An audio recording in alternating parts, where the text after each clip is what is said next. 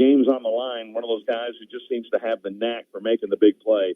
And the guys in the second half. And another one to watch, Dave, number 0, Ian Foster is a guy who's a redshirt freshman who midway through this season, that light bulb went on, and he is everywhere. He's breaking up passes 40 yards downfield, and on the next play, he's making a tackle behind the line of scrimmage, and he has become one of the most effective kickoff returners in the country as well. He is one kickoff return shy of qualifying for the statistical leaders in the NCAA, but his 33-plus yards per return average would be number 1 if he could catch up statistically. Well, I think that could be big. You mentioned that protecting the quarterback, and I definitely agree with that. But I think even special teams could be big, James. You had a punt block last week that kind of changed the game at Appalachian State, and they've had 3 block this year. Last year, again, I know the third didn't win, but had a kickoff return for a touchdown as well. So I think special teams could play a big factor in this game as well, especially with the conditions and how it's going to be pretty cold. Yeah, you're exactly right on that. Marshall had a blocked field goal return for a touchdown 2 weeks ago. J.J. Roberts, the safety, having a big year, but also blocked the field goal. And think back 2 years ago, it was 2 points. Yes, you're right. Yep. In Harrisonburg, Marshall's down 9-0. That's right. The extra point try is blocked and then picked up and run, 85 whatever yards it was for 2 points the other way, and that completely turned. That was the time it turned, and I don't know how big that one play was, but all of a sudden Marshall, which was kind of floundering early, had a little bit of momentum and ended up, like you said, Owen Porter started making tackles behind the line, and all of a sudden it was a new ball game. Yeah, you're right. I forgot about that play. I put that one out of my memory for a little while because you're right. It could have been a 10-0 game. Instead it was 9-2, and it's a one-possession game. So we're talking to Steve Cotton. He's the play-by-play voice of the Marshall Thundering Herd. And let's talk about your offense a little bit. Obviously, they found a quarterback. He didn't begin the year as a starter, but Braylon Braxton, he's been the player of the week in the league a couple times so far. He had a great game last week at ODU. Talk about this young man and kind of how he's fought through it this year, and now it looks like this is his football team. Well, to talk about that, we'll back up just a little bit to the offseason when Marshall hired a new offensive coordinator in Seth Deggy. He's one of the air raid guys, the Mike Leach tree, all that kind of thing. And he came in and he told everybody right away, and you think air raid, we didn't necessarily pay enough attention to what he said, but his quote, his line was, the air raid is whatever is working. It's not necessarily that we're going to throw 50 passes a game and they're all going to be 50 yards downfield. The idea is to spread the field, spread the defense out, make them cover sideline to sideline and a lot of territory vertically, and then that can open up the run game. It's the short bubble screen kind of passes. You get them spread out, and then you find something that works. And so, all right, Marshall's running the air raid. The pass numbers aren't necessarily going to grab your attention, but it's the efficiency with which that all is working. And it comes down to a quarterback making good decisions, and by the fact that Braxton is also talented as a runner, it's really putting the stress on the defenses. His pass numbers aren't huge, but his efficiency is. His quarterback rating is up over 160.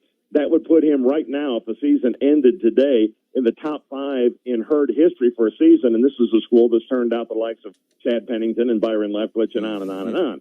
And so he is efficient, and that run aspect, he has, even though he has started 6 games, and the guy who came in and started the first or 5 of the first 6 was Stone Earl, got most of the playing time early. He's already the number 2 in Marshall history in rush yards by a quarterback with over 500 on the year. So he has been a stressor for defensive coordinators, certainly the last half of the season. And you mentioned the efficiency, 16 touchdowns, 2 interceptions is impressive, much like Alonzo Barnett for JMU, 24-3. So both quarterbacks have been pretty efficient this year and can use their legs. But has that been a surprise of how well he's protected the ball? And obviously he's a runner, he's a big kid, but he's protected it really well this year.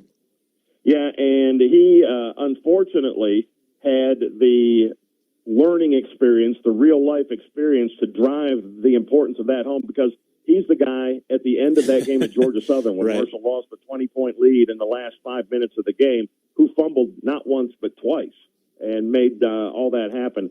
So if it weren't already in his mind, it certainly has been since that game. And you know what? He stepped up after the game and said, "That's on me. It's not going to happen again." And he has been able to step up and make that happen at this point. We're trying to Steve Cotton, play-by-play voice, the Marshall Thundering Herd. And, you guys are able to run the football. And, A.J. Turner's been a home run threat. He has a bunch of long touchdowns this year, averaging 8.8 yards per carry. But Houston's ran the ball well. You got and then Payne adds a little punch, too. You've got very dynamic backs that all can do kind of different things, don't you?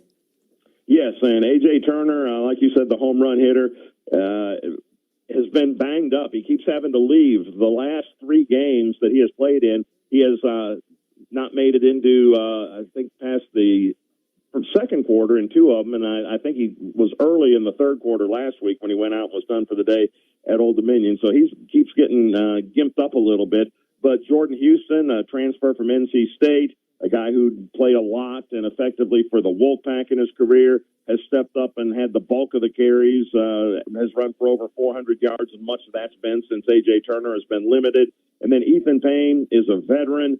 He's in his 4th year. He's a local guy. Poco, West Virginia is less than an hour away from the Marshall campus. And then his younger brother, you can't call him the little brother, the tight end Toby Payne. They've kind of made Marshall the House of Payne sometimes this year because the 2 of them have combined for 11 touchdowns. And Ethan is often out there on a 3rd and long, and part of Marshall's success this year comes from the fact that there haven't been all that many 3rd and longs, but he's the guy who is the best. He's the bigger, stronger guy at picking up blitzes. He understands where that pressure is going to be coming from most of the time. So that's his role. Jordan Houston caught a 75-yard touchdown pass early this year, so he's good out of the backfield, both in the pass game and what he's done running. Like I say, A.J. Turner, one of the, I think, still only 2 guys in the country who has 2 runs of 80 or more yards on the season, and has 2 at least more that have been 60 yards plus. So when he is healthy, he is a threat to go the distance no matter where Marshall has the ball on the field. Kind of retooled the wide receiver core a little bit, too. Christian Fitzpatrick comes in, big receiver. He's had a good year. Carl Chester. Chuck Montgomery has been there for a while. I know Elijah Metcalf was off to a great start but got hurt after a great career at Middle Tennessee. But do you like what they've done with the receiving core? Yeah, and Marshall needed to upgrade that, especially if you were going to change to the quote-unquote air raid offense. Because that had been a problem the last couple of years. Guys just didn't get much separation and from the defensive back. So they went after a lot of guys in the transfer portal. You mentioned Christian Fitzpatrick. He's been the deep downfield threat all year long. 6 touchdowns for him, an average of 18 yards per catch. But of late, the guy to keep an eye on is Carl Chester. He'll be wearing number 7. And he is one that, and he transferred from Tulsa, as did the quarterback Braylon Braxton. So they had familiarity with themselves already. But Chester's been a guy who, of late, the last 3 games, has had Braylon's eye regularly. And again, downfield, he can stretch the defense. So Chuck Montgomery, just a steady guy who didn't get a lot of playing time early this year because you mentioned Elijah Metcalf was a standout from the start, but he got banged up in game 5, and so Montgomery's been mostly the guy who's gotten the bulk of the play in the slot receiver position, and had a huge touchdown last week against Old Dominion. So yeah, there have the whole room seems to be a close-knit group, and they're, cheering for one another. Even if I'm on the sideline, another guy makes the catch, I'm the first one out there to greet him and give him a hug and that kind of stuff. So they seem to have a great time. Receivers are known for being kind of the noisy group, and that can be good or bad, but it's been a good noisy this year. They are really into it and cheering for one another. Well, I think you can see that by no one not there's no one that's separating themselves. Everybody has the same amount of catches. There's no one guy, so that's kind of the same thing at JMU as well. And the offensive line's played well, haven't they? It's a veteran line, had to retool a little bit, but that line's been good. Yeah, Logan Osborne, the center, has been a 4-year guy at Marshall, another local kid. His high school is about 15 miles from the Marshall campus. And then a sophomore, Jalen Slappy, had started 4 games, had some playing time in the past, and the rest of the offensive line was made up of transfers. So, that's usually a group that takes several games at least, and sometimes years to really get together. It's the 5 guys, 1 mind kind of thing to make them effective.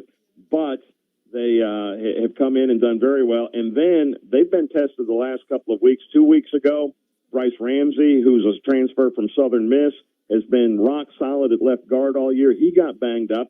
A guy named Eric Meeks, who has been at Marshall for 3 years but hadn't had a whole lot of playing time, steps in to start at left guard against Old Dominion. And then, boom, in the second quarter, Logan Osborne gets hurt.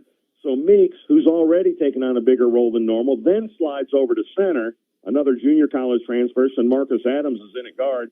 And Marshall is out there with 2 of your 5 offensive linemen who haven't played a whole lot, and they still stuck together and put up nearly 500 yards of offense and 42 points against Old Dominion. So that was huge. Yeah, no doubt about that. This one should be a lot of fun. Again, 2 very like-minded teams, like-minded universities, like-minded fan bases. This one should be a lot of fun. The first 2 have been here in the Sun Belt. Steve, thank you so much for your time. I appreciate it. Have a great call. All right, Dave, we're looking forward to it as well, and we're going to dress warmly for this one. It is football weather. It definitely is. Thank you, Steve. All right, Dave. That is Steve Cotton, the play-by-play voice of the Marshall Thundering Herd as they get set for JMU today. We're going to get a break and come back, and I'll sit down with the head football coach of the Dukes. We'll hear from Bob Chesney. He joins me when we return. This is James Madison Football on the Morris Insurance and Financial JMU Radio Network. Hi, welcome to the UPS store. Yeah, I'd like to ship this package. Great, I can help you with that and every other ing. Did you just say every other ing? Printing, packing, copying, faxing, freighting, any ing your small business needs. Shredding. Yep. Mailboxing. Uh-huh. Notarizing? That too. Wow, that's really some ing. Now you're getting it. The UPS Store. Every ing for small business. And of course, shipping. The UPS Store franchise locations are independently owned and operated. Services, pricing, and hours may vary. See Center for details. Morris Insurance and Financial, located on Main Street in downtown Broadway, has been serving the community for nearly 80 years and is now happy to become Broadway's newest independent insurance agency. The team at Morris Insurance and Financial can quote multiple companies to make sure you get the protection you expect at a price you deserve. Offering auto, home, business, life insurance, and more, the team at Morris Insurance and Financial is ready to help you with all of your insurance needs. Contact Morris Insurance and Financial at 540-896-7085 or visit morrisInsuranceVA.com. Glow Fiber is proud to support the JMU Dukes. Faster, better Glow Fiber Internet is here. And with gig speeds, we're keeping things real. As in real reliable speeds, real people who really want to talk to you, not to mention real simple pricing. Switch to Glow Fiber today to get real fast, real reliable fiber internet and your first month free. Call 1-833-WANT-GLOW or visit glowfiber.com to switch today. Go Dukes!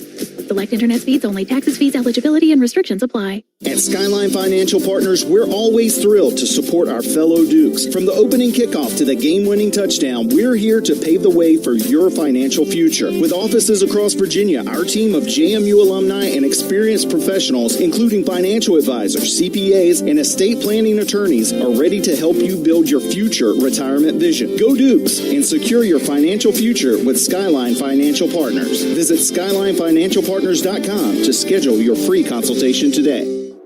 You're listening to the James Madison Football Pregame Show, presented by Coors Light and Blue Ridge Beverage. Coors Light is proudly brewed in the Shenandoah Valley and distributed locally by Blue Ridge Beverage Company. Now, let's go back to the booth.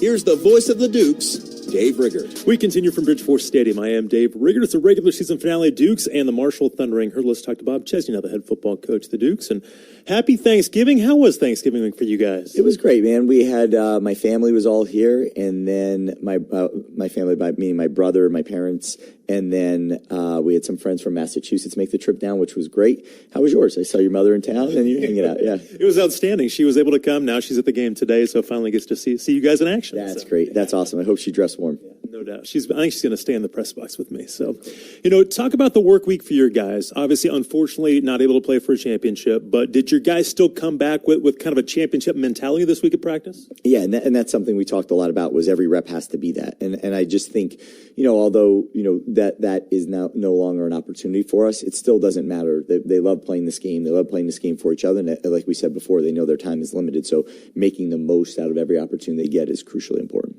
You know, as you're kind of going through the week, there's a lot of senior stuff, and obviously today is senior day. Has it been a little emotional with some of the seniors this week? Yeah, I think for them, you know, we're going to have we still have the bowl week. So I think that's the other piece that's a little bit of, you know, a reassurance for each of them, is that it's not just this is the finality of it. This is the end of their career. It's not yet. There's still the bowl prep. So in that moment, we're going to have them all get a chance to get up and speak and talk to the whole team and use that to fill in some of the week, because you really want that bowl game to feel more like a reward than like, hey, we're going out here and banging and practicing every single day. And I really want to make sure that our guys understand that. And at the same point, the older guys are able to bestow a little knowledge on those younger guys. So I don't feel like it feels like it's finality at this moment, like it might if this was their final game of the year. You know, talk about this Marshall team. Obviously, they've got a lot to play for, but this is a team that seems like they've gotten better and better, like they're playing their best football this season. Do you see that when you see them on film? I do. I think at the beginning they were, you know, rotating a couple quarterbacks, and obviously with Braylon Braxton, they found their guy right now, and he can do it all. He can run, he can throw. You know, he will run power football too, straight downhill, like we talked about earlier in the week. And we just got to really be able to contain him. I think we've done a nice job to some degree of doing that. You know, as you're obviously the ODU kid got out a couple times, but you know, back to Southern Miss and to some other ones, I felt like we did a really nice job when we had to do that. What we got to do, though, is make sure that those balls, you know, those 50-50 balls downfield aren't 50-50 balls. We got to do a better job, you know, in the deep ball, and we just haven't been able to do that the past week. We've done it great all year. We've intercepted footballs anytime it went up in the air. Last week we had a little bit of a letdown, so we got to make sure that we're able to handle that. You know, talk about Braxton running at quarterback. It's different than the ODU kid. This is going to be more quarterback power run, isn't it?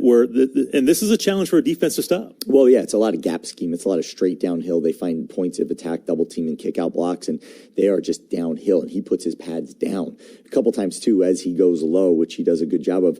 DBs will try to cut him out, and he'll jump over them as well. So he is really he's 220 pounds. He's not a little guy, and I think that there's a whole lot of difference in here in his style compared to the other guys we saw. The other guys weren't as big. They were shifty and they were decently fast. He is that, but then you add on another, you know, in some cases 20 pounds, you know, to the other quarterbacks we've seen, and that's really what we're going to face all day. Have you seen him develop as a passer? I have, and I seen him find his guys and trust his guys. You know, he will throw it up in tight windows or just throw it up and not care if he's throwing it into two people. He trusts his receivers, rightfully so. They've been making a lot of really good contested catches. You know, they're physical at the point of attack, and they have big, strong hands, and they're tall kids. They're not little guys jumping into about just straight up on height alone. He might look out there and see that matchup and say, I'm taking the shot. So we got to do a really good job of being in the kid's body, and we got to make sure that even if he catches it up top, he doesn't catch it by the time he gets down. You know, one thing with a running quarterback is they'll extend plays. Is that something that you see him doing a lot that you're going to have to maybe cover a little bit longer in this game? Definitely. And I think also as you cover longer, you know, does he scramble, or we're going to have to figure that out. Is he scrambling and keeping his eyes downfield looking to throw, or is he scrambling, keeping his eyes downfield looking to run? That's ultimately going to be the question that we're going to have to figure out here. So we have to make sure that we do a good job on the D line of not just racing upfield and opening up seams for him to escape through. And then we got to make sure we have second level defenders prepared to help with that as well. But we got to also be on top of these routes. So it'll be a really neat chess match to be part of, and excited to see, you know, how our guys play. It seems like they take a lot of shots. Is that something in their pass game? Obviously, Deggy comes from the air raid system. He's kind of tailored it to this personnel for this team, but will they take a lot of shots down the field? They certainly will. And like I mentioned earlier, Christian Fitzpatrick, number 16, a big, tall receiver, he will throw it up to that kid as much as anybody else out there on the field, and he's good. You know, so I think that is where he's starting to find like his security blanket a little bit, is that I know if I throw it up to Christian, he's going to make a play, and he can do that. So I think that is what we just got to really be locked in on and pay close attention to.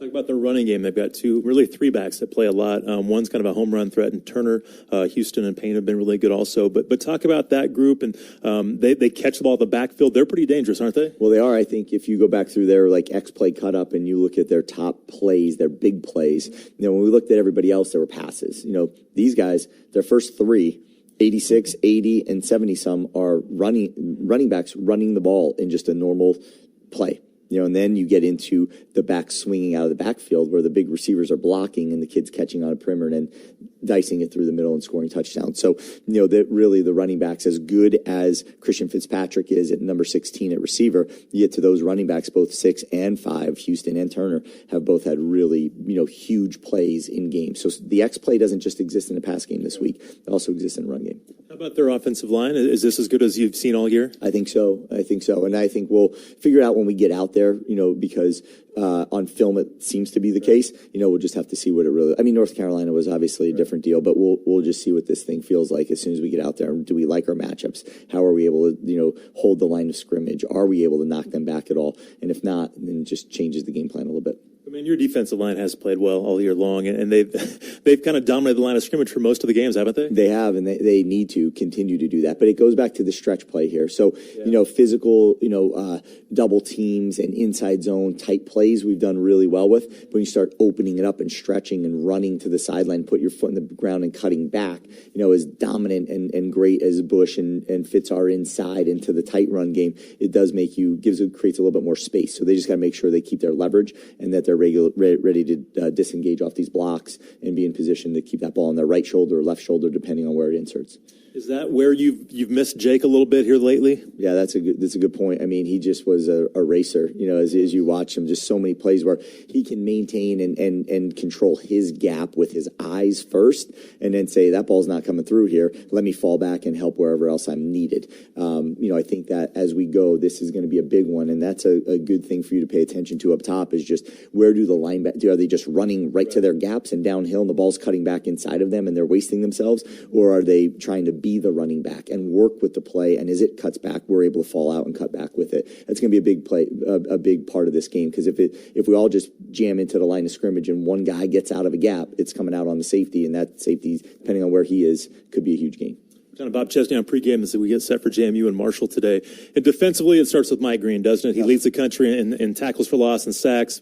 He's a problem. Yeah, he's a problem. That's a good way to say it. He's more than a problem. He is dynamic. He's just going to look different out there. We're going to look out there and see, a 6'3.5", almost 6'4" kid with really long arms, just explosive and twitchy and strong, not just a pass rush kid, but the amount of, moves that he has in his bag are extreme. So we got to make sure we're able to help and get some nudges on him, some chips on him and things like that. We can't just try to go straight one-on-one and sit in the pocket against him. That would be, that's not going to work. I was going to ask if you were going to have to chip and use tight ends, running backs, probably all of the above, right? All of the above, yes. Move the pocket a little bit. There's got to be a lot of stuff in there that we do a good job of.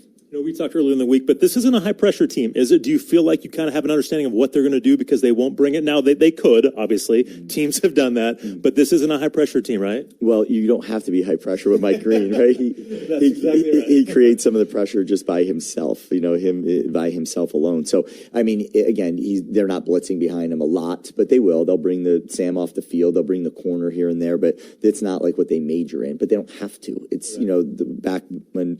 Belichick and all had Lawrence Taylor on. You didn't have to do much behind him. You just let this kid go. This kid's that disruptive, and we really got to pay close attention to him and get help where needed. And then, just figure out, do we have to start moving the pocket? What do we got to do and to slow this kid down?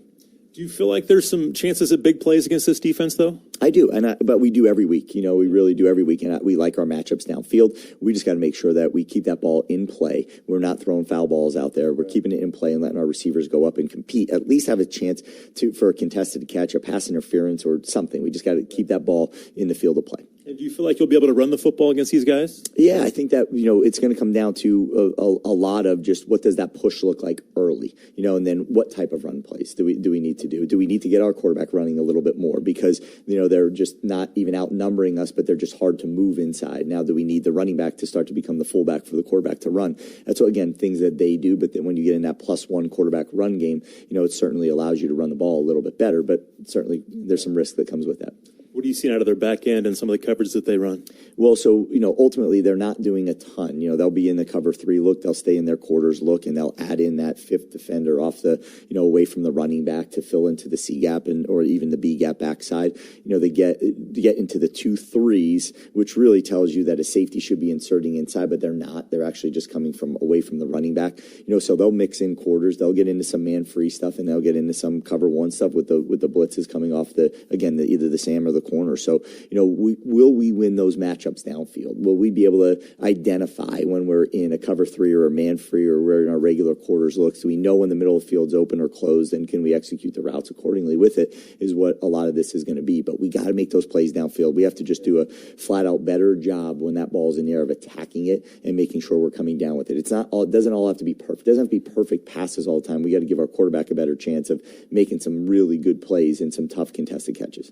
And what do you see on special teams from them? Well, they don't bring a lot of pressure on punt rush, but I would imagine them to do that, based on just, us getting, one blocked and, a couple times here. So that's going to be something we really spent, the amount of reps we took this week on it and tried to clean up. And we're just down a couple guys, and getting them real reps is something we had to do all week. So I feel good about where we're at on there. But their kick return team, number 10, is a dynamic returner, and we just got to be really careful, of just kicking the ball to him just because of how good he is. Their kickoff team, really good, 2 different kickers, a lefty and a righty, and they'll put the ball all over the field. And we just got to know, where is it that we intend to return it, or now do we even get ourselves into a little bit of the fair catch game when the one hangs up there? I thought last week the kicker did a great job of 4-2-4 type of hang time. By the time you catch the ball at the 1 yard line, they're not putting it in the end zone on purpose. They're putting it in the field of play so they create some indecisiveness amongst your program. And by the time you catch up ball there at the 25 already, those got to be fair caught. And we will rep that all week and did rep that all week. So I'm excited to see us execute that, as we grow through today. But at punt, we just got to be able to get after this a little bit, right? We got to find one ourselves. We had 3 opportunities last week that we came totally clean and just didn't do it. And this week we got to get one of them. So I'm excited for our guys. I'm excited that we're going to compete. This team plays a nasty brand of football. We have to do exactly the same. This ain't going to be, just nice guys, out there kind of fitting each other up and playing. This is going to be a physical, tough, battle. And we got to make sure that we bring the right intensity to this right from the jump. All right, your biggest keys to have success? We got to stop this quarterback, and then we ultimately got to stop the run game, and then we got to not allow the big play. When we stop the run game, it may cost us putting an extra safety in the box or someone else in the box, and we just got to understand then we're a little bit lighter in the pass coverage, so we got to be able to win. Sometimes you're going to have to be one-on-one, and we can't save you all day, and you got to be able to make those plays. And then, so again, stopping the run and the big play, big X plays, that is a big thing that we got to make sure that we're able to do. And then we got to try to change field position on special teams, and then ultimately on offense, we got to be able to extend drives, move the ball, play with some energy and play with some emotion and play with that as we're working this ball down the field, and make sure we're constantly aware of where number 15 is, right? That's just got to be a big part of this. So we have to win our 50-50s, and we got to be able to get those first downs in moments when we need them the most. So again, it's going to take a full team effort, not only with all 3 phases of the game, not only by every single position on this field, but ultimately just our straight up emotional, energy that we bring to this game has to be there all the time. We can't get in the lulls in the middle of this thing. We have to make sure that we're playing inspired football for 60 minutes. Coach, good luck today. Thanks so much. Bob Chesney, head football coach. The Dukes will come back with the starters and kickoff as we continue with James Madison football on the Morris Insurance and Financial JMU Radio Network. At United Bank, banking means more than financial solutions. It means rallying around the causes that are important to our customers, employees, and communities. While we have grown in size and presence, we have never forgotten our roots. By giving back to our local communities and funding business development, we help fuel economic growth. Our success is your success, because to us, this is home. United Bank, proud to be united with the Dukes. Bankwithunited.com, member FDIC, equal housing lender. Pepsi Zero Sugar has taken its flavor to the next level. A Zero Sugar Cola has never tasted this good. But we don't expect you to take our word for it, so we're putting it to the test. Starting with me. My mouth is watering already, so I think we can skip the drum roll and get right to the main event. Cue the fireworks. We have an official best Zero Sugar ever. It's delicious, it's refreshing, and it's so good you'll need to try it for yourself. Trust me. Pepsi Zero Sugar. Zero never tasted so good. That's what I like. This is Eric Obal from Charlie Obal Auto Group RV and Outdoors in Stanton, a proud JMU alumnus and huge supporter of JMU athletics. At Charlie Obal Auto Group RV and Outdoors, our goal is winning. That's why we built the best team and best facilities in Central and Western Virginia. With the area's best selection of new Chevrolets, GMCs, Kias, and Mitsubishis, new RVs by Jayco, Keystone, and Porsche River, plus Easy-Go and Cushman golf carts, and Arctic Cat side-by-sides and ATVs. Remember, if you're looking for the best vehicle at the best price and the best experience, come see us at Charlie Obal Auto Group RV and Outdoors in Stanton, Virginia, or charlieobal.com. Go Dukes, and God bless America. Coors Light presents To Chill or Not to Chill. When your friend skips your favorite song on the playlist. End the friendship. Or choose chill, because that song lives rent-free in your head anyway. And you planned ahead by bringing Coors Light to the party. And the sound of that ice-cold can cracking open was music to your ears already. Coors Light. Choose chill. Celebrate responsibly. 2024 Coors Brewing Company, Golden, Colorado. WSVA, Harrisonburg, WMQR HD2, Broadway. You're listening to the James Madison Football Pregame Show, presented by Coors Light and Blue Ridge Beverage. Coors Light is proudly brewed in the Shenandoah Valley and distributed locally by Blue Ridge Beverage Company. Now, let's go back to the booth. Here's the voice of the Dukes, Dave Riggert. We continue with James Madison football on the Morse Insurance and Financial JMU Radio Network. Now let's meet the starters for your James Madison Dukes. Quarterback, Alonzo Barnett III, redshirt sophomore, Grimsley High School, Greensboro, North Carolina. Running back, GP, George Fedaway, redshirt sophomore, Nancy Suffolk Academy, Suffolk, Virginia. Wide receiver, Cam Ross, redshirt senior, St. John's College High School, Newark, Delaware. Wide receiver, Yamir Knight, sophomore, Smyrna High School, Smyrna, Delaware. Wide receiver, Omarion Dollison, senior, Great Collegiate Academy, Columbia, South Carolina. Tight end, Taylor Thompson, senior, Prattville High School, Prattville, Alabama. Left tackle, Jesse Ramil, redshirt junior, Binghamton High School, Binghamton, New York. Left guard, Carter Sweezy, redshirt sophomore, Stonebridge High School, Sterling, Virginia. Center, Tanner Morris, senior, Terry Sanford, Fayetteville, North Carolina. Right guard, Cole Potts, fifth-year senior, St. Francis de Sales High School, Columbus, Ohio. Right tackle, Patrick McMurtry, redshirt senior, Holy Cross, Verona, New Jersey. Long snapper, Jack Mowry, redshirt freshman, Audrey Kell High School, Charlotte, North Carolina. Kicker, Noah Arelas, redshirt junior, Yukon, West Hartford, Connecticut. Defensive end, Eric O'Neill, senior, Townville High School, Staten Island, New York. Defensive tackle, Emmanuel Bush, redshirt junior, Lancaster High School, Lancaster, South Carolina. Defensive tackle, Chris Fitzgerald, senior, Youngstown State, Youngstown, Ohio. Defensive end, Kyrie Mans, senior, Newark High School, Newark, New York. Linebacker, Torres Jones, senior, IC Norcom High School, Portsmouth, Virginia. Linebacker, Trent Hendrick, true junior, St. Christopher's from Richmond, Virginia.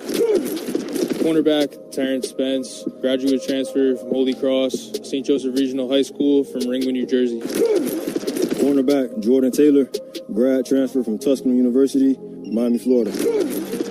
Nickel, DJ Barksdale, sophomore, South Point High School, Rock Hill, South Carolina. Safety, Jacob Thomas, junior, Stonebridge High School, Ashburn, Virginia. Defensive back, Chris Sharon, graduate, IMG Academy, Suffolk, Virginia. Long snapper, Logan Ketchum, junior, Ocalanes High School, Lafayette, California.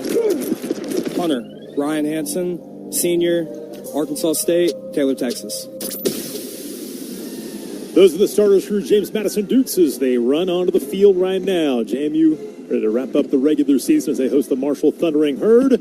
They honor the seniors before the game. 26 of them playing in their final game at Bridgeforth Stadium as the fireworks go off. And the Dukes run on the field for the last time here during the 2024 campaign. A lot of emotions going through a lot of these guys, even if they were here for just 1 year, the Jacob Dobbs and the guys that came from Holy Cross or guys like that. Still, this place has meant a lot to them, and they're wrapping up their careers here tonight at home. Still a bowl game to be played, but they want to go out the right way here tonight against the Marshall Thundering Herd. Marshall comes onto the football field as well, and just about set for football tonight. Let's get some keys to a victory for James Madison, brought to you by Cross Keys Vineyards. Kelvin, some keys tonight for the Dukes. Weather like this, it starts up front with the big guys, line of scrimmage battle. It's all about establishing the run and stopping the run, to my knowledge. I think that's the same keys I've said every single game for the past, 7 weeks now. Just establish the run game and stop the run. Well, that's the one thing. You can get pretty pretty exotic. You can start to overanalyze things. When it comes down to it, stopping the run and running the football will win most games, won't it? It will. It's pretty simple sometimes. It really is. It's a simple formula, and I'm sorry that you guys are looking for more X's and O's past that, but I'm serious. It's just all about stopping the run and establishing the run game. Well, I was watching the Ohio State-Michigan game today, and the team that won the rushing battle the last 22 meetings won the game. Simple as that. It's as simple as that, especially in this weather sometimes.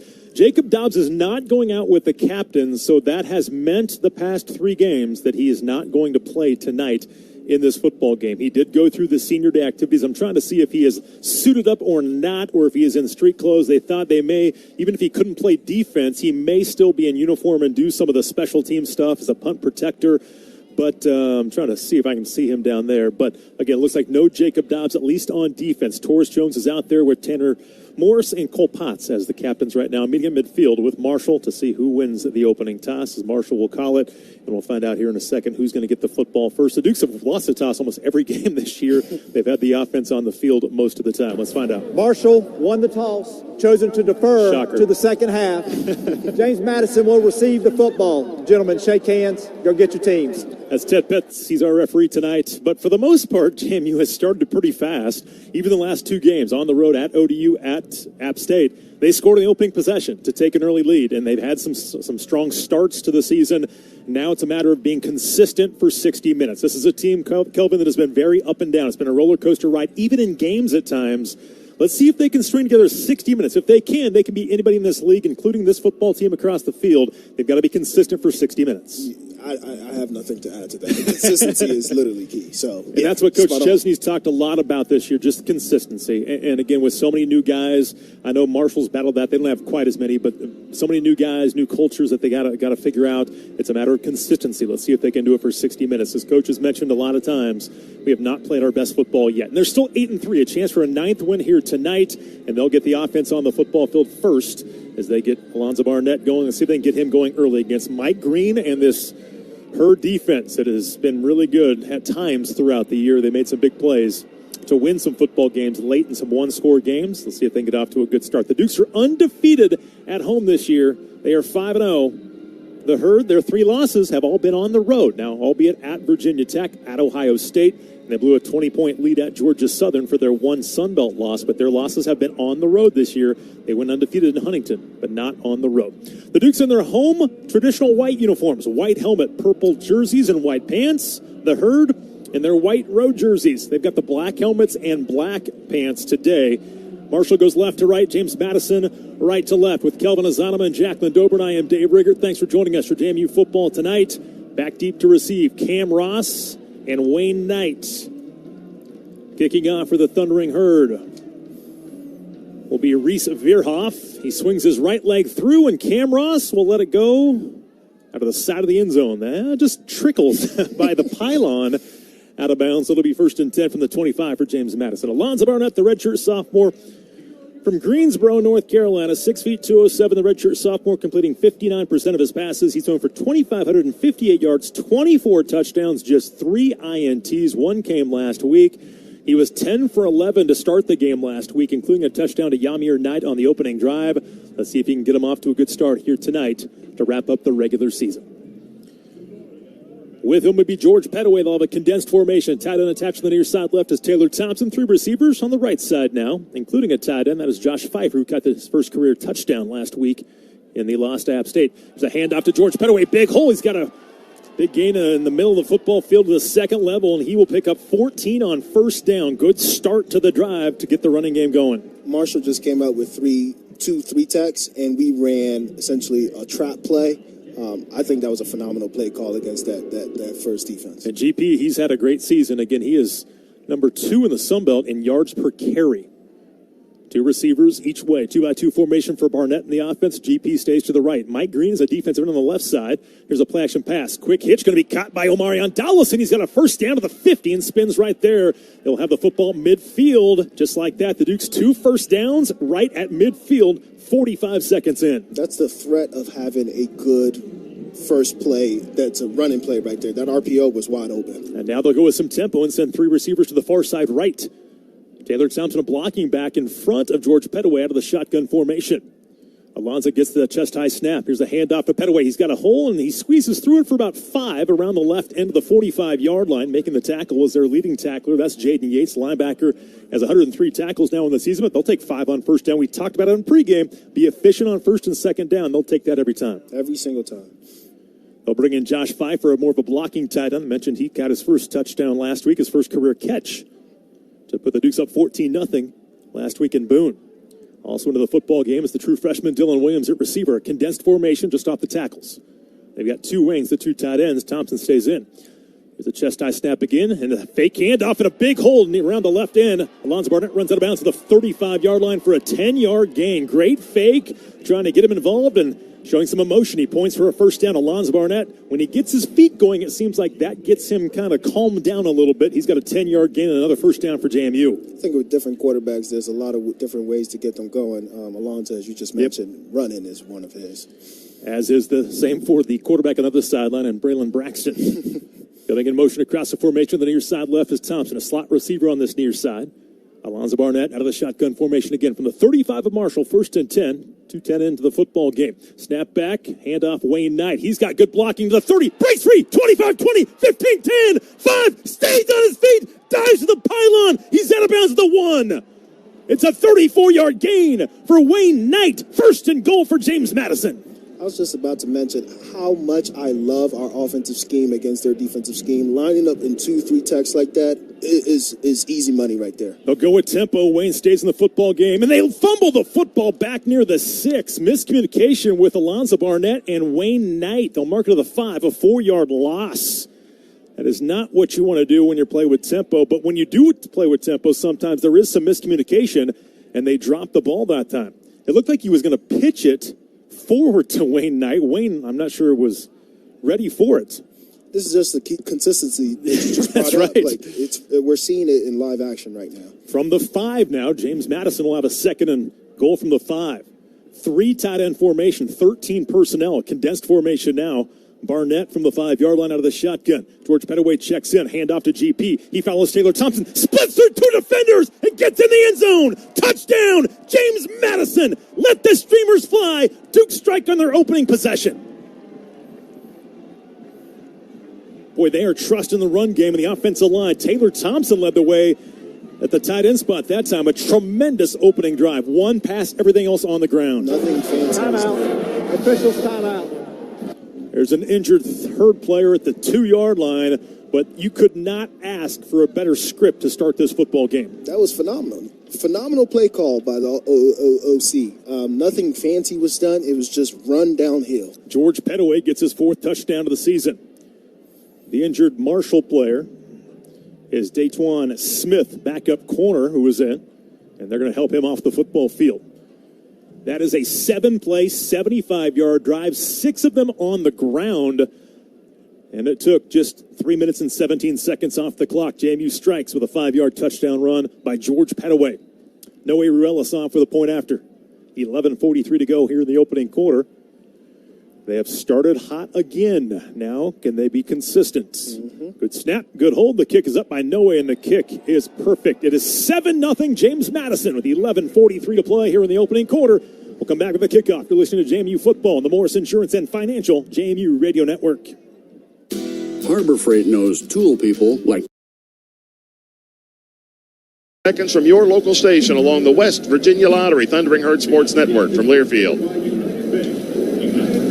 When you have Encova Insurance, you have a teammate you can trust. Whether you need insurance for your home, car, or business, including workers' compensation, Encova has your back. And their dedicated experts are there when you need them most. Encova's independent agents are in your neighborhood, which means they know your unique insurance needs. They can customize Encova's insurance products just for you. Find an agent at Encova.com today. As another football season is here, remember you can always count on R&R Tent Rentals for all your tailgating needs. R&R Tent Rentals is a full-service event rental company featuring a complete line of tents, tables, and chairs. From small backyard parties to large corporate events and formal weddings. We are family-owned and operated as well as licensed and insured. Let us bring the party to you. R&R Tent Rentals is the official tent provider of the Marshall Thundering Herd. Call R&R Tent Rentals at 740-574-1784. R&R Tent Rentals says, go Herd.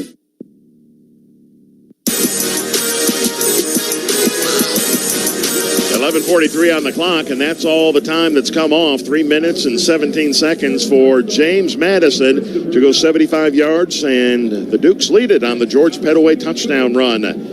Herd fans, have you signed up yet for your Boost membership by Kroger Plus? You can sign up today for as little as $59 a year. You can start enjoying free delivery, double fuel points for every dollar you spend, and more exclusive member benefits. So sign up for a Boost membership by Kroger Plus to start saving more. George Pettaway scores his 5th rushing touchdown of the year, and the Dukes went down the field. Pettaway, 3 carries, 24 yards. Wayne Knight had a 34-yard run. Barnett attempted only 1 pass, completed that for 11 yards, and they're on the scoreboard very quickly. Yeah, very impressive. You know, obviously, Steve, they're coming off that tough loss to App State, a victory that they felt they were going to get last weekend, and now coming back home here to finish out the season, knowing they can't play for the Sun Belt Conference Championship, and they come out on that first offensive possession of the game like a house on fire, and so now Marshall's got to respond, because this is a tough environment here. It's cold, and this crowd's going to be into it. It's a very impressive crowd here in late November, final day of the month, and they're hoping to see if they can knock off the Herd here tonight, pick up another big win in this 2024 campaign. They need to be up and jumping and yelling just to keep from freezing out there. Yeah, they do. It's a cold wind as much as anything, and the temperature's in the 20s, 26 right now. Cristiano Rosa is a powerful-legged kickoff man. 47 touchbacks and 61 kickoffs on the year. Marshall's Ian Foster, who has really come close to breaking kickoffs game after game after game. And Marshall moving left to right. And in fact, Foster standing 2 yards deep in the end zone, expecting a long kick from Rosa. He gets to go ahead. Dukes have the 7-0 lead. Now they kick it away to the Thundering Herd. This is returnable for Foster from the goal line outside the right hash mark. Ian brings it up 10, 15, 20. Bounces through one arm tackle across the 25. He's going to be gang tackled there, and still Ian Foster returns it about 28 yards, and that's where Marshall will have it 1st and 10 to start this drive. You know, you lose an All-American in Jaden Harrison, and I'll tell you what, Steve, as this season has gone along, Foster has become more and more impressive returning kicks, and he got an opportunity there, and so that's where Marshall's going to begin play here for the first time tonight offensively at the 28-yard line. Yeah, he came in averaging over 33 yards per return. He's just a bit shy of the number to qualify statistically. He would be leading the nation in kickoff returns. All right, Braylon Braxton, we'll see what he can do with Marshall trailing 7-0. Herd from the 28-yard line. 3 receivers to the right side, the short side, and there's going to be a quick pass to Montgomery out that way. Gets a block from Toby Payne, takes it for about 4 or 5 yards across the 30, near the 32-yard line, as Torres Jones, an inside linebacker, is there on the stop for JMU. Jones, a senior from Portsmouth, Virginia. Call it a 3-yard pickup to the 31. Marshall lines up in a hurry. Double stack receivers each way. Braxton takes it, and then it's a quarterback draw. Braylon Braxton straight ahead to the 25. It'll be 3rd down and 3 to go, as Braxton wanted to run that one from the time it was snapped. Chris Fitzgerald, a senior lineman, and a transfer from Youngstown State's on the stop. On the year, Marshall has converted 40% on 3rd downs. The Dukes allow only 33% 3rd down conversions. So a possession play for the Herd from its own 35-yard line. Marshall huddles up. Goes to the line. Braxton in the gun. That's Stone Earl at quarterback. They motion A.J. Turner, and we've got movement on the left side of the Marshall offensive line. Looked like big Elijah Ellis, number 52.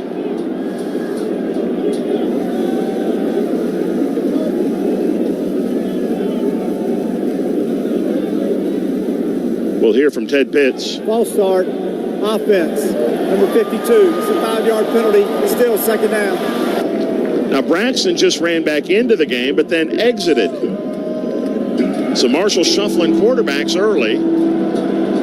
But Stone Earl is in there. The 5-yard mark off back to the 30 means it's third down and 8 yards needed. 3rd and 3 is a lot easier. 3rd and 8 for the Herd. Marshall motions Turner out. Empty. Now he slides back into the backfield right of Stone Earl.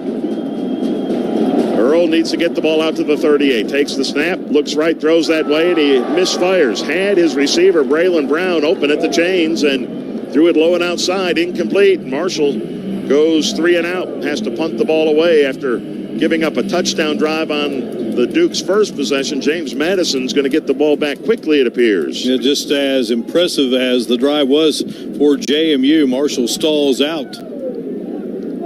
And Alec Clark's ready to punt the ball away. There's pressure, but he hammers one high and deep all the way back to the 15-yard line. Return man grabs it there, but now we've got an illegal block, I believe, as well. And trying to see who it was out there. It wasn't Knight, who's normally a punt return man.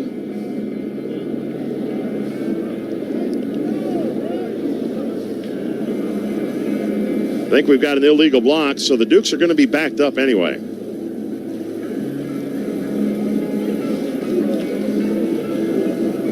It's a long holding. Number 13 receiving team during the return. That ball will be placed 10 yards from the end of the run. First down. Well, it was Knight, but it was not Marcus Knight, or rather Wayne Knight, the normal returner. It was his brother Ymir, who's a wide receiver. And so he returned it. Didn't matter because there was an illegal block. And the Dukes will start their second drive from their own 10-yard line. Well, they went 75 yards in 7 plays. And we'll see what Marshall's defense can do to try to slow that down. Leon Hart is in the game at linebacker right now for the Thundering Herd. Jacoby Henderson and Daytwan Smith are the cornerbacks. No Josh Moten on the field to start this game. And Barnett is in the gun from the 10-yard line. The snap, the handoff goes right up the middle to Pettaway, and he'll pick up another 4, maybe 5 yards.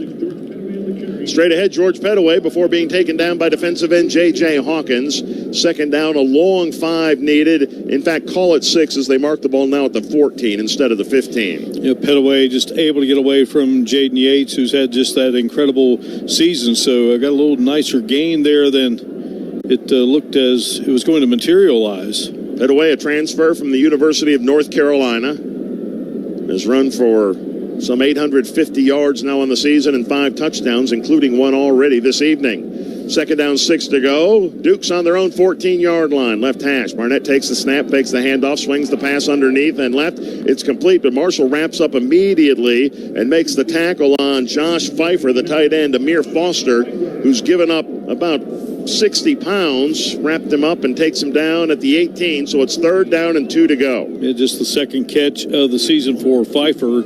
Again, big target there, so big 3rd down coming up here for the Thundering Herd defense. Like to get these guys off the field after that nice drive by JMU to start things out. They fill the backfield, 2 H-backs, 1 each way. The shotgun snap, the handoff straight ahead, and they've got the first down across the 20. Goes, I think that's Mallory in the game at running back, a 235-pounder. We have some extracurriculars downfield between Pfeiffer, who caught the pass on the previous play. Chris Thomas is the guy who made the tackle, but the Dukes move the chains. Leon Hart was also in on the stop for the Thundering Herd. Dukes lead at 7-0, 8:39 and 38. Clock rolls first quarter here in Harrisonburg. And now they'll go empty. We've seen a lot of formations already from JMU, the offensive coordinator's Dean Kennedy. He came with head coach Bob Chesney from Holy Cross, been with him a long time. The shotgun snap on 1st and 10, and Barnett's going to air one out deep over the middle, and it is incomplete. He had his receiver in the clear down inside Marshall's 35-yard line. That was Amarian Dollison, who had gotten behind the Marshall secondary.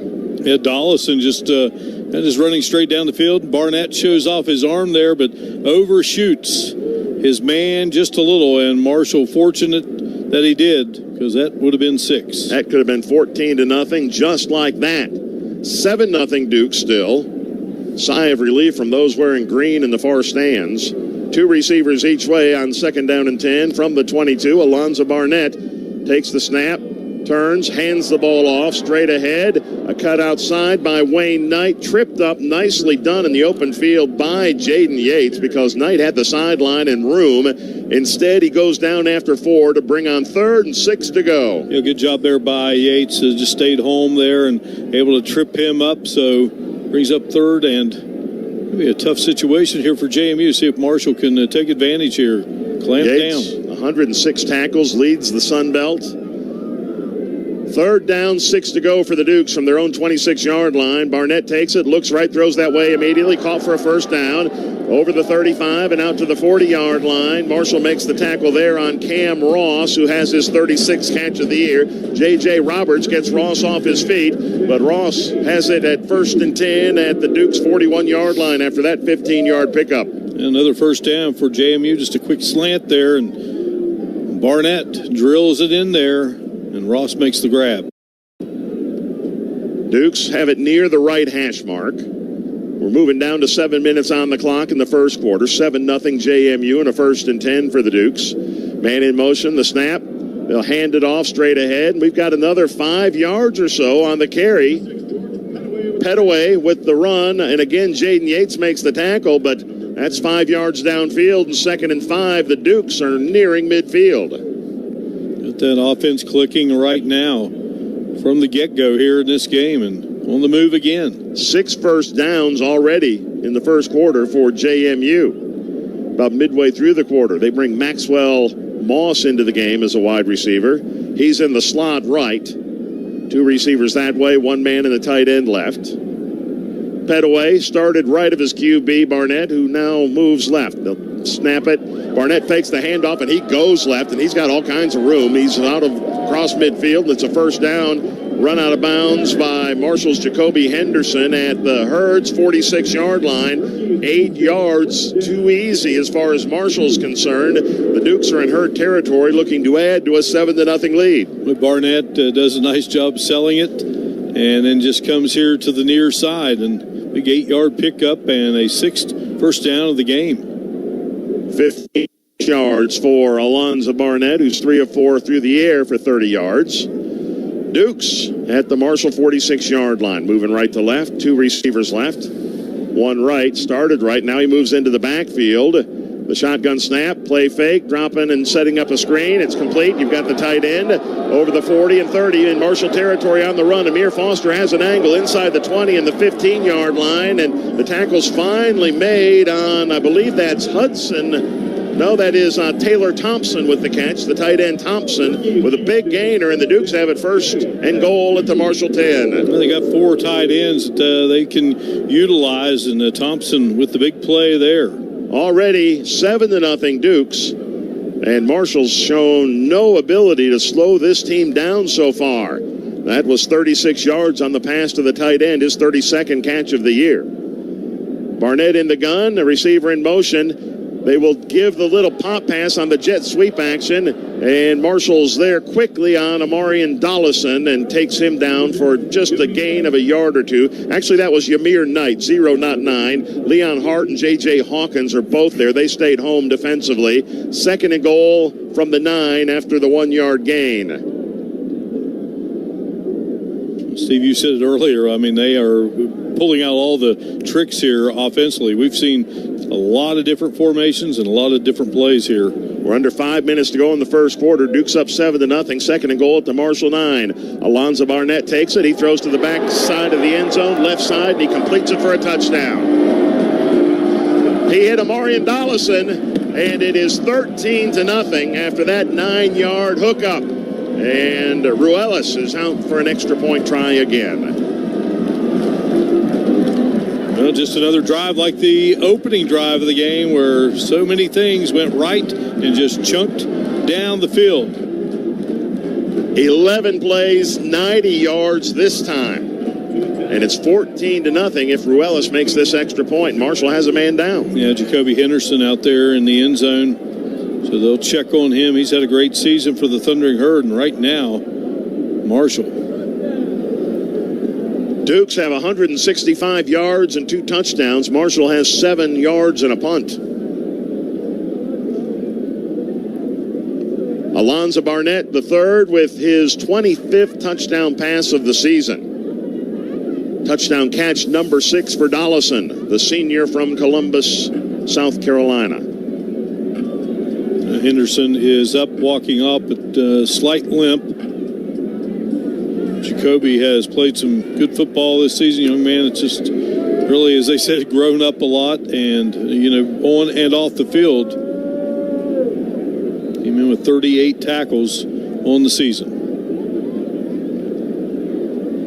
So the touchdown on the board. Marshall specials teamers are ready to go. And Ruelas, the junior from UConn, will kick the extra point up. And it's good. Just like that, 14-0. The home team has jumped out quickly on Marshall's Thundering Herd. We're back in Harrisonburg, Virginia, after these messages. CareSource Marketplace health plans are reliable and predictable. That's important because your life plans are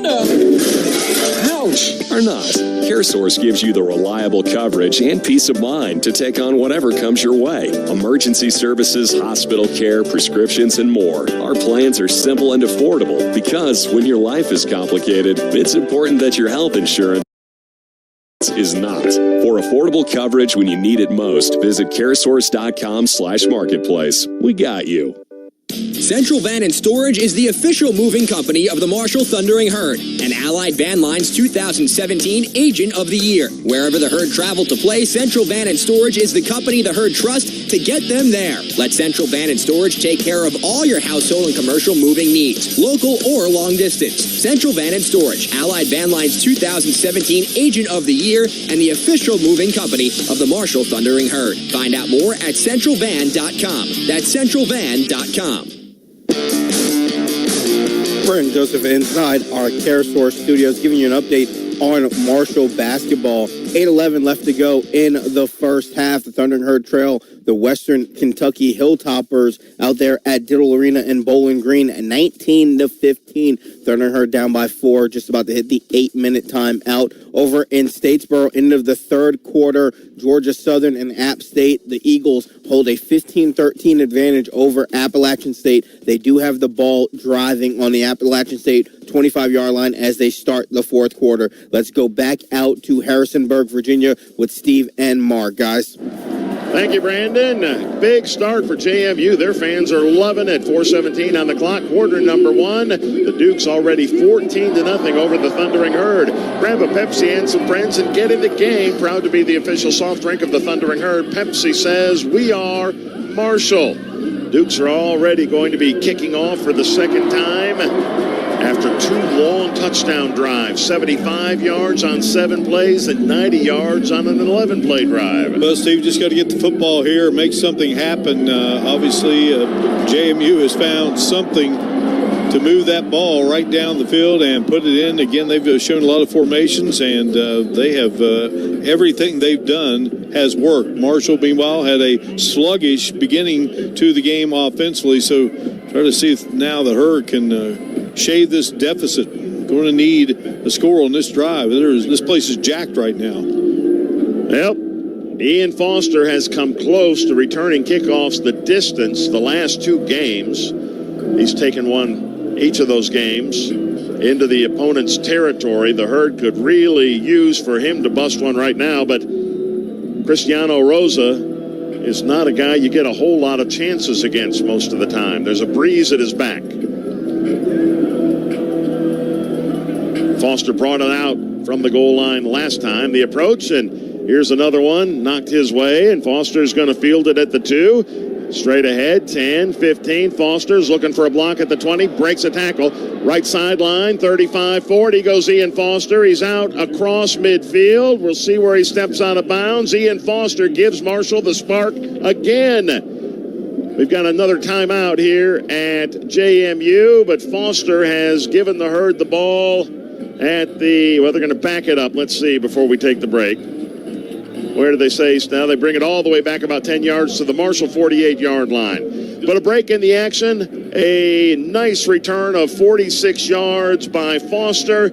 A spark for the Herd, which sorely needs one. 4:10 on the clock. First quarter here at JMU. The home team leads Marshall 14-0. Here's 60 seconds from your local station. You're listening to Marshall University football along the West Virginia Lottery Thundering Herd Sports Network from Learfield. Medicine Institute, the exclusive provider of sports medicine services to Marshall University Athletics, is pleased to offer walk-in clinics 6 days a week. Full-service appointments are available on a walk-in basis weekdays from 9 until 3, and a screening clinic is conducted Saturday mornings 8 to 10. No appointment necessary. For more information, call 304-691-1880. The Marshall Sports Medicine Institute, taking care of the herd, taking care of you.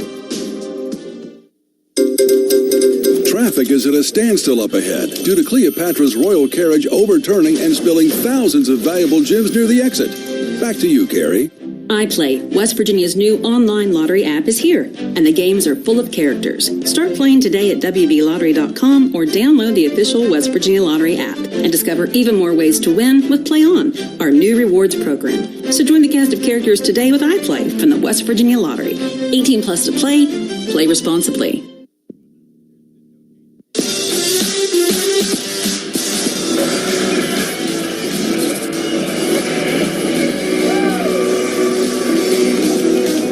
Marshall needs a spark. You get the nice kickoff return by Ian Foster, and during the timeout, the folks at JMU put some AC/DC over the loudspeakers here, some Thunderstruck. Maybe that'll help boost the Thundering Herd. Marshall needs it down 14-0. No one gets you closer to the game than SiriusXM College Sports Radio. Tune in for news, talk, and analysis from the offseason through the regular season into the postseason. We've got your team covered anywhere you go. Get a free trial at SiriusXM.com/College Sports Radio 2024. You have to change that to 2025 before too long, Mark. No doubt about it, Steve. Last day of November, you think about Marshall, Jones C. Edwards Stadium, and it's a very successful place for the home team to play.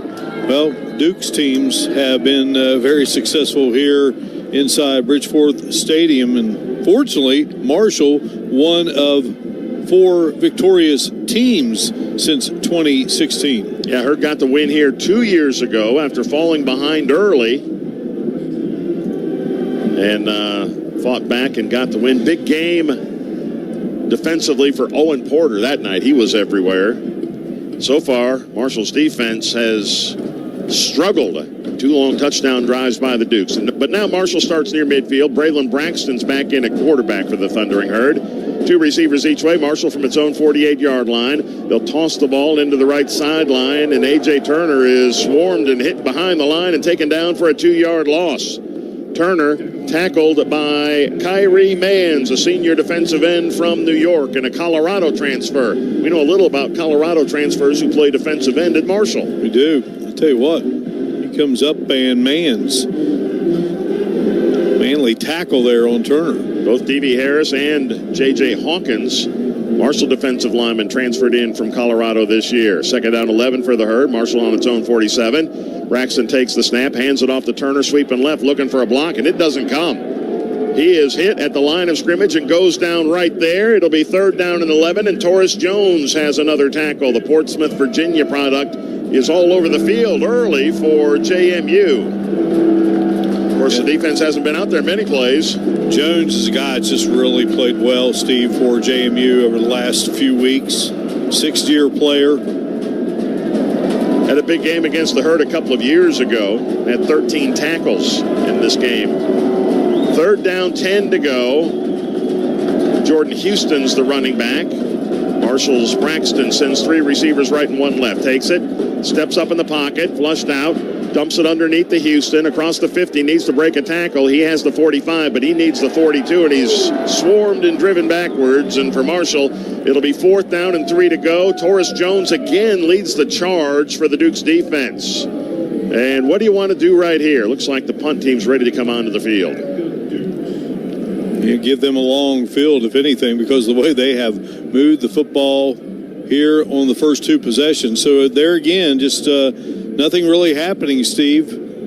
They bottled it up quite nicely. The 2 runs, and then Braxton was in trouble and was able to float it out there to Houston, but they didn't give him much. Ymir Knight's back to return. He stands at around the 5. Marshall snaps it through. Alec Clark hangs it high, end over end.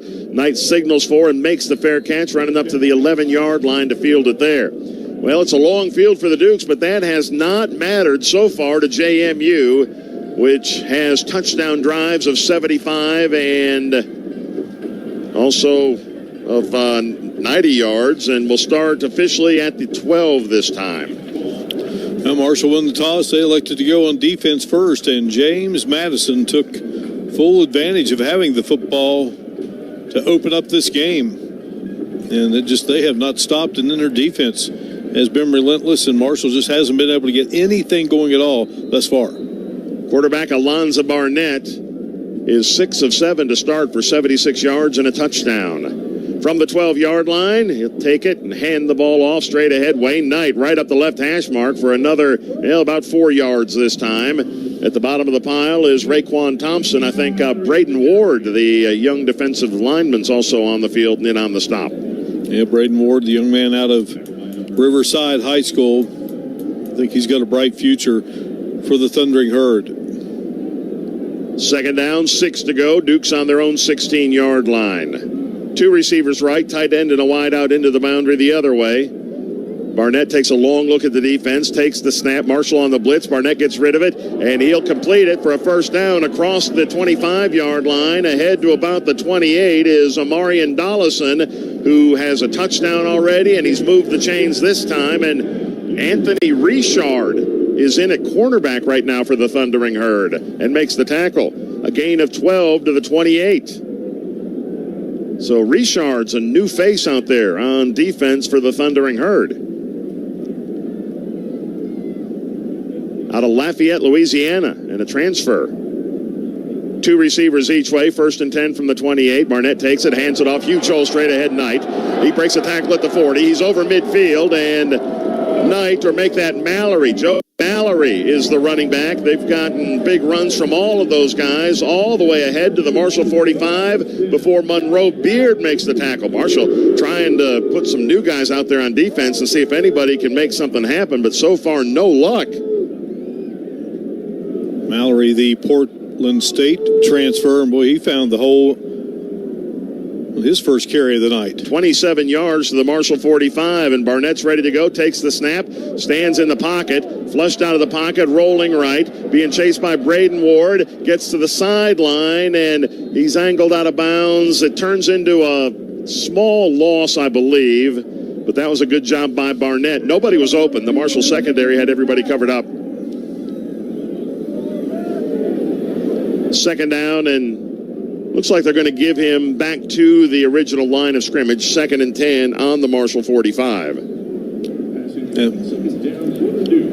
Oh, he threw the pass just as he was going out of bounds to make it an incomplete pass. That gained him about a yard from where he went out of bounds. Barnett sends 3 receivers right, has his tight end to the left. Takes the snap, hands the ball off, stutter step left on Petaway, who's back in, and he'll gain about 4 or maybe 5 yards to bring on 3rd down and 6 to go. Dukes are 2 for 2 on 3rd down so far. Jacoby Henderson makes the tackle. Quarters come to an end, and the first quarter on this night was all Dukes. JMU 14, Marshall nothing, and the Dukes in herd territory again when we come back for the second quarter after these messages. In a single moment, a story unfolds. At Marshall University, each moment shapes your journey. Forge lifelong friendships, ignite your passions, and tackle world challenges. High energy or laid back, hands-on or thoughtful reflection. Every moment is a step toward meaning. You see, here, moments aren't just lived, they're remembered. We meet the moment. We are Marshall. Discover the moments that matter at marshall.edu.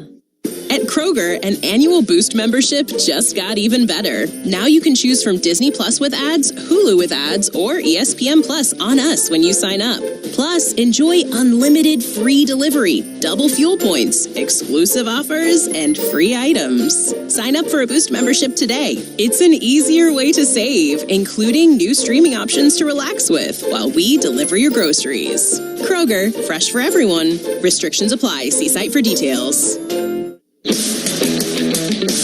Brett and Joseph back here in our Care Source studios, end of the first quarter out in Harrisonburg. Update in Statesboro. Jalen White gets his second touchdown run of the evening. This one from 3 yards out. Georgia Southern now leads Appalachian State 22-13, 12:51 left to go in the fourth quarter. Over in Dillon Arena in Bowling Green, the Marshall Thundering Herd men's basketball team is all squared with the Western Kentucky Hilltoppers at 27 with 4:27 left to go in the first half. Start of the second quarter getting ready to take place in Harrisonburg. Let's go back on out to Steve and Mark, guys. All right, thank you, Brandon. Third down and 6 to go for the Dukes on the Marshall 41-yard line. JMU leads at 14-0. And our stats at the quarter break are ugly for the team in green and white and wearing some black pants and helmets tonight. JMU has outgained Marshall through 15 minutes, 212 yards to 14. Marshall has 4 rush yards and 10 pass yards. The Dukes have run for 124 and thrown for 88. And JMU has 10 first downs to Marshall's none. 14-0. Dukes on top and in Marshall territory again. Well, it's just one of those quarters where everything went right for one team, and for the other, it was a struggle. And right now, we got a drive by JMU that extends now here into the second quarter. I don't know about you, Steve, but that was a quick first quarter. Yeah, it felt quick for the Marshall defense also. That was a rough 15 minutes of football, and the Herd defense needs to make something happen now as well. Broadcast is brought to you in part by Fat Patty's, with locations in Huntington, Barbersville, Tays Valley, and Ashland, Kentucky. Fat Patty's is hanging with the Herd. Talked about some new faces out there on defense for the Thundering Herd. Anthony Richard at corner. Not a new face, but Braden Ward getting playing time at defensive end opposite Mike Green. We've not seen Josh Moten at all. Datwan Smith was in at corner. Now it's Richard on that spot. We're about ready to go. Quarter number 2 with the Herd down 14-0. James Madison at possession play. Third down, 6 to go at the Marshall 41. They've got to get it across the Herd's 35-yard line. 2 receivers right, a tight end and a wide out left. Barnett takes it, hands it off straight ahead. Marshall will not let the big running back Mallory get what he needs for the first down. We'll see what the Dukes want to do here on 4th down and short. Bob Chesney has a decision to make. Braden Ward's on the stop. 4th and 3 to go at the Herd 38. And why not go for it? Wayne Knight's going to come back in at running back. They'll bunch the receivers in tight. They've been clicking quite well here in this game. See what they do here on 4th down. They've gone for it quite a bit. 8 of 25 tries. Quarterback takes it, drops to throw. Barnett in the pocket, flushed out, takes off to run. He's tripped up, but he dives forward, and he has what he needs for the first down. Needed 2, and his lunge gives him 4. Mike Green makes the tackle, but the drive continues for JMU, which is trying to add to a 14-0 lead. Well, he stood back there, and he stood back there. He had time. They had guys covered, but well, that left a wide gap there for Barnett to race to yet another JMU first down. This will be the 8th play of a drive that started back on the 12. They've got it 1st and 10 at the Marshall 33 between the hash marks, 2 receivers each way for Alonzo Barnett III. Number 14 in purple takes the snap, makes the handoff, swings it left. A catch out there by Ross. About 4 yards downfield. He is wrapped up immediately and slung down by Anthony Richard Jr. Forward progress, though, is said to have been the 28. So call it a 5-yard gain and 2nd and 5 to go. Barnett whipping that one over there on the far side, showing off his arm strength there. And the Dukes will substitute 4 skill players in. New lineup on the field, and they'll bunch the formation. Tight end in motion left, 2 tight ends that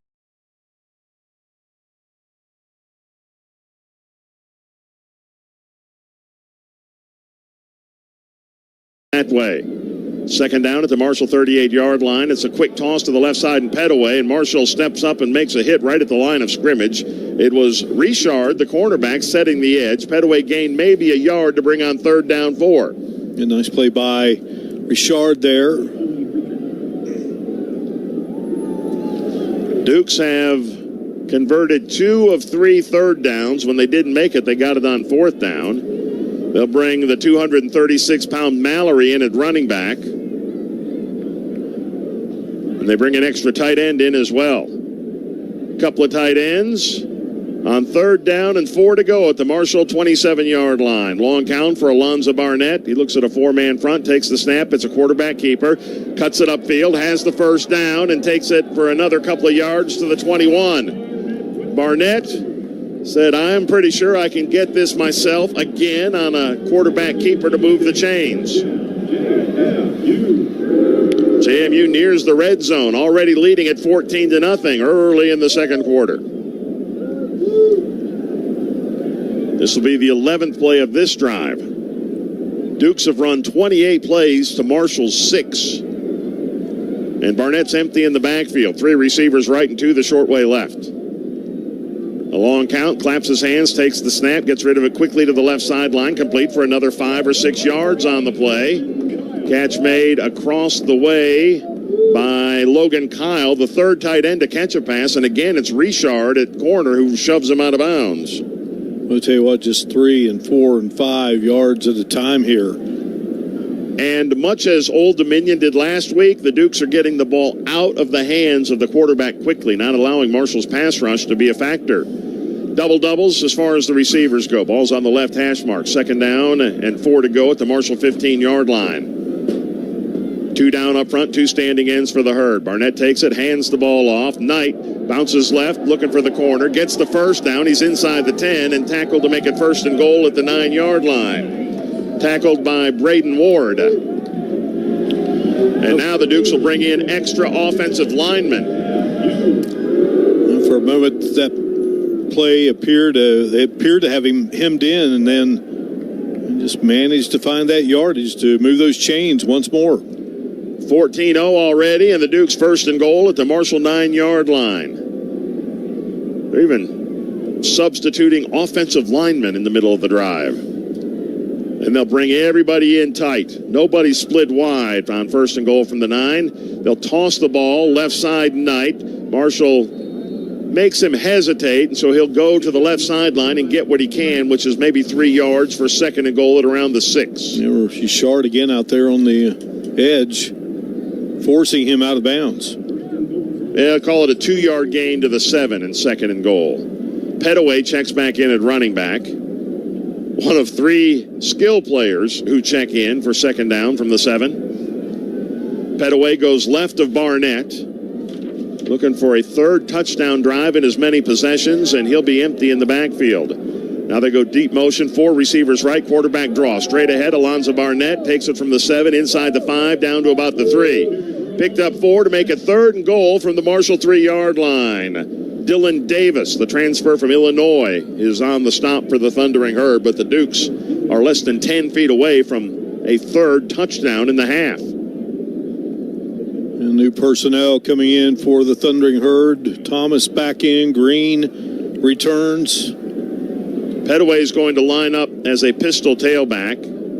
Now he slides right. There's an H-back to the right side. All the receivers and tight ends are tight. The snap, the handoff to Petaway goes left. Tries to put a move on Richard. Can't shake free. Richard wraps him up and takes him down. Actually, A.G. McGee in the backfield with a nice tackle. And J.J. Roberts was there as well. Well, the Dukes do not get to the end zone for the first time in their 3 drives. They have to settle for a field goal try from Ruelas. Mentioned earlier that he'd kicked a couple of extra points against Marshall for UConn in the Myrtle Beach Bowl 2 years back. He missed his only field goal try that day. This will be from the left hash mark and a 23-yard try. The snap's back, and Ruelas puts the kick up and through. So 3 drives, 3 possessions for the Dukes, and they've gotten points in all of them. This time they settle for the field goal try from Noe Ruelas. We're at 8:27 to go in the second quarter. James Madison ups its lead. The Duke 17, the Thundering Herd, nothing. And we'll take a break, returning to Harrisonburg, Virginia, after 60 seconds from your local station along the West Virginia Lottery Thundering Herd Sports Network from Learfield. Is that the sound of an ooey gooey cheesy crunchy slice of P-I-Z-Z-A?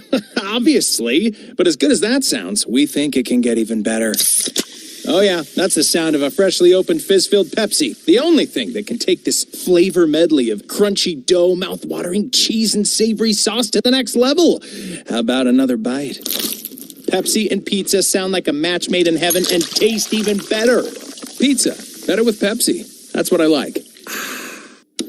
Aw, shucks. The game's on TV, but I can't listen to the call of my favorite team broadcasters. Never fear, Sync My Game is here.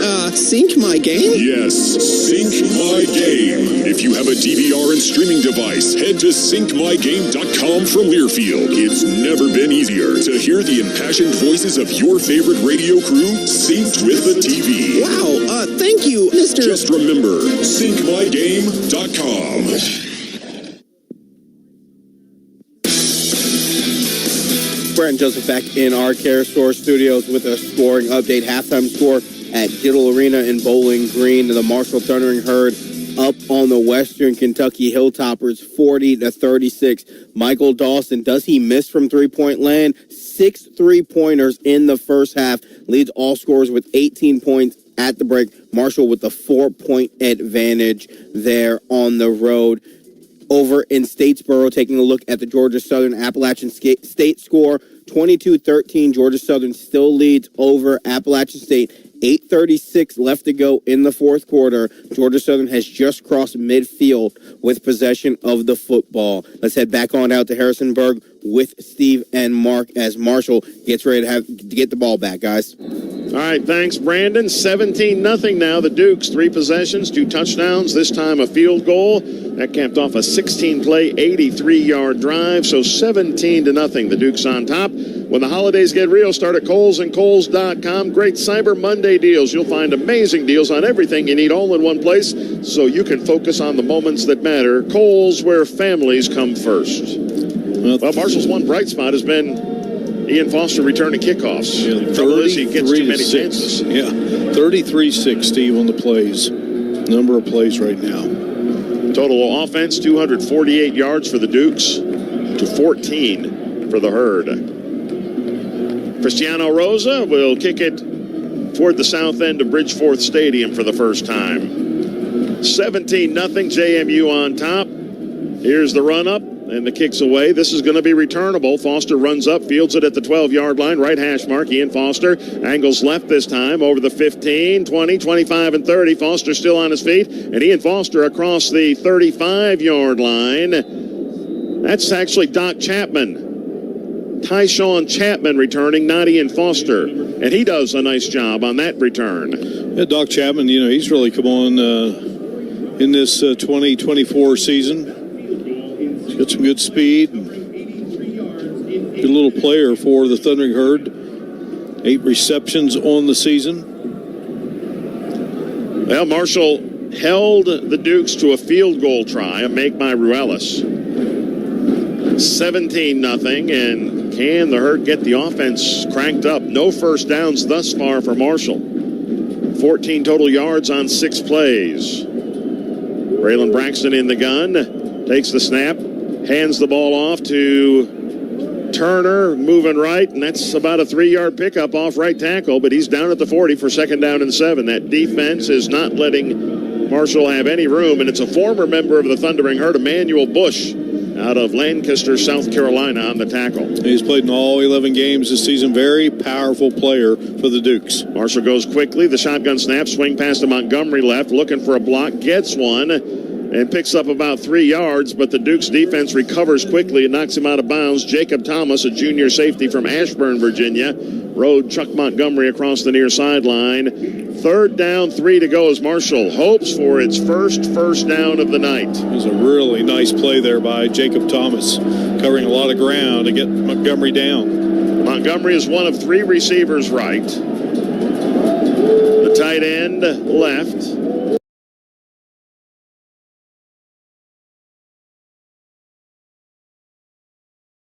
Now Montgomery goes in motion to balance the field.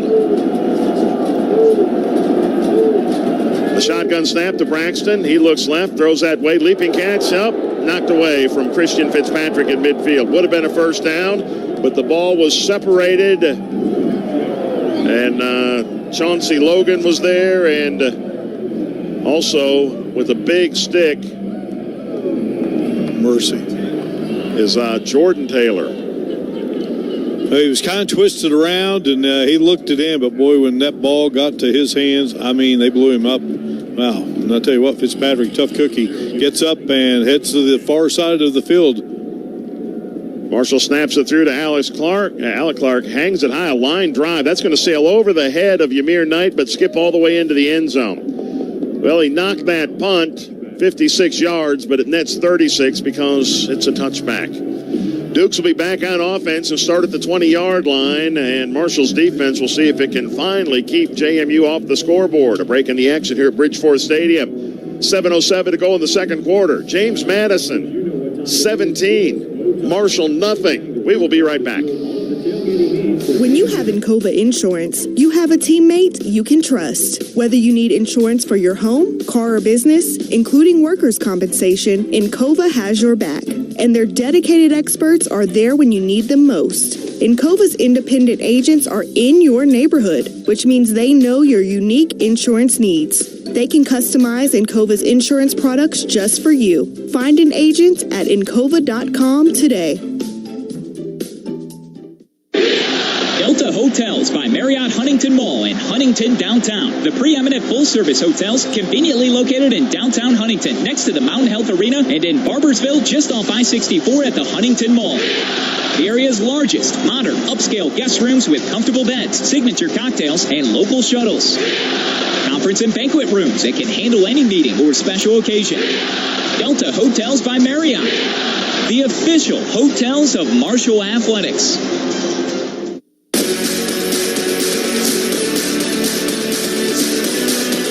17-0. James Madison leads Marshall. 7:07 to go in the second quarter at Bridgeforth Stadium. Join the Thunder Trust and get closer to the Marshall athletes and teams that you love. Enjoy exclusive perks, special events, and behind-the-scenes access. Support our athletes and be a part of the action. Visit thundertrust.com today and unleash your herd pride. All Dukes so far. And JMU's back on offense to start a drive at the 20. Yeah, productivity. We talked about it earlier. Marshall got the football 33 plays to 6. Now it's 33 plays to 9.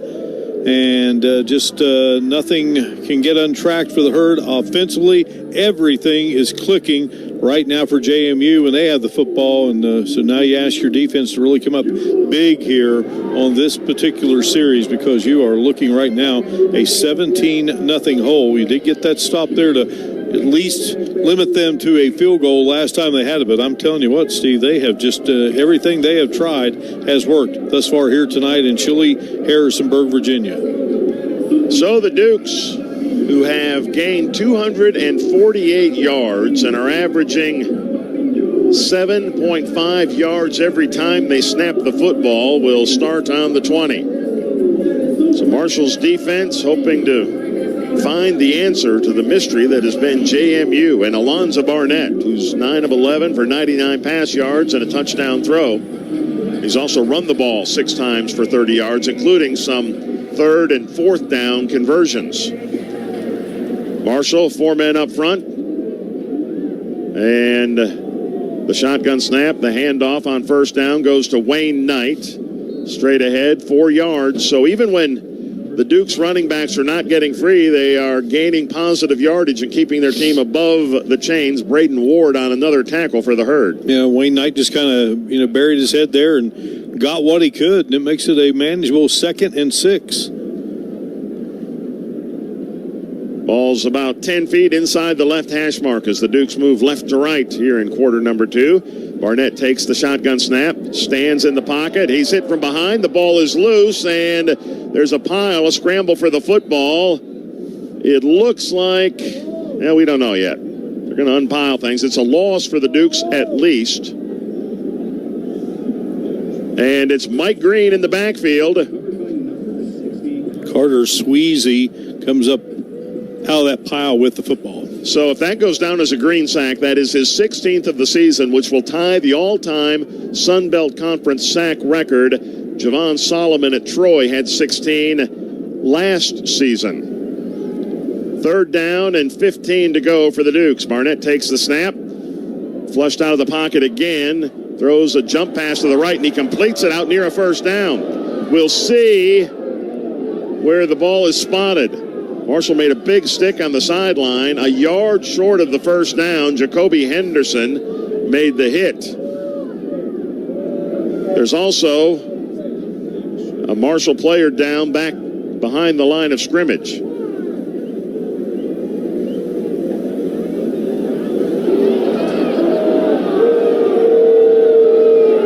Crowd thinks that was a late hitter, an out of bounds hit by Marshall's Henderson.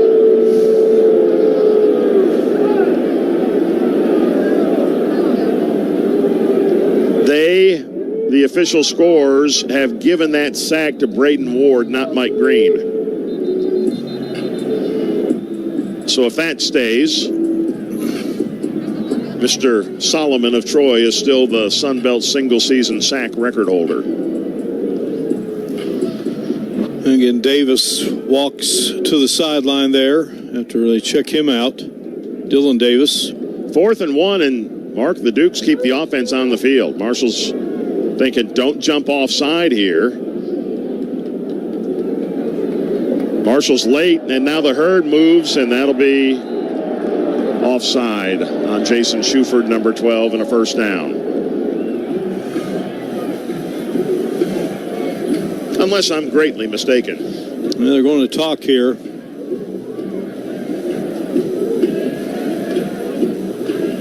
A longer than normal huddle than what you might expect if it was as simple as it seemed. Offside, defense. Coming into the neutral zone, calls the offense to react. It's a 5-yard penalty, results in a 1st down.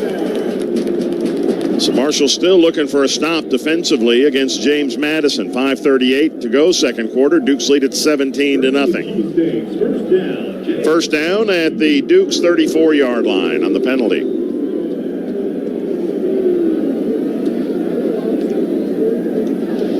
Well, no sooner than you said, just don't jump. And that's exactly what happens. Fresh set of downs here for the Dukes. They'll go power, lining up with a couple of tight ends. Quarterback in the gun. The snap, the handoff, left side Mallory. Hit at the line, and the big guy falls forward for a yard, and that's all. Braden Ward again is there on the tackle for the Thundering Herd. 2nd down, 9 to go for James Madison. We'll get on inside 5 minutes to play in the 1st half before they snap it again. Look at Braden Ward's size, Steve, and they're not done with that guy in the weight room, are they? Oh, he's a large, big-boned young man. And very athletic. He comes by it naturally. Father, a great basketball player. 2nd down, 9 to go. Barnett takes it, hands the ball off to Knight, sweeping left, bounces off a tackle. He has the left sideline, 40, and he's near a 1st down. We'll see where they say he went out of bounds. They'll mark it out at the 43, so it's 3rd down and a short 2 to go. And several were so close there, but Knight just kept motoring there, and 3rd and short. He and his brother Ymir from Delaware, teammates here for the Dukes. 3rd down, let's say 2 to go. Ball's just across the 42-yard line in Dukes territory. They have 2 H-backs in there. The snap, the handoff straight ahead. Knight's hit at the line. He's got it. He's moving the pile right now. The ball's out. Marshall picks up the football, but the officials say it was dead. Braden Ward came out with the ball. He was headed toward the end zone, but progress. 4th down. Stopped because of a lack of forward progress before the ball came out. 4th down in the yard. They're going to, why not go for it again? You just did it. 10 yards farther back up the field. We're down to 3:25 and 24. Clock rolls. Several substitutions. And 4th down and a yard to go. Quarterback in the gun. And Knight, the running back to his right, and maybe a timeout called. What do we have? Delay a game. Offense. 5-yard penalty. 4th down. Couldn't get the Herd to jump offside that time. And so at that field position, the 5 yards doesn't matter that much. And you have an All-American punter, Ryan Hansen, a senior from Elgin, Texas. Preseason All-American, a well-traveled punter. Has played previously at both Houston and Arkansas State, wrapping up his career. Marshall's Chuck Montgomery's back to return. Hansen averages nearly 44 yards per punt this season. So the Herd holds for the first time. Just over 3 minutes to play in the second quarter. The snap goes through, and Hansen boots it away. High, lazy spiral. Montgomery will call for the fair catch, and he'll reel that in at about the 28-yard line. 3:02 to go, and Marshall sorely needs for something good to happen before they go to the locker room. Trailing at James Madison, 17-0, and a timeout here at JMU. We'll return to Harrisonburg, Virginia, and Bridgeforth Stadium after these messages. Rafters along the lower gully have reported sightings of a pirate on the riverbank. Apparently, he's throwing gold coins to every boat that passes. Back to you, Carrie. iPlay, West Virginia's new online lottery app, is here, and the games are full of characters. Start playing today at WVLottery.com or download the official West Virginia Lottery app and discover even more ways to win with Play On, our new rewards program. So join the cast of characters today with iPlay from the West Virginia Lottery. 18 plus to play responsibly. The tradition, the rivalries. Sirius XM is your destination for all things college sports, and we've got you covered. On Sirius XM College Sports Radio, there's complete coverage of every major conference, including live games, plus 24/7 talk and analysis. So cheer along on the Sirius XM app and listen to your favorite team anywhere. And now you can get 3 months of Sirius XM free. Subscribe now. See offer details at SiriusXM.com/College Sports Radio 24. Friend Joseph back here in our Care Source studios. Update out in Statesboro. It was a J.C. French fumble at midfield that was recovered by Appalachian State. Joey Aguilar on the first play goes 40 yards to the air to Makai Jackson, and then a 1-yard touchdown rush. Appalachian State closes within 2. 22-20. Appalachian State has the football now on the Georgia Southern 14 with 3:52 left to go, well within field goal range for Appalachian State, trailing by 2 over in Bowling Green. Start of the second half for the Marshall Thundering Herd men's basketball team. They're up by 4 at the 17-20 mark, 44-40 over Western Kentucky. Michael Dawson leads all scorers with 18 points. Let's head back on out to Bridgeforth Stadium with Steve and Mark, guys. Thank you, Brandon. 3:02 on the clock, second quarter in Harrisonburg. Marshall trails 17-0. The Herd starts a drive on its own 28-yard line. Our broadcast is brought to you by Delta Hotels at the Huntington Mall in downtown Huntington, the official hotels of Marshall Athletics. Simple, made perfect. Can the Herd get something going on offense before halftime? Marshall has no first downs and has 21 yards total on 3 possessions. Well, they always talk about little victories within a game, so Marshall got one there. They finally got a stop, and JMU had to kick it away. And now see if you can take advantage here with this possession, and then don't forget you get the ball to start the second half. You can change this game around very quickly if you can get some production going offensively. We'll see if the Herd can do it. Down 17-0. Jordan Houston's the running back. He'll go left of the Herd shotgun QB, Braylon Braxton, who just hasn't had much time to try to get anything rolling. Looks the defense, takes the snap, hands it off straight ahead, now fakes the handoff, my mistake, and then his pass is deflected at the line of scrimmage by Eric O'Neill. O'Neill is the Duke's version of Mike Green. He is very disruptive, and he was right there. Yeah, I talked about that young man out of Staten Island, New York, prior to the game, and goes big hand up there and deflected that one for the Herd. Second down. Transfer from Long Island University. 2nd and 10. Braxton's in the gun. Trips right. Fakes the handoff, drops back, steps up in the pocket, nobody open, slides left, now tucks to run, has a 35, 40, first down, cuts back right over the 45, and knocked down near midfield by Terrence Spence, who tripped him up, hit him on the ankle as he dove as Braylon Braxton was flying by. Marshall's biggest play by far offensively, and the Herd's first down, a gain of 20 to the 48-yard line, and the Herd lines them up in a hurry. The shotgun snap. They'll hand to Houston right, nothing do. I'm sorry, that's a keeper. That was a fake, and Braxton goes left, but there's nothing doing either way. They tackled both Houston and Braylon Braxton at the line of scrimmage, 2nd and 10. Yeah, they were waiting on Braxton that time and a couple of guys around him, so maybe the thought process here now, just see if you can spring this talented Herd quarterback loose and get some big plays. Got one earlier. 3 receivers, including tight end Toby Payne, go right the wide side. Fitzpatrick into the boundary this way. Payne now goes in motion and checks up on the line, and we go down to the 2-minute timeout. Herd doesn't get a snap before that.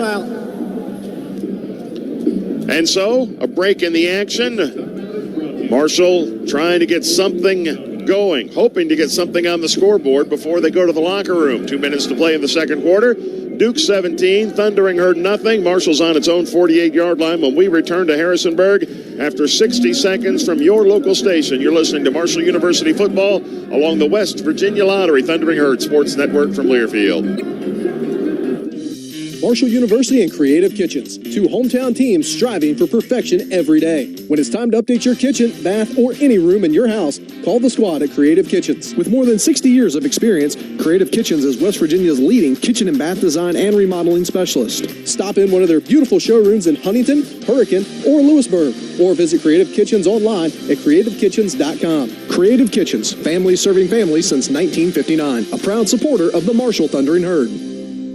As another football season is here, remember you can always count on R&R Tent Rentals for all your tailgating needs. R&R Tent Rentals is a full-service event rental company featuring a complete line of tents, tables, and chairs. From small backyard parties to large corporate events and formal weddings. We are family-owned and operated as well as licensed and insured. Let us bring the party to you. R&R Tent Rentals is the official tent provider of the Marshall Thundering Herd. Call R&R Tent Rentals at 740-574-1784. R&R Tent Reynolds says, go Herd.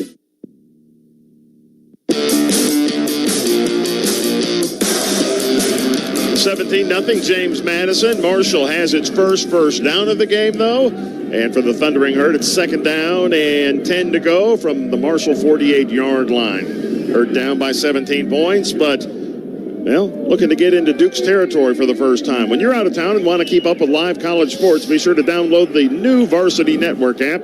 Available for both Apple and Android. You can listen to college sports live with the Varsity Network app. You get that first down of this game at the 2:42 mark of the second quarter. Not exactly the way the Herd would see this one unfolding early on here, but again, got a chance here now to get on the board, keep this football until the end of the half, and trying to just eat clock and get a little bit of momentum heading into the locker room, and then again you'll have the football to start the second half. So far, the 20-yard run by Braylon Braxton, which got them that first down, biggest offensive play of the game for the Herd. Yeah, total offense, 266 yards for the Dukes on their way to 17 points. Marshall 41 yards, and nearly half of it on that one 20-yard gain by Braxton. Marshall moving right to left for another 2 minutes in quarter number 2. It's going to go with a single receiver left, Fitzpatrick. And 3 go right. 2nd down, 10 to go, just 2 yards shy of the midfield stripe from the left hash mark. 3 down up front for the Dukes. Payne, the tight end, slides in motion. The snap, play action. Braxton has protection, throws deep on the right side out, and it's a catch for a first down inside the 35-yard line, or around the 35-yard line, as Spence made the tackle on Braylon Brown, the junior, with his 12th catch of the season. Back-to-back first downs for the Thundering Herd at the 37-yard line. After that 15-yard gain, it was a long throw on the out across the field and a quarterback draw for Braylon Braxton, but they grab him by the shoelaces as he got to the line of scrimmage, and that's going to be no gain. 2nd and 10, 1:44 and 1:43. The clock rolls. The tackle by Bush, Emmanuel Bush, the former member of the Herd. Nice play on the completion, Braylon to Braylon. Marshall has all 3 of its timeouts left. Clock rolling, 1:25 and 24 right now. Double doubles for Braxton. 3 down up front and 2 standing ends outside those linemen. Fitzpatrick motions. Braxton takes it, drops back. Delayed blitz. Marshall gets rid of it. A leaping catch. Nicely done if he stayed in bounds by... Nope, they say Fitzpatrick caught it but came down out of bounds.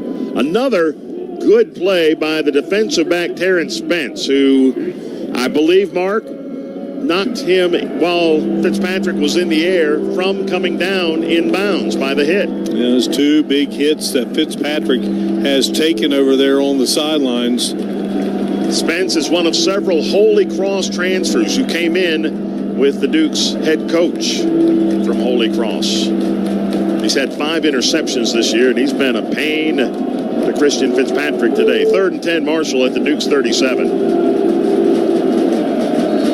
And we'll have a timeout called by the Thundering Herd. Marshall, that's their first of the half.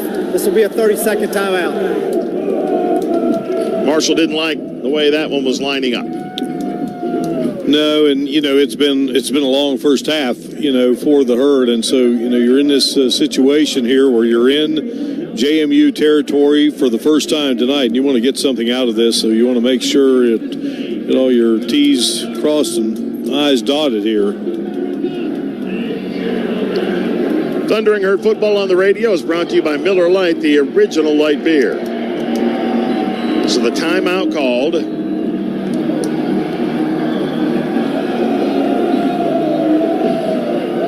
Well, you'd really love to get it into the end zone, but points of some sort just feel really important. Yeah, right you just need a positive here. The field goal from here would be of about 54 yards. You want to gain a few yards to make it more realistic for Reese Veerhoff, who could hit it from that distance, but your odds would increase considerably with 6 or 7 yards here. On 3rd down, Marshall with 3 receivers left and 1 right.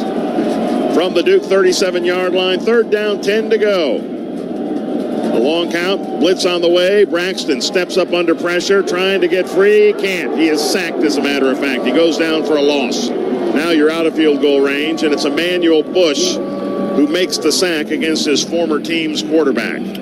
They just swallowed him up there.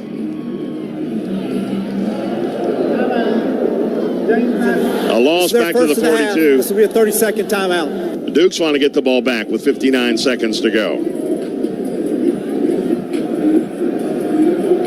If you can gain 5 yards, 1-0-3. You're thinking about a field goal there. You lose, though, 5 yards. And with that much time left, and James Madison still holding 2 timeouts itself, seems prudent to punt the ball here. Yeah, boy, the frustration, too, because thought you might have a little something going, but boy, when needed, that JMU defense clamped down on the Herd. You got Clark here, good punter. Been excellent this season for Marshall.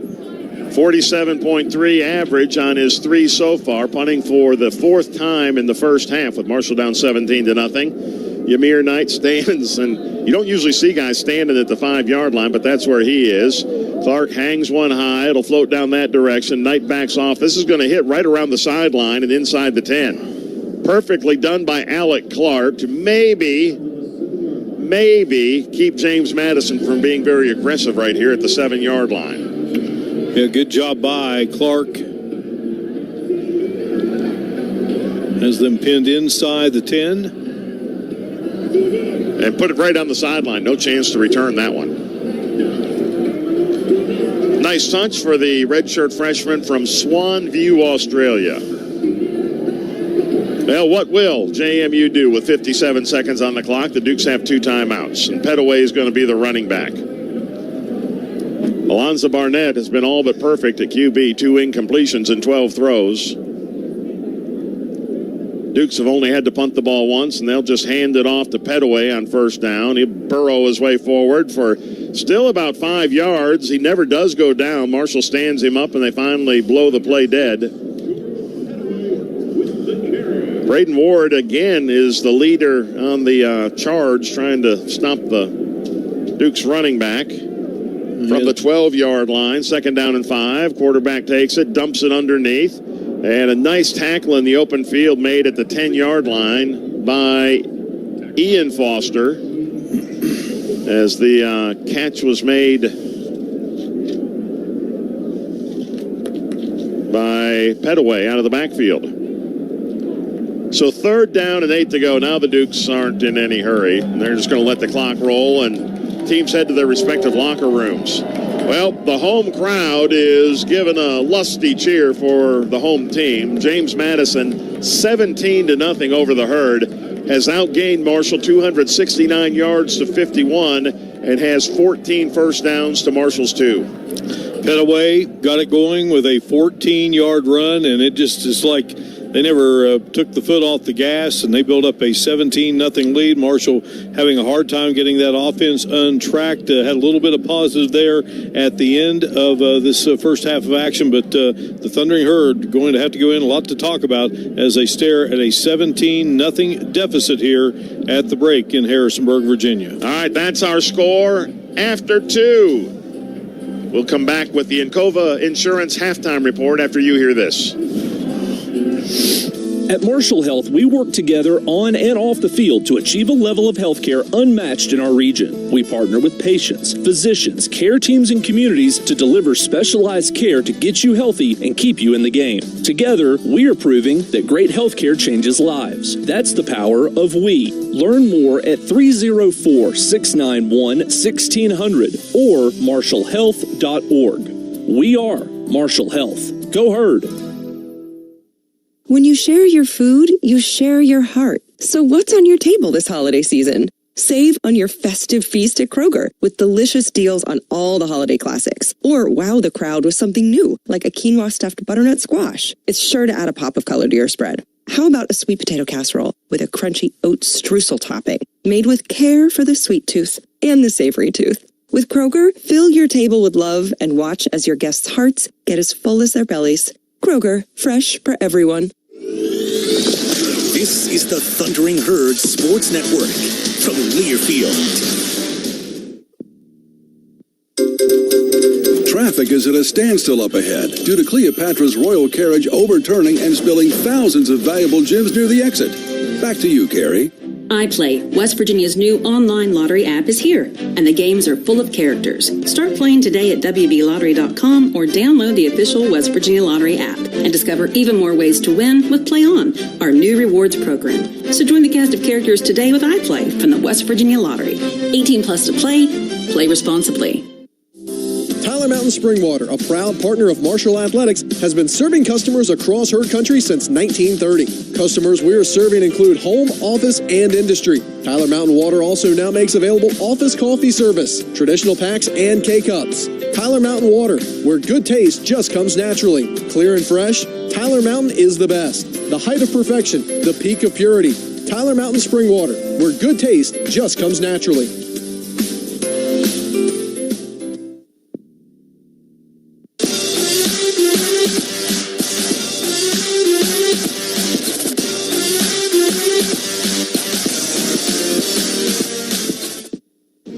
30 minutes are in the books. It's time for the Encova Insurance halftime show. Encova Insurance is a teammate you can trust for auto, home, and business insurance. Choose Encova. Visit Encova.com to learn more.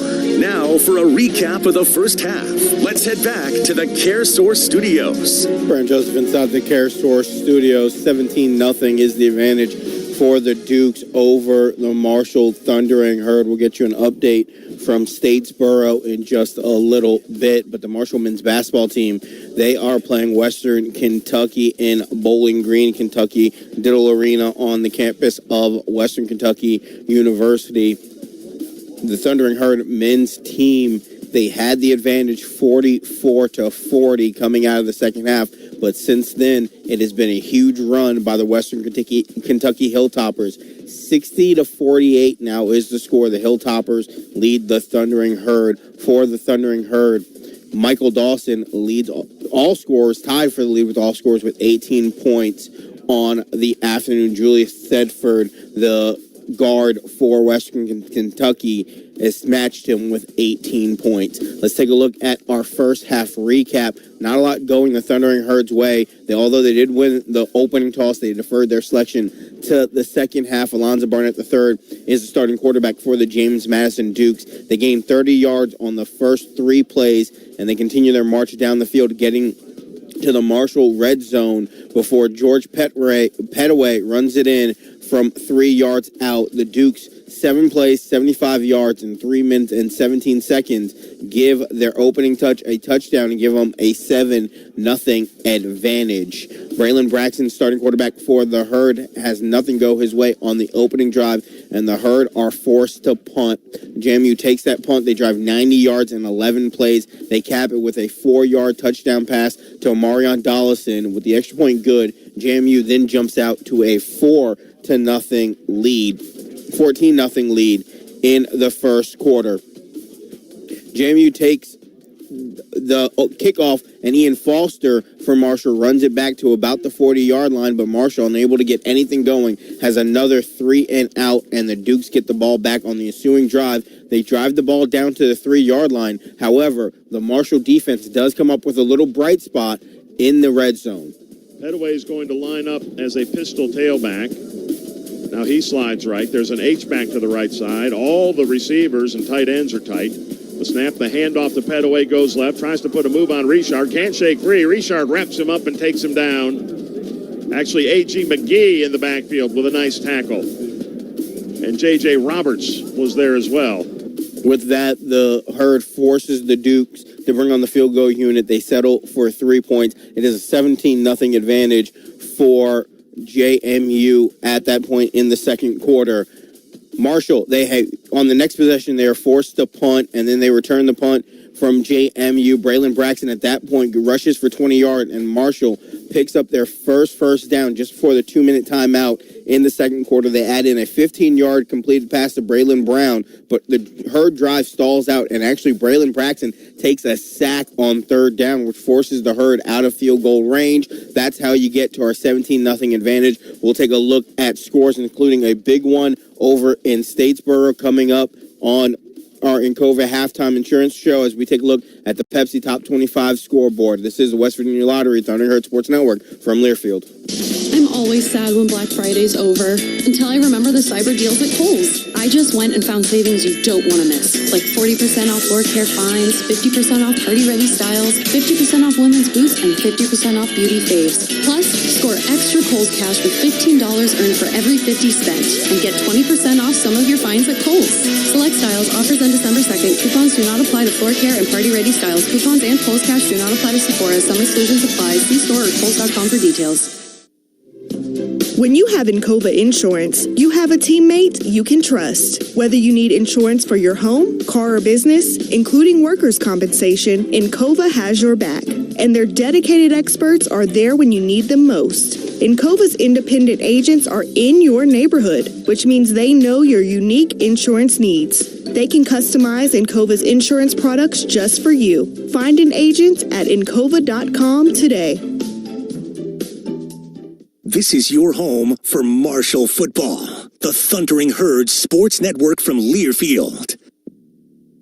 Looking for something more from your personal checking account? Then one of our new Community Trust Advantage checking accounts might be right for you. Our Advantage checking accounts offer great features such as ID Protect, roadside assistance, cell phone protection, travel and leisure discounts, and shopping rewards, which makes it easier for you to save money on everyday purchases. Learn more at ctbi.com. Get more out of your checking. Open an account today. Our friendly professional staff at one of our mini branches will be happy to assist you. Community Trust Bank. Building communities built on trust. Member FDIC. Terms and conditions apply. When the unexpected happens, it's good to know that you can count on Panhandle Cleaning and Restoration, the official restoration partner of Marshall Athletics. Whether it's fire, smoke, flood, or storm damage at your home or business, you can rest assured that we have helped thousands of customers just like you with the right people, equipment, and expertise. We are ready to respond 24 hours a day to get you back on your feet.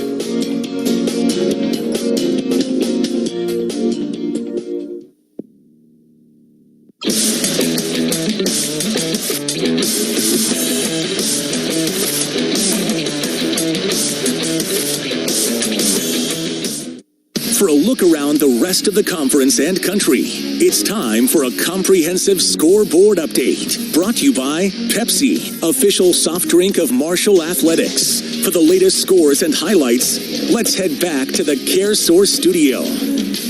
Brian Joseph inside the Care Source studio, 17-0. James Madison leads Marshall at the half over in Harrisonburg. Let's head on out to Statesboro as it has just gone final. The Georgia Southern Eagles have knocked off the Appalachian State Mountaineers 29-20. And with that, Georgia Southern, they await the final result of this game. Plain and simple, if Marshall does not beat James Madison, then Georgia Southern will represent the Sun Belt East in the championship game against Louisiana. Marshall wins. They are the ones to represent the East against Louisiana. It is expected through the metric and the Sun Belt rule, tie-breaking rules. It is expected that Louisiana will end up hosting that game next weekend. But however, Georgia Southern has won 29-20. Over in the top 25, it has been a crazy Saturday. None crazier than the opening game over in Columbus with Michigan and Ohio State. 4th down and 9 for Ohio State. 28 seconds to go. Can Michigan get the stop and the win? Back to pass is Howard. Here comes the pass rush. Howard steps up. He delivers it. Yeah! He delivers it complete. Yeah! And the Wolverines have stunned the college football world. Michigan will get the football back with 23 seconds to go. At a 13-10 lead here in Columbus. Doug Carshaw on the call for the Michigan Sports Network. Michigan beats number 2 Ohio State 13-10. There was a post-game fight on the field as well, but the crux of the matter is Ohio State now out of the Big Ten championship with that loss as number 4 Penn State beats Maryland 44-7. Over in the ACC, Syracuse and Miami, nothing going the Hurricanes' way today as they had a fumble return for a touchdown that gave Syracuse an advantage 35-28. Syracuse was able to hold on. 42-38 was the final score as the Orange knocked number 6 Miami out of the ACC title game. And that means that Clemson, despite their loss in Columbia today, they will represent the ACC in the championship game against SMU as Clemson falls in the Palmetto Bowl to South Carolina thanks to Lenore Sellers. 3 wide receivers over to the left side. Harbor over to the right. Sellers in the pocket. Up in the pocket. Gonna run inside the 20. 10. Lenore Sellers going left side. 5. Touchdown Carolina. Touchdown. Touchdown Lenore Sellers. From 20 yards out, the Gamecocks take the lead at Death Valley with 1:08 to go in the ball game. Unbelievable. Are you kidding me? Todd Ellis on the call for the Gamecock Sports Network. That leaves shaping up the SEC title game will feature Georgia versus the winner of Texas A&M and Texas. It is Texas with a 17-0 advantage at the halftime margin there over in College Station. In the ACC, Clemson and SMU will match up on Saturday. In the American Conference, Friday, we will see Tulane take on Army at Mitchie Stadium in West Point. Lucas Oil Stadium will be the Big Ten Championship on Saturday, Oregon versus Penn State. The Big 12 Championship game will not be decided until about 1 a.m. tonight as a result of BYU and Houston, which kick off at 10:15 will be the all-important game in that. Conference USA, Western Kentucky will take on Jacksonville State, Burgess Snow Field, and Jacksonville, Alabama. Ford Field on Saturday will see the MAC Championship, Miami of Ohio against Ohio. The Mountain West will come down to either UNLV or Colorado State taking on Boise State. With that, we'll take a break. On the other side of the break, we will head back on out to Harrisonburg with Steve and Mark here on the West Virginia Lottery Thunderbird Sports Network from Learfield. Is that the sound of an ooey gooey cheesy crunchy slice of P-I-Z-Z-A? Obviously, but as good as that sounds, we think it can get even better. Oh, yeah, that's the sound of a freshly opened fizz-filled Pepsi. The only thing that can take this flavor medley of crunchy dough, mouth-watering cheese, and savory sauce to the next level. How about another bite? Pepsi and pizza sound like a match made in heaven and taste even better. Pizza, better with Pepsi. That's what I like. For more than 4 decades now, Ford F-Series has given hard-working folks more of everything they want in a truck. More capability, more power, and more smart technology. That's why, for 47 years now, more people have chosen Ford F-Series than any other brand. To test drive a new F-Series yourself and discover a 47-year legacy of toughness, visit your local Ford store today. You're listening to Marshall Football on the Thundering Herd Sports Network from Learfield.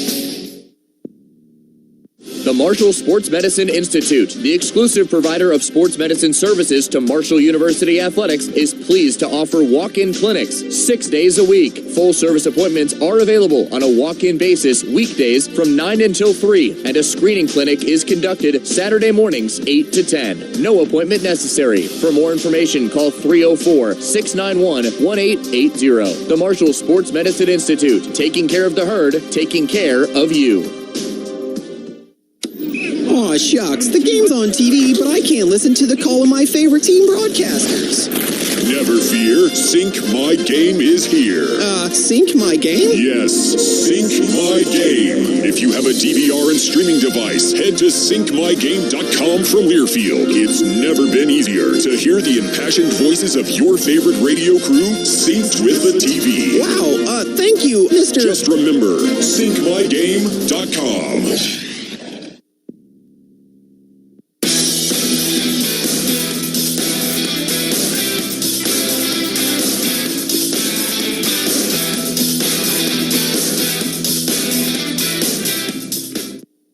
This copyrighted broadcast is an exclusive presentation of Learfield under the broadcasting rights granted by Marshall University. Reuse of this presentation is prohibited without the expressed written consent of Marshall and Learfield. Announcers are provided by Learfield and approved by Marshall University.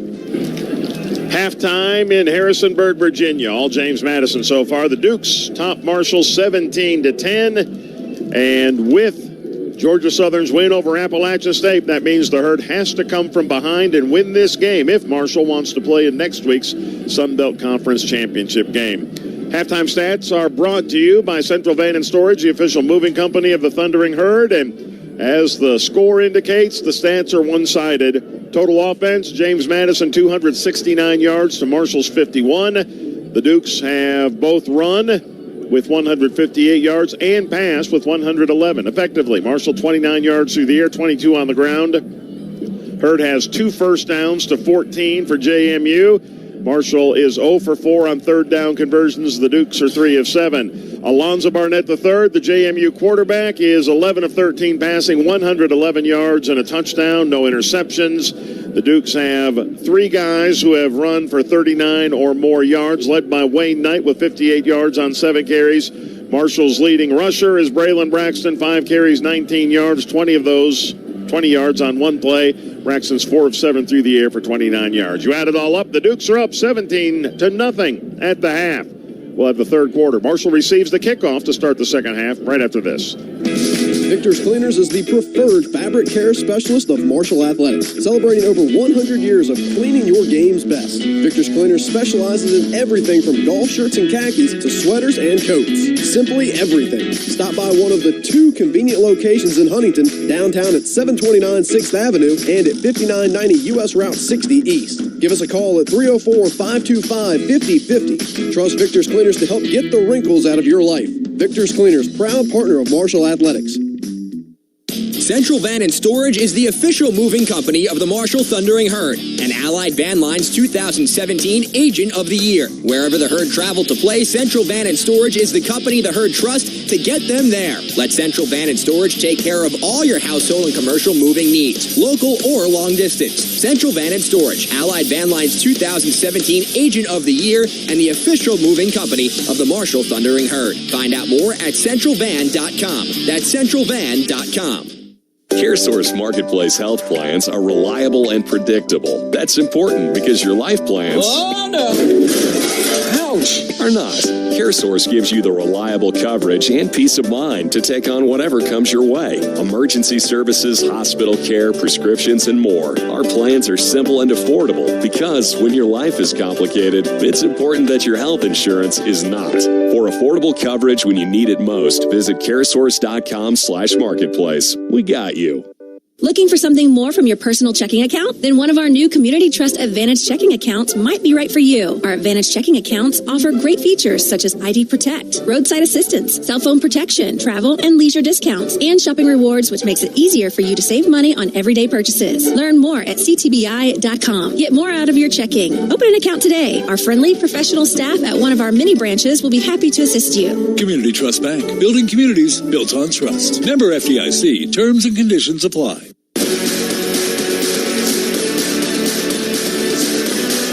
Yeah, Marshall won the opening coin toss, and that's one of few victories for the Herd so far. We'll see if the second half is any different. Marshall deferred his decision and will receive the third quarter kickoff. Kickoff's brought to you by Creative Kitchen. Stop in person in Huntington, Hurricane, or Lewisburg, or visit online at creativekitchens.com. Marshall moving left to right in quarter number 3. Cristiano Rosa will kick it away.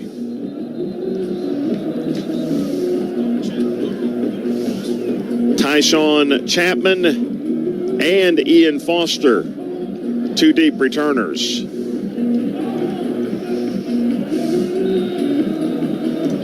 Duke's wearing purple shirts, white hats, white pants. Marshall, black helmets over white shirts over black pants for Charles Huff's team. Rosa ready to go for quarter number 3.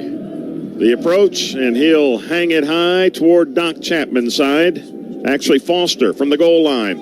Ahead, 5, 10, 15. Spins through a hit at the 20. Spins again at the 25. And is out to about the 28-yard line. A late switch as those two flip sides and got the ball to Ian Foster for another exciting kickoff return. Not a huge return distance-wise, but he made several people miss. Yeah, he's just electrifying, and just a great gutty effort there by Foster. Comes down to this, Steve.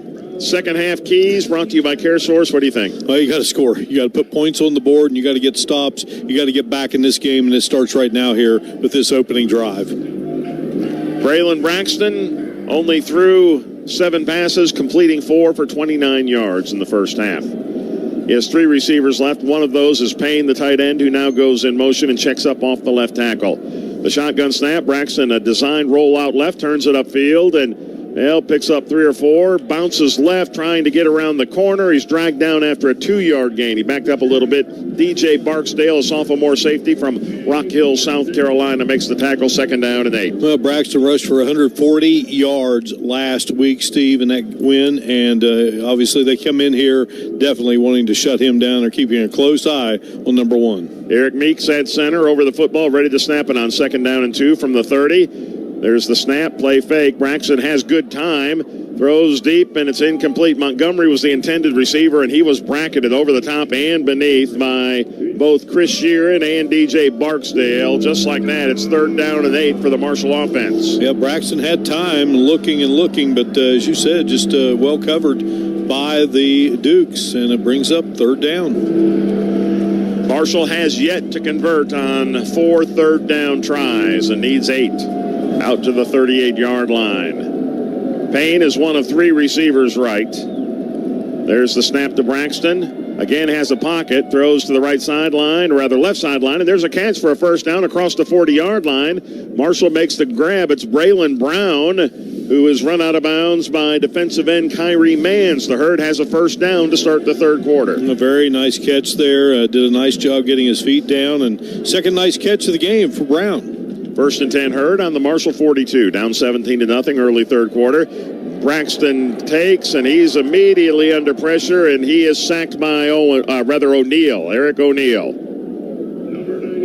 The very disruptive defensive lineman now has 10.5 sacks on the season. You know, we talked about O'Neal before the game, and boy, you get that big catch, the 1st down, fresh set of downs, positive, and then here comes that JMU defense to take down Braylon Braxton.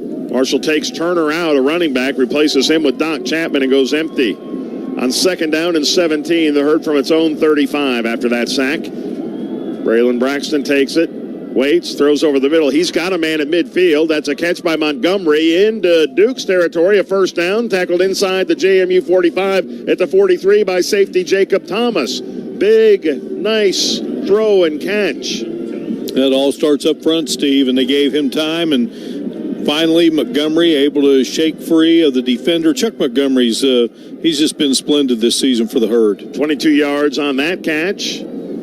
Payne goes in motion. And Marshall from the Dukes 43. Braxton takes it and runs straight ahead for about 3 yards to the 40. Tackled from behind there. Kyrie Mans again on the tackle, an active defensive end. They have a good pair of ends, Mans and O'Neal. And Mans, boy, he's laid some big hits out there tonight for James Madison. 2nd down and 7 for Marshall's Thundering Herd. 12:20, and the clock rolls early 3rd quarter with Marshall down 17-0. Herd goes with double-doubles. Ball's about 9 feet from the left hash mark for Braylon Braxton and company. Man in motion, they fake the handoff and then throw it over the middle, and we've got a sliding attempt and another nice catch by Braylon Brown. It's a first down. He's down at the Dukes 28. That's 12 more yards for Braylon Brown, the Ole Miss transfer. Yeah, Braylon Brown laying out there to haul that one in. Nice pass by Braxton. Braylon to Braylon. So Marshall on the march trying to get it into the end zone for the first time, down 17-0. The shotgun snap to Braxton. Again has a pocket, nobody open, so he rolls right, points downfield, throws to the near sideline, and there's a back shoulder catch, or nope, incomplete. The attempt by Toby Payne at around the 10-yard line. Could not bring it in bounds. Great effort there by Toby Payne. Nice job by Braxton to avoid being taken down. Just kind of had to string that along here on the near side and finally spotted Payne. Brings up 2nd down. Marshall first, or rather 2nd down 10 on the Dukes 28-yard line. Best Herd drive of the game. Clock stopped after the incompletion at 11:29 to go in the 3rd quarter. 3 receivers right, the snap. Handoff to Houston, goes right, 25-20, a first down, Jordan Houston. He fires ahead. There's a flag flying now over the 15 and inside the 10. It would be a 1st and goal from the 8 on the tackle made by Torres Jones. What's the marker? Came from the secondary late. And the Herd's backing up. Holding offense, number 81. It's a 10-yard penalty from the spot of the foul. Will replay 2nd down. And the sophomore tight end, Toby Payne, called for the hold. And Jordan Houston with a nice run there, like a bolt of lightning. And unfortunately, Marshall takes a step back, so they get those first, and they take a step back here, but it will be 2nd down once more. Yeah, from the spot of the foul. And so it is a net gain of 1, but 2nd and 9 from the 27. 3 receivers left. Carl Chester right. Now they motion Houston out of the backfield left. They'll throw a pass underneath that way. Caught by Doc Chapman across the 25. Nearly gets loose for a first down. Tripped up and dives forward to the 20. So it's 3rd down and 2 from there. A 7-yard gain. Boy, just nice presence there by Doc Chapman. Makes the catch in traffic and then just kind of has the presence of mind to lay out there. Going to be a little short there, but definitely makes that more manageable than possibly it would have been. Yep, 3rd down and 2. Marshall's looking for its third down conversion of the drive from the 20. Payne goes in motion. The shotgun snap. Braxton keeps it, rolls right. He is under pressure. He's hit. He's trying to keep his balance, but he's going to be slung down for a loss to bring on 4th down. He's going to lose 3 back to the 23 in the arms of Torres Jones, whose name has been called a lot tonight. And the Herd wants points here, Mark. Yeah, you wanted the touchdown, but obviously you got to, you had a nice drive here. I mean, this is certainly the best best rhythm you've had of the evening, but JMU was able to make some good stops, but bring Veerhoff on and see if he can bang one through and get you on the board. Reese Veerhoff is 2 points away from number 4 on Marshall's all-time kick scoring list. 2 points behind David Merrick. Looking for a field goal of 42 yards from the right hash mark. Looking to get Marshall on the board. The snap's back. Veerhoff's kick is up. It is hooking, and it is Good. He hooked it right through the pipes. And Marshall's on the scoreboard. 9:43 to go. We are in quarter number 3. James Madison still in front, but it's 17-3 now. Dukes out in front of Marshall University. We'll take a break and return to Harrisonburg and Bridgeforth Stadium after this. Hey there, Herd fans. If you or someone you know needs a lawyer related to an injury or wrongful death case, we highly recommend you choose Stephen New & Associates as your lawyers. Stephen is a proud graduate of Marshall University, and for more than 25 years, he has fought for West Virginia clients and their families. Stephen New & Associates are the official injury attorneys of Marshall Athletics, and they truly care about every client they serve. Go Herd.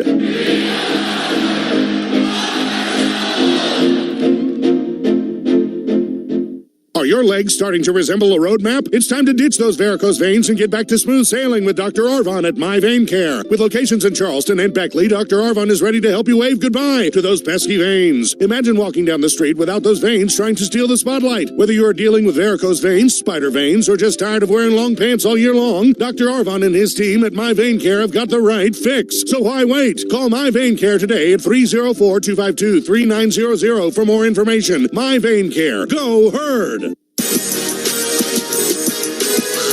Brent Joseph back here in our Care Source studios. Updating the Marshall men's basketball game. Western Kentucky led by as much as 13 points, but Marshall has come fighting back. 5:06 left to go in the ball game. Marshall now trails 71-75.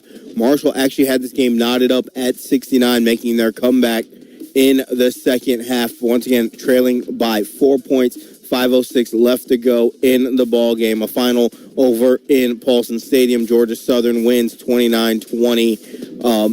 If Georgia Southern does that, they did everything they have to do. Marshall needs to beat James Madison to secure their spot in the Sun Belt Championship game. Back on out to Harrisonburg with Steve and Mark, guys.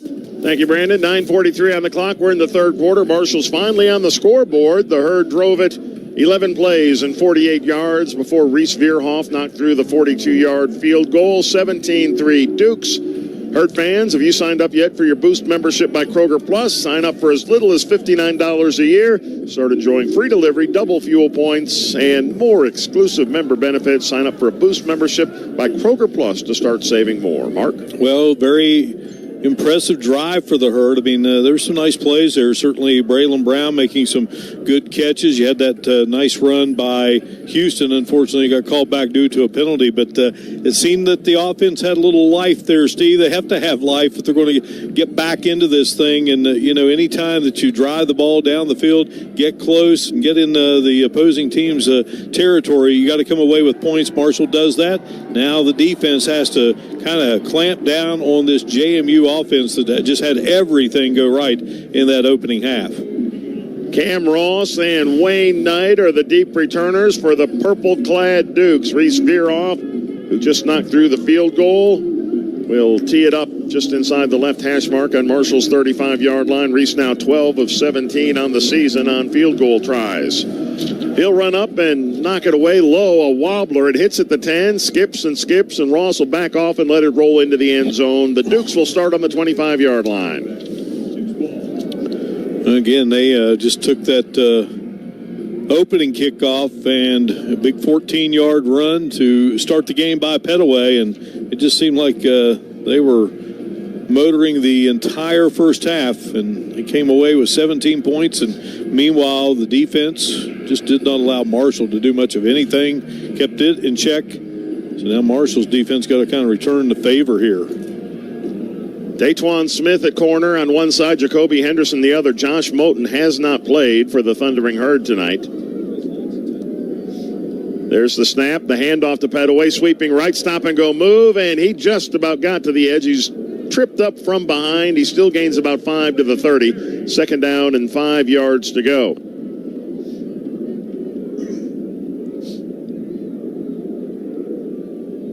Well, he was just that close to getting free. Tyquez Legs is in at defensive tackle next to Chris Thomas. I don't remember seeing Legs in the first half. No, his first action of the evening.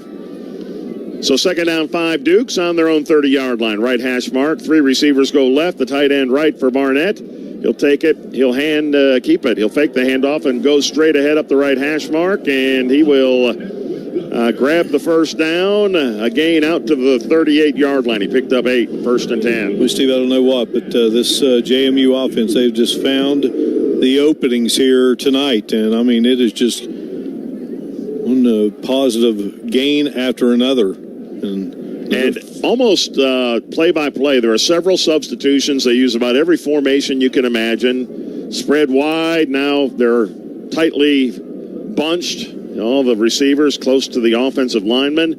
And there's a play action, a naked bootleg to the left by Barnett. He's being chased by the herd, runs out of room, runs out of time, and throws it away. You had Jaden Yates and Mike Green in the backfield, and Barnett wisely said, let's just live to play 2nd and 10. Being a right-handed quarterback, never easy, when you roll the opposite way there, but looking a very talented kid. But, in that particular play, you just say, let's live to have another play here. 8:23 on the clock, third quarter. Marshall trails at James Madison 17-3. The split the tight end, Taylor Thompson right. 3 receivers go left. The snap. They'll hand it off, trying to get left, and getting nowhere is George Pettaway. He's pulled down by Leon Hart. Hart, the sophomore linebacker from Miami, getting a lot of playing time for the Herd tonight. Yeah, Leon Hart looking nice there on that play. He's up 3rd and long. Pettaway's out. Wayne Knight is in as a running back. Ymir Knight, Wayne's brother, checks in at receiver. He's slotted right. So 3rd down and 10 to go for the Dukes on the JMU 37-yard line. The snap to Barnett, back straight up, gets rid of it to the left sideline, incomplete, batted in the air.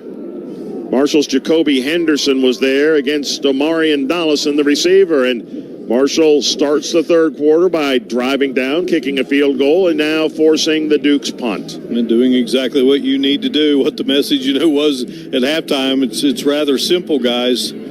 Hold them and produce points. So now they're going to get another opportunity to do so. Ryan Hansen, preseason All-American punter. Chuck Montgomery stands back at the Marshall 22-yard line. The snap, the Herd's bringing pressure, but Henson gets it out of there, and it's a short punt that Marshall has to let it hit, and Montgomery might have been hit by the ball. There's a scramble. Who's got it? It's around the Marshall 24-yard line, and the Dukes come out with a football. JMU ball.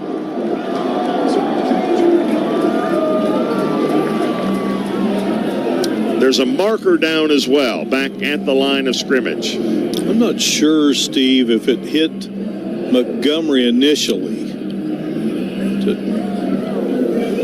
But he saw it. The results of the play was the punt was touched by the receiving team, recovered by the kicking team. But we have illegal formation, kicking team. More than 4 men in the backfield.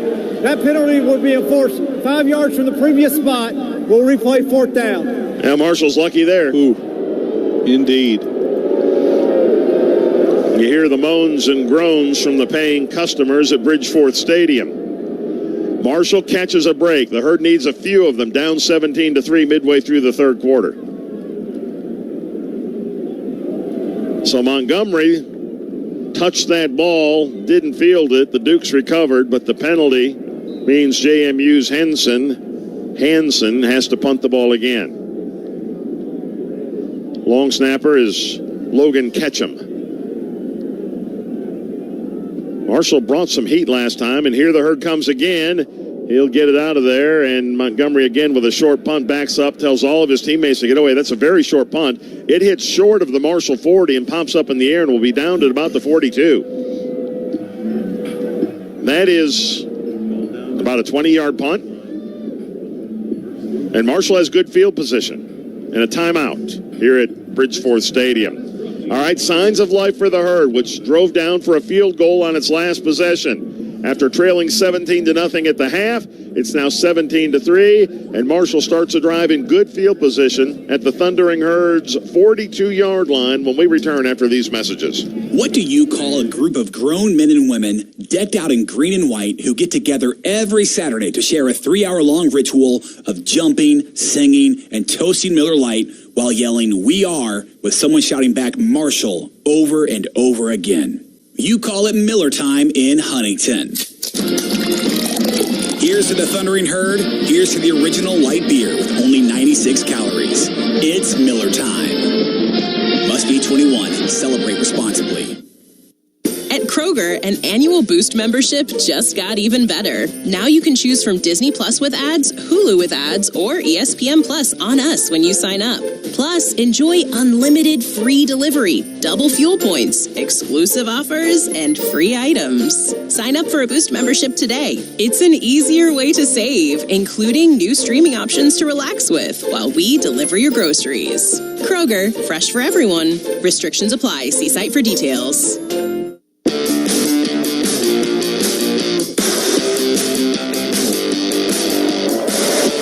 7:19 on the clock. Marshall 1st and 10. The Herd has it on its own 42-yard line, trailing James Madison 17-3 at Harrisonburg, Virginia. Grab a Pepsi and some friends and get in the game. Proud to be the official soft drink of the Thundering Herd. Pepsi says, "We are Marshall." They went back and saw the replays down there with the stat crew, and the muffed punt wasn't Montgomery. It hit Jordan Reagan, one of the Marshall blockers in the back. Then Montgomery dove in there, realizing it had been touched by Marshall.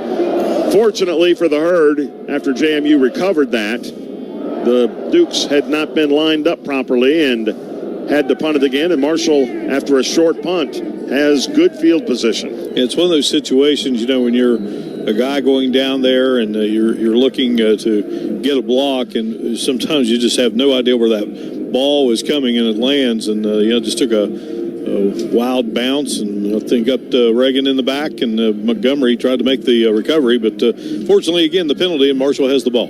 And you're not expecting a preseason All-American punter to lob him down there about 30 yards. No. 25 or 30. That's what he did on both of those. And so Marshall starts on the 42-yard line. Braylon Braxton's 8 of 13 for 82 yards now. A.J. Turner's in at running back, set right of his QB. Braylon Brown goes in motion right to left. The snap, a swing pass to Turner, wrapped up and taken down behind the line of scrimmage, though, by Gannon Weathersby, a sophomore linebacker from Atlanta. A loss of 5. Weathersby showing a great break on the ball there. No chance for Turner on that play. Call it 4 yards behind the line of scrimmage. 2nd and 14 for the Marshall offense. Herd now snaps from its own 38-yard line. We're under 7 minutes in the third quarter. Clock rolls. Dukes have a bunch of guys on the line of scrimmage on 2nd down and long. Turner motions out of the backfield. Braxton takes it. They back out of the blitz. Braxton steps up in the pocket under pressure. Backs up again. Points downfield. Still looking. Throws deep downfield. Incomplete. Over top of Braylon Brown was the receiver in the neighborhood at around the JMU 35-yard line. Nice job by Braylon Braxton just to kind of keep things alive there, but unfortunately comes up empty there, and it'll bring up 3rd down. Marshall brings Ethan Payne in at running back, a potential guy to be back there to pick up a blitz if the Dukes come after the Herd on 3rd down and 14. Marshall just 1 of 6 tonight on 3rd down tries. 2 receivers in the tight end left, single receiver right. Marshall needs to get it to the Dukes 48. The snap to Braxton, steps up in the pocket. He's hit behind the line and goes down, and the flag flies as well. Sacked by O'Neal from the blind side, and the marker, maybe a hold, which would be declined if that's the case. Holding, 70, offense. That penalty's declined. 4th down. Jalen Slappy guilty. But the Herd goes 3 and out after starting in good field position. And still trails at 17-3, 6:28 on the clock. Yeah, unfortunate because, you feel like maybe you've gained a little bit of momentum, but that drive just stalls out. Now you need a good pump by Clark. Alec Clark gets the snap, pressure, he gets it away, a line drive. That's going to drive Ymir Knight back to the 13-yard line, fields it there, moves right, trying to get around the edge, chased by Foster and Braylon Brown, and they don't let him get free. He'll be tackled shy of the 20-yard line. Nicely done by Marshall's special teamers. The Dukes start at the 20, 1st and 10 after a timeout. 17-3, James Madison leads it. 6:06 on the clock. We're in the third quarter at Bridgeforth Stadium, to which we return after 60 seconds from your local station. You're listening to Marshall University football on the West Virginia Lottery Thundering Herd Sports Network from Learfield. Marshall University and Creative Kitchens, two hometown teams striving for perfection every day. When it's time to update your kitchen, bath, or any room in your house, call the squad at Creative Kitchens. With more than 60 years of experience, Creative Kitchens is West Virginia's leading kitchen and bath design and remodeling specialist. Stop in one of their beautiful showrooms in Huntington, Hurricane, or Lewisburg, or visit Creative Kitchens online at creativekitchens.com. Creative Kitchens, family serving families since 1959. A proud supporter of the Marshall Thundering Herd. Whether it's a septic clean out, locating a tank, or pumping grease traps, One Way Septic has you covered. Hosting an outdoor event, Rent-A-Can is the perfect solution to keep things running smoothly. Offering portable restrooms, luxury restroom trailers, hand washing stations, and more. Our friendly staff is here to take care of your needs. We also offer roll-off dumpsters too. One Way Septic and Rent-A-Can. Visit us online at oneway.septic.com or call us today at 304-429-5218.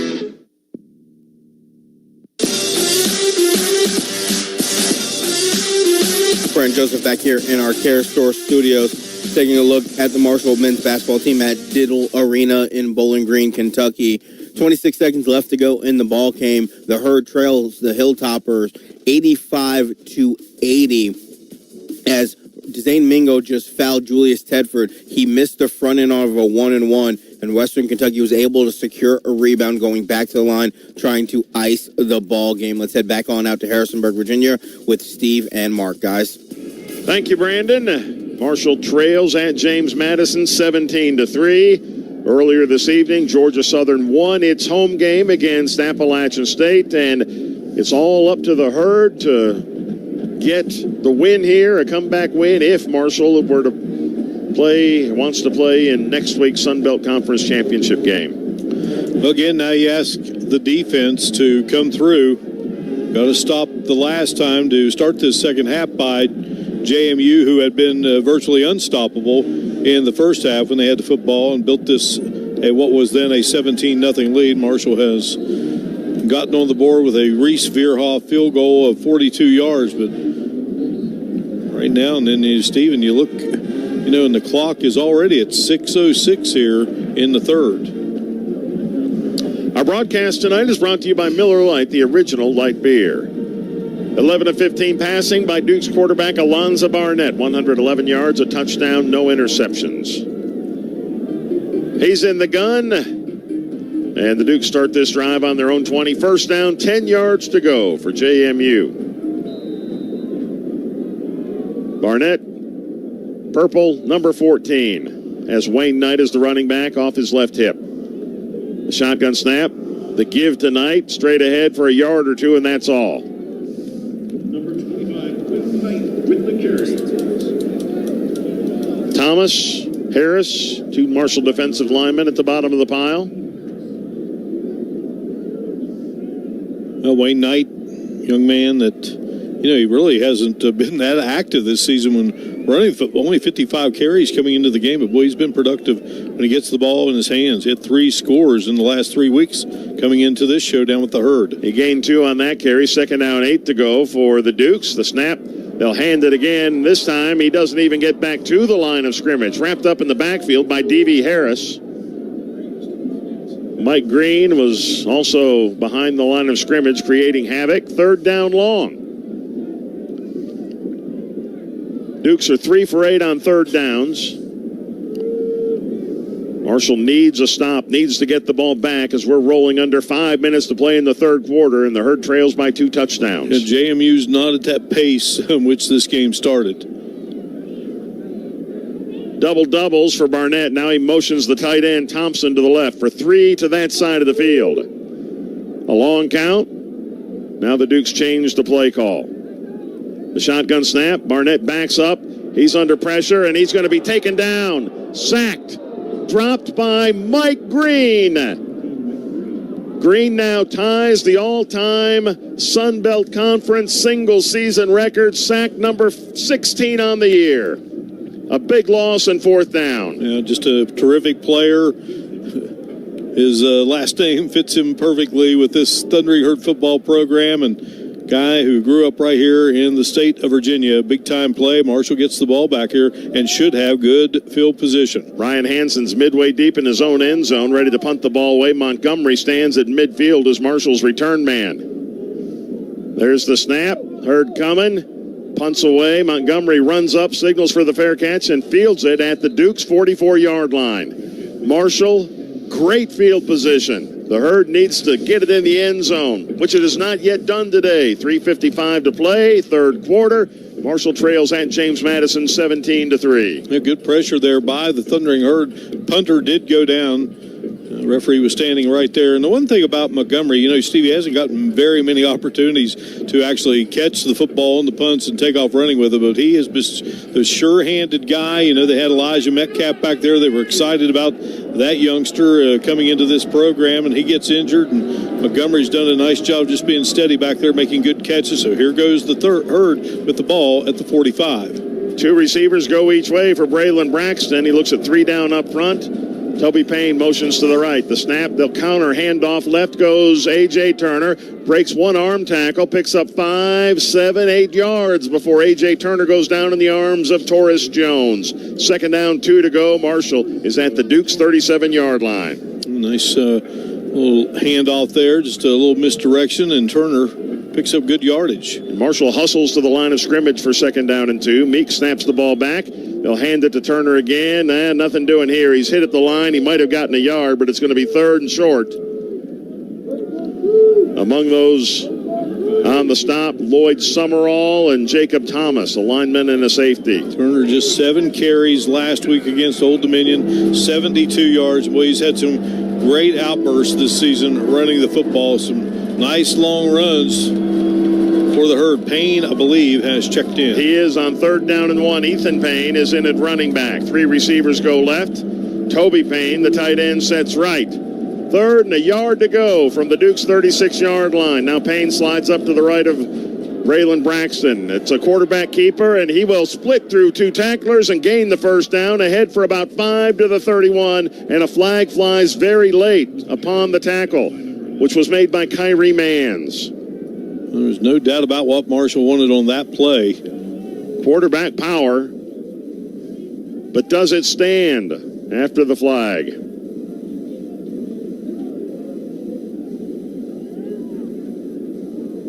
Mr. Ted Pitts will let us know. Personal foul, face mask, 0, defense. That's a 15-yard penalty that'll be added to the end of the run. Automatic first down. Ought to take it to the 16-yard line. Marshall's in the red zone. First and 10 to go. You punch it in, Steve, and then suddenly you look up at that scoreboard, and you got a 7-point game. Ethan Payne remains the Marshall running back. He goes left of QB Braylon Braxton. 3 receivers left. Carl Chester's the only guy to the short side of the field. First and 10 Marshall at the Duke's 16-yard line. They're showing blitz. They come. Braxton takes and throws incomplete. He wanted Chester on the slant from the right side. He threw it a bit behind him. The idea was right. You had the blitz. They threw it to that spot. The pass just a little bit off mark, and it's second down and 10 to go. Logan Osborne has re-entered the game at center for the Thundering Herd. Eric Meeks moves from center to left guard. Second down and 10, Marshall at the Duke 16-yard line. The Herd goes empty in the backfield. You've got Braxton by his lonesome. 3 receivers left and 2 right. The snap, there's good protection. Braxton steps up, looks downfield, now fires into the end zone, and that's going to be caught for a touchdown by Toby Payne. Payne with the 16-yard catch. Braxton with a touchdown pass, and an extra point by Veerhoff means this is a 1-score game. Well, Toby Payne just, dragging across the end zone there. Braxton thought about running it, then at the last second spots Payne, unleashes the pass, and Payne makes the terrific touchdown reception. His 6th touchdown catch of the year, number 7 in his career. It is 17 to 9, and Reese Veerhoff looks to make it 17-10. Drew Pettit's ready to snap the ball back to Alec Clark. Marshall's punter is the holder. Snaps back, spots down. The kick by Veerhoff is true. And Marshall, after trailing 17-0 early in this game, is now within a touchdown. 2:18 to go. We're in the third quarter. It is JMU 17 and Marshall now 10. You know, this place has quieted down a little bit now, Steve. Marshall fighting back here. And, you know, you tell your kids all the time, and these players, regardless of sport, but in this case football, this is a 60-minute game. And the first 15 minutes, it did not look good for Marshall. And then, you know, they go into the locker room at the half and trailing 17-0, but they come out here, they produce 10. And credit to all facets here. And certainly what a big play by Mike Green to set up that touchdown, Steve. Yep, Green with the big sack to force the Dukes to punt from the end zone. Short punt. Marshall only had to go 45 yards and did so in 5 plays. The 16-yard touchdown pass is number 17 on the season by Braylon Braxton. So Cam Ross and Wayne Knight are deep returners. As Reese Veerhoff, fresh off the extra point, will kick it into a breeze. The approach, and he'll hang it high toward the corner. Ross is going to let it hit. He hopes it goes out of bounds, and it sneaks just inside the pylon for a touchback. Wow. That was about 8 inches that made a difference of 10 yards in field position. If you kick it out of bounds, the Dukes start at the 35. Instead, a touchback, and they begin on the 25-yard line. Mark, James Madison on its first 2 drives went 75 and 90 yards for touchdowns. They only have a field goal since then. Yeah, sometimes, you know, just the adjustment. You get over there with your coaches and you figure it out. You get the right alignments. You get the right personnel in there. And right now, Marshall's defense has done a good job here getting the offense the ball. Now, see if they can do it again. Knight's the running back. Barnett takes, wants to throw, swings it out, and is intercepted by the Herd at the 25-yard line. Marshall's going to go all the way into the end zone. It is Jadarius Green McKnight, his first career interception. He takes it all the way, and Marshall can tie this game with an extra point. Wow, what a play. But how about the last couple of defensive plays for Marshall? Green and Green McKnight getting the Herd within a point here. Play is a touchdown. Sideline warning, Marshall. That's their only warning. Jadarius Green McKnight had never picked off a pass. The junior from Fort Myers, Florida, now not only has a pick, he has a pick 6. And Veerhoff looks to make this one 17-17.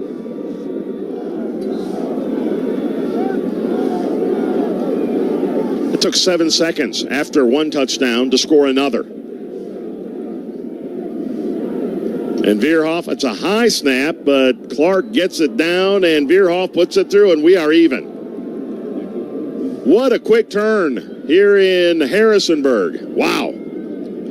Well, you know, the message at halftime, you know, a long way to go in this one. Still a long way to go in this football game, but boy, the vibe here inside Bridgeforth Stadium has changed quite a bit, and there is a lot of momentum and a lot of excitement across the way now for Charles Huff's Thundering Herd. Officially 25 yards on the interception return by Jadarius Green McKnight. And we are even, 17-17. After Marshall trailed 17-0 at halftime, how about the third quarter? Turned in by Charles Huff's Herd. Well, you know, it's one of those things where you just need something. You just need something to give yourself a spark. And, you know, in the case of a simple field goal, not a simple field goal, but a field goal, and just, you know, you look up on that board and suddenly that 0 is gone, and that can change just the field. And it certainly has. All right, Marshall fans across the way have finally something to cheer about here in Harrisonburg. Ross, the deep returner. Veerhoff with the approach. He'll hit one into the wind again. It hooks toward the sideline, and this time it's going to go out of bounds. And the Dukes will start at the 35-yard line. That's an illegal procedure penalty on the Marshall kickoff man, Reese Veerhoff. Kick out of bounds, kicking team. The ball will be placed on the 35-yard line, 1st and 10. Boy, how excited is Jadarius Green McKnight right now? Yeah, you know, you just work every day and come to practice. You do what you're told, and The coaches will tell you good things are going to happen, and certainly did there for that young man. A pretty good, much better field position here for JMU than would have been. So unfortunate there on the kickoff. But again, this defense, they've been playing a pretty good football here. See if they can keep it going here as we are close to that 2-minute mark of the third quarter. All right, Marshall, 2 touchdowns in a span of 7 seconds. The pass from Braylon Braxton to Toby Payne. The pick 6 by Jadarius Green McKnight. Barnett facing adversity. Takes the shotgun snap, hands it off. Straight ahead goes Mallory, the big back.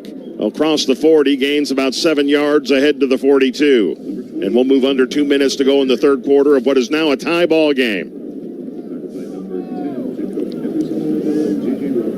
J.J. Roberts is in on the stop. Jacoby Henderson got his nose in there as well. 2nd down, 3 to go. The shotgun snap out of the pistol. They'll hand it off straight ahead. Mallory with a first down and more across the 45 and 50 ahead to the Marshall 45-yard line. Jaden Yates makes the tackle.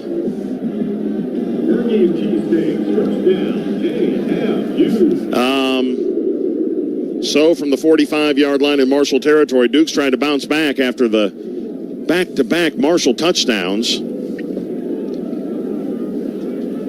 And they have it in Herd territory. On the Marshall 45, the shotgun snap, the give again to Mallory. Why not? This time he's hit at the line of scrimmage by Jadarius Green McKnight. He hangs on for dear life on the 235-pounder and then gets help from his 300-pound buddy Tyquez Legs. Mallory, not an easy guy to bring down. It's going to take a few. Good to see Tyquez Legs out there in the second half. So, 2nd down, 8 to go.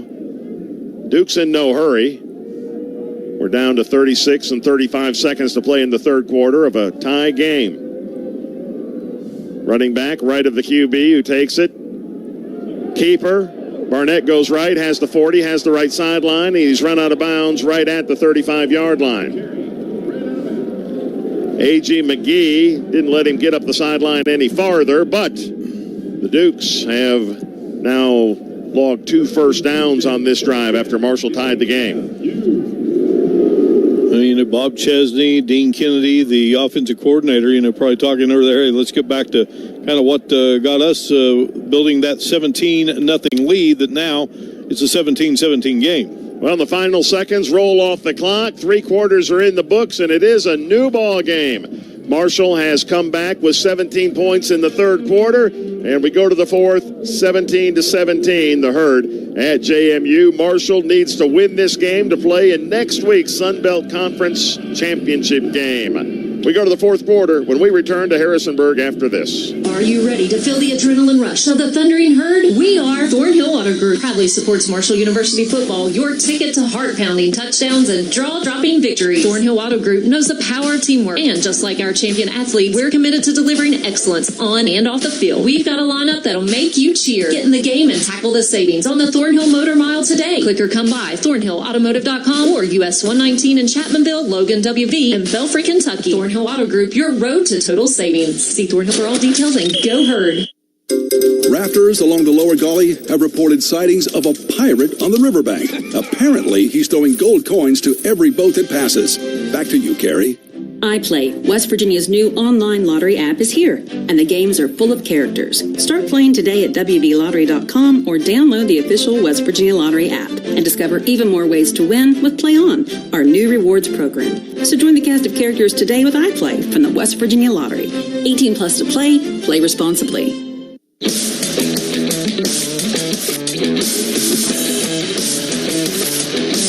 All right, 15 minutes back on the clock. We're in the fourth quarter. Marshall at James Madison University. New ball game, 17 all. The Thundering Herd and the Dukes. Stats at the quarter break are brought to you, as always, by Central Van and Storage, the official moving company of the Thundering Herd. The stats are still lopsided toward JMU, which has outgained Marshall 300 yards to 130. But when you score a defensive touchdown like Jadarius Green McKnight's 25-yard interception return, sometimes the stats don't show the whole story. Yeah, it's, at the end of the game, it's kind of like what they always say about time of possession. what's those final numbers read in the scoring column. So, yeah, good third quarter there now. And, now JMU starting to show a little bit of life here. They've got the football as they continue this drive into the fourth and trying to retake the lead that they had owned from the outset of this game. James Madison has had the football twice as long as Marshall, basically. 29 minutes, 48 seconds time of possession through three quarters to 15-12 for Marshall. Now, they had some big chunks throughout that first half. And you talk all the time about, you got to do it in all three phases, and you saw a good bit. You saw that in the third for the Thundering Herd. Now to keep it going here in the fourth, and it starts with the defense preventing JMU from putting more points on the board after they were shut out there in the third. Fourth quarter is brought to you by Stephen New & Associates, the official injury attorneys of Marshall Athletics. Stephen New is a proud graduate of Marshall and for more than 25 years has fought for West Virginia clients and their families. So the Herd ties it up, but James Madison has taken the ball to the Herd 35-yard line and has it 1st and 10 in Marshall territory. Looking to go back on top. JMU has led since it took the opening drive. 75 yards for a touchdown, led the entire way until the Jadarius Green McKnight pick six has us even at 17. Duke's trying to get back on top. Running back, set right of the QB. Barnett takes it, hands it off, sweeping left. Mallory, the big guy, gains 6-7 yards again before being stood up and driven backwards by the heart of that Marshall defense. 2nd down and 3 to go at the Herd 28. Jaden Yates and J.J. Roberts combined on the stop of Joby Mallory. 236-pounder. You're going to take him on. You got to take him on, but, boy, you're going to pay. He's very physical. 2nd and 3 to go. 2 receivers each way for Barnett. He stops and looks back over his right shoulder and sees the play sent in. Mallory started right at the QB. Now he flip-flops to the left side. The shotgun snap. They'll hand it straight ahead. Mallory running hard. Goes for a 1st down and takes it inside the 20 to the 18. He gained 10 more. Joey Mallory finally is dragged down by Jaden Yates, but Yates kind of took a ride on the big back. So the Dukes trying to break this 17-17 tie early in the fourth quarter. Have it in the red zone. 1st down and 10 to go at the Marshall 18. It's right between the hash marks. Mallory stays in at running back. You've got a tight end and 2 receivers right. Single man left for Barnett. 2 down up front, 2 standing ends for the Thundering Herd. Now the Dukes again stop and send a new play call in. Mallory goes off the left of his QB. The clap, the snap, the give to Mallory straight ahead, breaking tackles. He's inside the 15. He's down near the 10. Stopped at the 11 after 7 more yards. Finally, D.V. Harris is able to wrestle the man down. Dukes will make a couple of substitutions on the offensive line again. 2nd down, 3 to go at the 11. It's just become very apparent that the mission here, give it to that big back. Now they have gotten him out of there. Pettaway's in.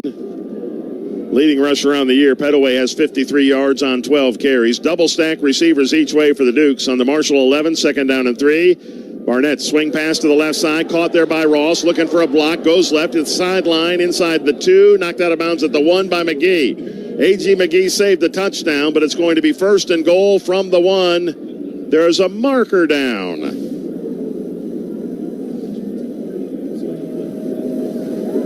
That wide receiver on the edge. Number 17. It's a 10-yard penalty. Replay, 2nd down. Technically tight end. Thompson, not a wide receiver, but he was split wide and wiped that one out. Back it up to the 21. And instead of 1st and goal at the 1, it is 2nd down and 13 for the Dukes on the Marshall 21-yard line. Tied at 17, 12:49 and 48 as the clock rolls. Knight's in the game now at running back. Thompson, the tight end, motions wide left. A bunch formation for the Dukes. The shotgun snap, play action, deep drop for Barnett, sets up a screen pass to the left side and Knight. Knight hit, breaks free, throw, goes to the right side, still on his feet at the 15, cuts left, he goes down to the 10. It's going to be 3rd and 2 there for James Madison. Nicely done by Wayne Knight, who made a couple of Herd defenders miss. Yeah, very good job there maneuvering here on the near side by Knight. Make this a very short third down attempt. There were opportunities there. Just couldn't get him down until the very end. So 3rd down and 2. Can Marshall make the Dukes settle for a field goal try? From the 10, they need the 8. The snap, play fake, keeper, and Barnett turns it up and gets what he needs. Not by much, but he did. Jacoby Henderson held on and got him down, but Alonzo Barnett has had several of those keepers on 3rd down conversions, 1st and goal. Needed 2. Got 3 to the 7. Marshall's going to bring in a new defensive line. 4 new big men up front, 17-17 here at JMU. Dukes on the right hash mark, moving left to right. 1st and goal at the Marshall 7-yard line. Big back Mallory in. They'll hand it to him left. He has a hole and he turns it upfield, goes untouched into the end zone.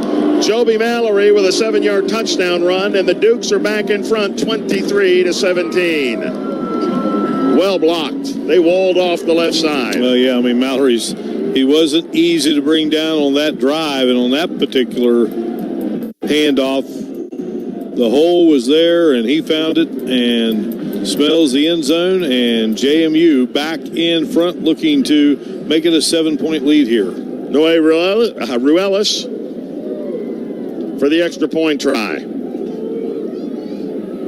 Still over 11 minutes to play, but the Dukes back in front by 6 and now by 7. Ruelas knocks it through.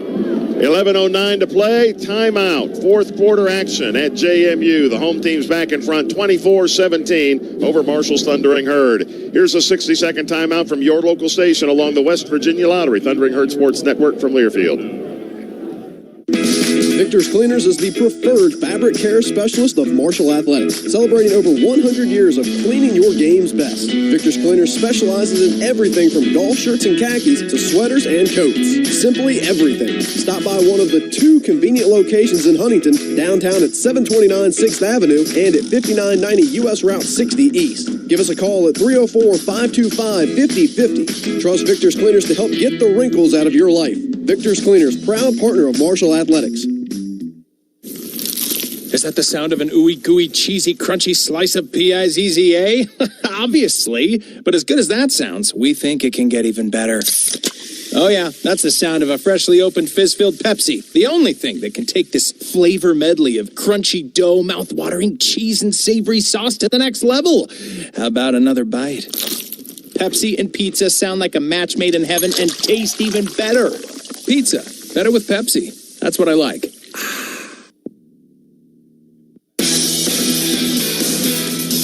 Brent Joseph back here in the CareStar studios. Marshall's men's basketball team, they gave it a valiant effort on the road at Diddle Arena in Bowling Green, Kentucky. They fall just short of the Western Kentucky Hilltoppers, 90-82. Over in Statesboro, Georgia Southern, they beat Appalachian State 29-20. It is a must-win for Marshall right now as the game is tied. Back on out to Harrisonburg with Steve and Mark, guys. Dukes back on top now, 24-17. That touchdown drive for James Madison, 10 plays, 65 yards, and the Dukes took 6 minutes and 2 seconds off the clock. There's still 11:09 to go. That's a long time, but you can't be dilly-dallying at this point. No, you can't. And on that particular drive for JMU, Steve, just a heavy dose of their biggest back, Joby Mallory, 151 yards coming into the night. And tell you what, he's a load, and they just kept feeding him the football, and they reward him with a touchdown. And coming into the game, Marshall was the number 1 rush offense in the Sun Belt, 206 yards per game. But the Herd has run for 36 yards tonight, and it's James Madison, which has rushed for 223.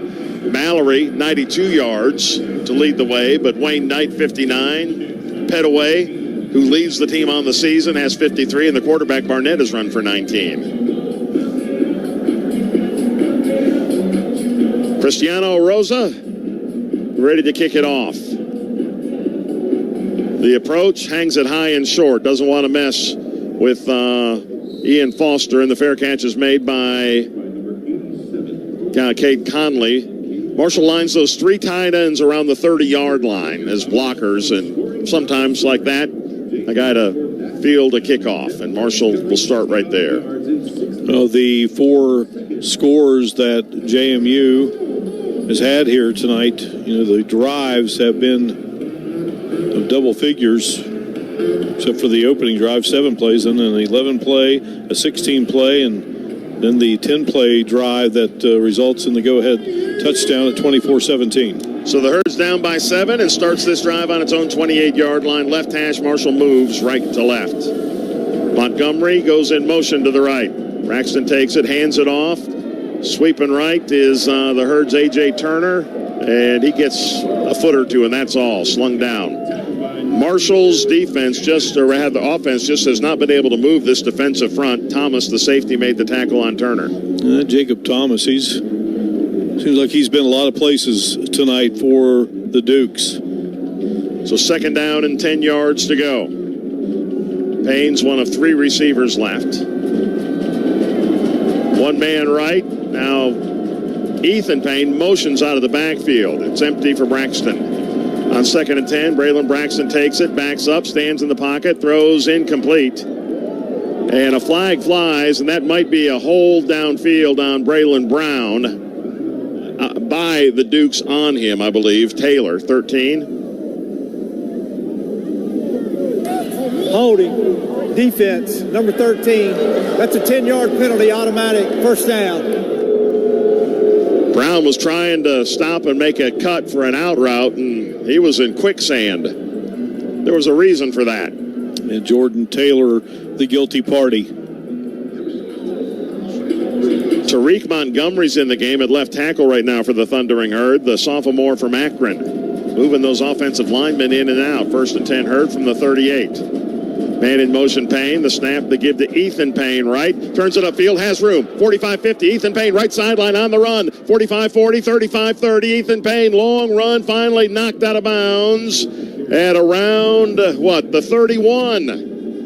Run out by Jacob Thomas. How about Ethan Payne in the open field? And the former West Virginia High School Football Player of the Year, now in his 4th season with the Thundering Herd, and again, just been the model college football player there for Charles Huss program. 31-yard gain. We cross 10 minutes to go. Marshall trails 24-17, but has it at the Dukes' 31-yard line. Deep motion by Montgomery. The shotgun snap to Braxton. Looks left, now takes off himself right. Nothing there. Cuts back left, turns it upfield, and he'll pick up 5 and 6 yards near the 25. Good individual effort there by Braylon Braxton before being tackled by the star defensive end Eric O'Neill. 2nd down and 4. Well, they always say don't give up on the play, and Braxton definitely didn't. He was clogged up there on the right side, but then just makes his way into the middle there and found that opening. So nice first down play by the Thundering Herd QB. Herd removes its running backs.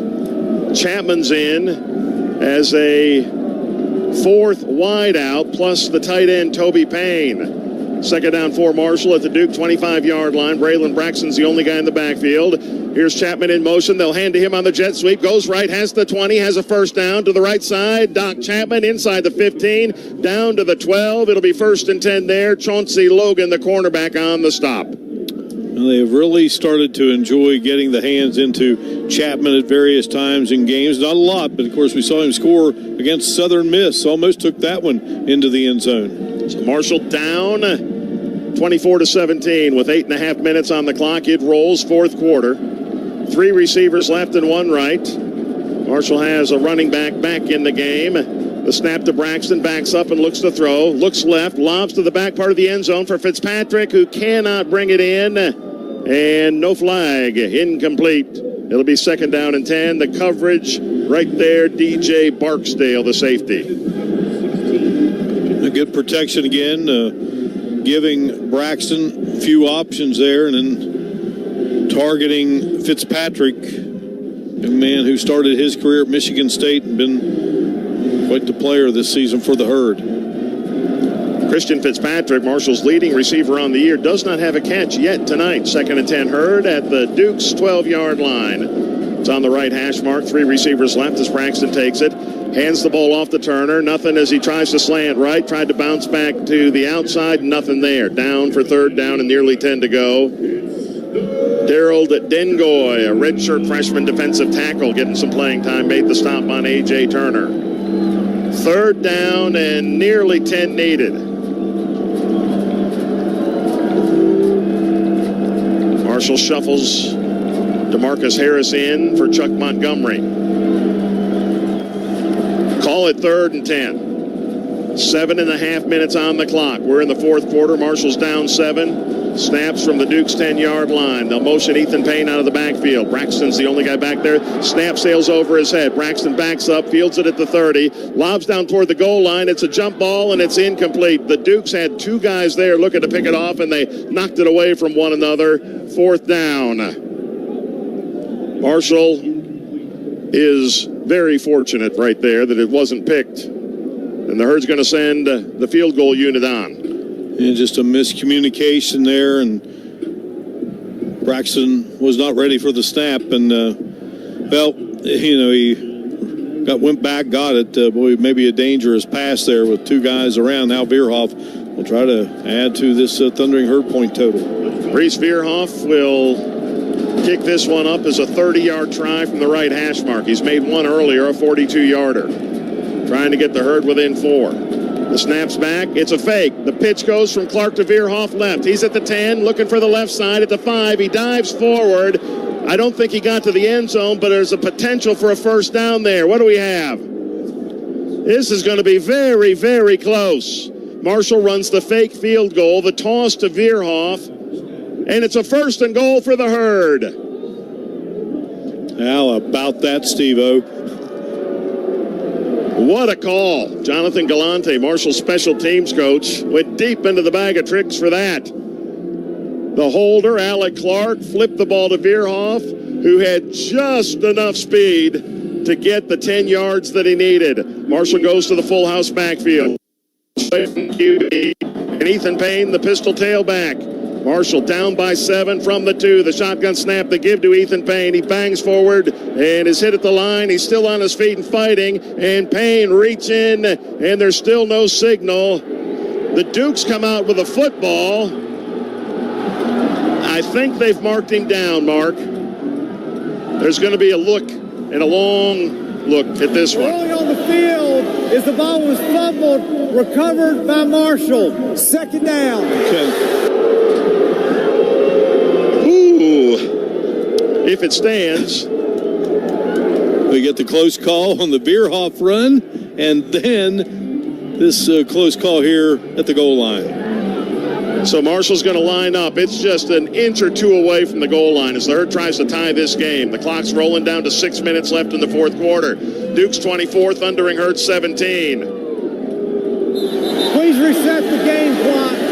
Please reset the game clock to 6:47. 6:47. The fans are booing because they thought when the referee turned his mic on that they were going to say it's under review. Full house backfield. You've got Justin Holmes, the tight end, left of the shotgun QB, Braxton. You've got Conley set right. And now the officials stop play again. Timeout. James Madison, their first. High drama? Just a little. Yeah, you got a kicker. James Madison has challenged the ruling on the field. Previous plays under further review. Well, I thought we had escaped it. Oh, we'll see. Wow. Well, they've taken a timeout. But are they rolling that clock yet until after they decide what happens on the review? 6:39 to go. Marshall thinks that it has the ball for 2nd and goal from inches out. But does it hold up under video review? And Charles Huff talking to the officials across the way. Take a look at it here on the near side. Now, the Dukes, after the ball was fumbled, was picked up by Braylon Braxton. The Dukes ripped it away from him, but was he down? Right at the goal line. After further review, the ruling on the field is confirmed. The ball carrier fumbled the ball. It was recovered by Marshall. James Madison coach has lost his challenge.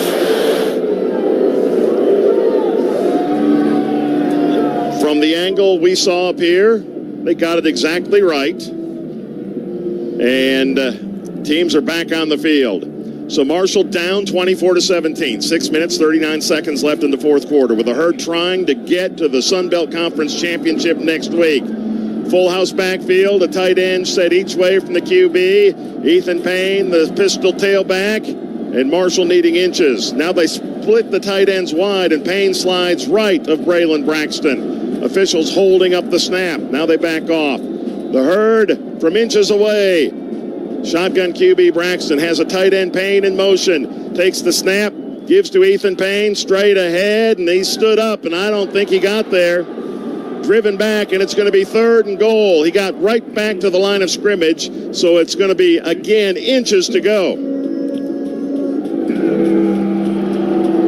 A good hard running by Ethan Payne, trying to get it into the end zone, but the Dukes are there to stand him up, and as you said, Steve, right back to where the ball was here now for 3rd down. They might need a foot now. They split those tight ends from the backfield out wide last time. They're going to line them all up in the backfield, the diamond backfield. Now they split everybody out wide. Braxton's the only guy in the backfield on 3rd and goal from a foot away. Tight end in motion. Braxton takes it, keeper to the right, turns it upfield. He is hit, and I don't think he got it. It's going to be 4th and goal from inches away.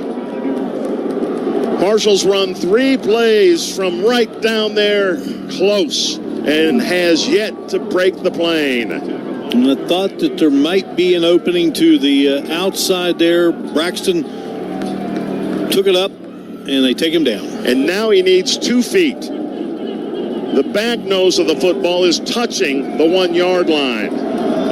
4th down, goal to go.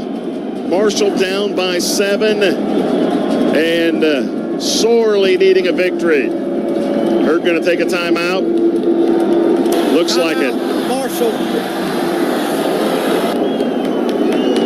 So a timeout taken, and we will break as well. Well, the biggest play of the season is going to come up on the other side of this timeout. James Madison, 24, Marshall, 17. 5 minutes, 9 seconds on the clock. 4th quarter at JMU, and it's 4th and goal from the Herd, for the Herd from inside the 1 when we come back after this. CareSource Marketplace health plans are reliable and predictable. That's important because your life plans are not. CareSource gives you the reliable coverage and peace of mind to take on whatever comes your way. Emergency services, hospital care, prescriptions, and more. Our plans are simple and affordable because when your life is complicated, it's important that your health insurance is not. For affordable coverage when you need it most, visit caresource.com/marketplace. We got you. The passion, the tradition, the rivalries. SiriusXM is your destination for all things college sports, and we've got you covered. On SiriusXM College Sports Radio, there's complete coverage of every major conference, including live games, plus 24/7 talk and analysis. So cheer along on the SiriusXM app and listen to your favorite team anywhere. And now you can get 3 months of SiriusXM free. Subscribe now. See offer details at SiriusXM.com/College Sports Radio 24.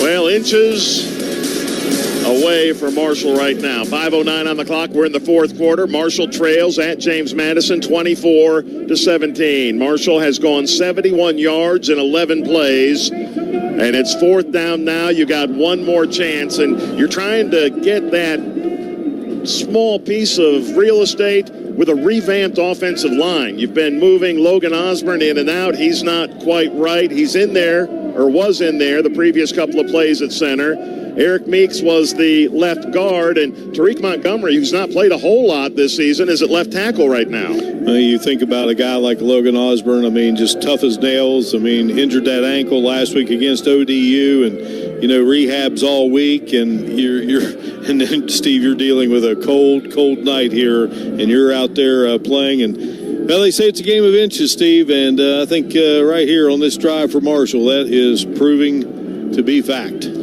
Well, what a job so far by the James Madison defense.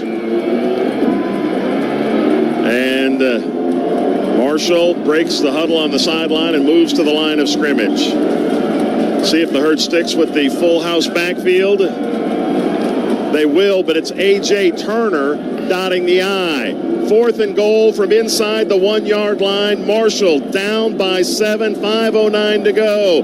Braylon Braxton in the gun, slides Turner a step to the left. There's the snap. Braxton, a quarterback keeper right. He digs hard. He lowers his shoulder. Braxton's in. Touchdown, Herd.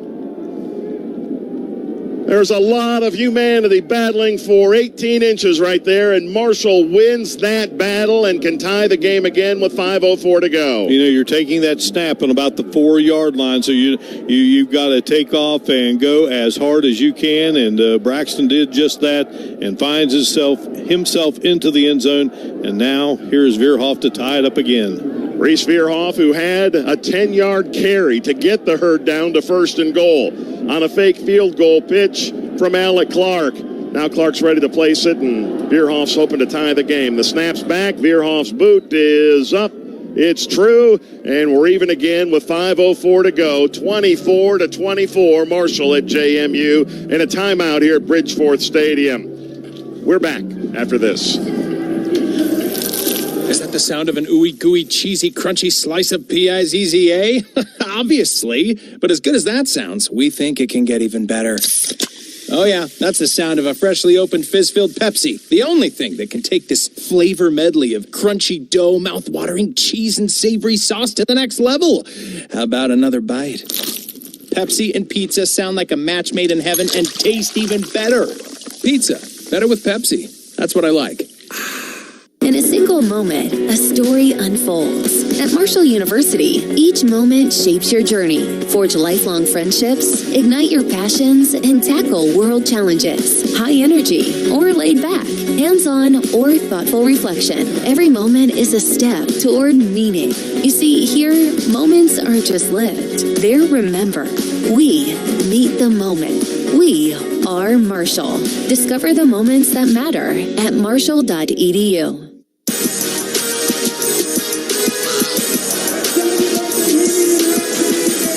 Yeah, Marshall had to fight for every last inch on that drive. It ends up being 12 plays and 72 yards and 3 snaps from inside the 1-yard line. Finally, Braylon Braxton, who needed a couple of feet, got 3 maybe, and the Herd has tied the game again. 5:04 to go in the 4th quarter. That takes a little bit out of you. That was an exhausting drive there, and of course the great call on special teams.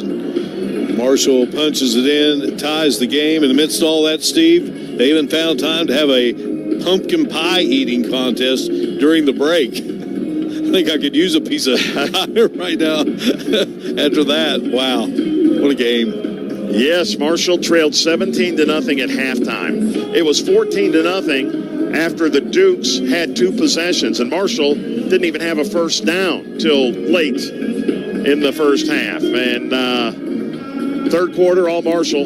Herd came back to tie it 17-17. Early 4th quarter, James Madison regained the lead on a 7-yard run by Joby Mallory. That at the 11:09 mark. And the Herd answered with that huge drive that took 6:05 off the clock. 12 plays and 72 yards. And Braylon Braxton with the touchdown run at the end of it. That is on the season his 4th touchdown run. He's also thrown tonight his 17th touchdown pass. Marshall's other touchdown, a 25-yard interception return.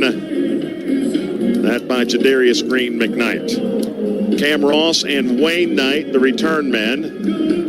Veerhoff this time Kicking right to left, will tee it up near the right hash mark. Straight up that hash mark, the Dukes will station Ross. He's the guy they want to return the ball if he gets a chance. The breeze is at Veerhoff's back. Here's the run-up. 5 minutes to go in a tie game. Veerhoff, a line drive, and that's going to skip and hit it about the 2-yard line and skid on through the end zone. The Dukes will start at the 25. And now you ask your defense. How about a quick 3 and out? Get that offense back the ball and take over. Eat up the rest of the clock and get the winning points. Alonzo Barnett, 12 of 17 passing, 122 yards. They've had 3 guys, Joby Mallory, Wayne Knight, and George Pettaway, share the toting duties. And Mallory, the big guy, has 92 yards and a touchdown. Knight's the running back to start this drive. Dukes on the 25, 1st and 10, tie game, just over 5 minutes to go. 2 receivers each way. Barnett takes it, hands the ball off. Knight goes left, and he tries to cut outside, and he's taken down behind the line by Mike Green. He might have gotten back to the line, forward progress, no gain, 2nd down, 10 to go. And Mike Green just superb all season long and coming up big here. The big back Mallory's back in. Knight goes out. 2nd down, 10 yards to go. From the 25, 2 receivers each way for Alonzo Barnett III. He takes it. He'll hand it off to the big back. Mallory picks up 4 and 5. It's going to be 3rd and 5 for the Dukes, though, as Mallory's dragged down by Monroe Beard III, making a huge tackle. 3rd and 5 from the 30. 4:15, 4:14 to go. A stop here. You get the ball back. Dukes thinking about a play that can get them 5 yards. And, they've been running that power football time and time again. Do you dare do it again on 3rd and 5 from the 30? Mallory's the running back. They put a receiver in motion to the right. Trips that way for Barnett, the wide side. From the 30, 3rd down, 5 yards to go. The shotgun snap to Alonzo Barnett. Has a pocket. Anstey goes left, trying to shake Beard, and he can't shake Monroe Beard. He takes him down to bring on 4th and 3 at the 32-yard line. Monroe Beard III, the junior from Chattanooga, with a huge tackle, and the punt team's on the field for the Dukes. Yeah, Monroe Beard III comes over there and slows him up, and then Chris Thomas there to help finish up the play. D.V. Harris is banged up for the Herd. They stopped to let the Marshall athletic training staff get out and check on him. Well, 3.5 to go. Defense did its job. We've talked about the guys who've not had a lot of playing time this year, getting playing time, and Beard certainly one of those. Came into the game with 7 tackles all season long and helps make the big stop there. Hansen, very good punter. On the night, has averaged just 32, though, on 3 punts. He's mishit a couple of them. Chuck Montgomery stands back at the Marshall 30-yard line. 3:29 to go in a tie game. 4th quarter, the Herd looks to be getting the ball back. Marshall's going to guard against the fake here. Montgomery's back. The other guys are defenders out there.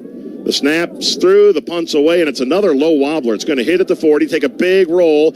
On a second hop, Montgomery picks it up, and he goes down at the 30. That could have gained another 10, 15 yards mark. It was hopping hard toward Marshall's direction, and Montgomery, even though it had bounced twice, said, I think I've got this one, and I need to get this one. Marshall in a tie game starts on the 30-yard line. We mentioned a moment ago just, what Chuck Montgomery has meant to this team, as a receiver, and certainly there as an able punt returner following the injury to Metcalf. And again, good heads-up play there by Chuck Montgomery. Marshall 70 yards away from taking the lead and perhaps winning this football game and playing for a Sun Belt Conference title. Herd has 2 timeouts left. So does JMU. 3 down up front for the Dukes. Braxton in the gun. There's the snap. The handoff goes straight ahead, and that's going to be about a 5-yard gainer for A.J. Turner. Tackled at the 35-yard line by Kyrie Mans. Say what that play kind of started out an A.J. Turner play from some times this season where he just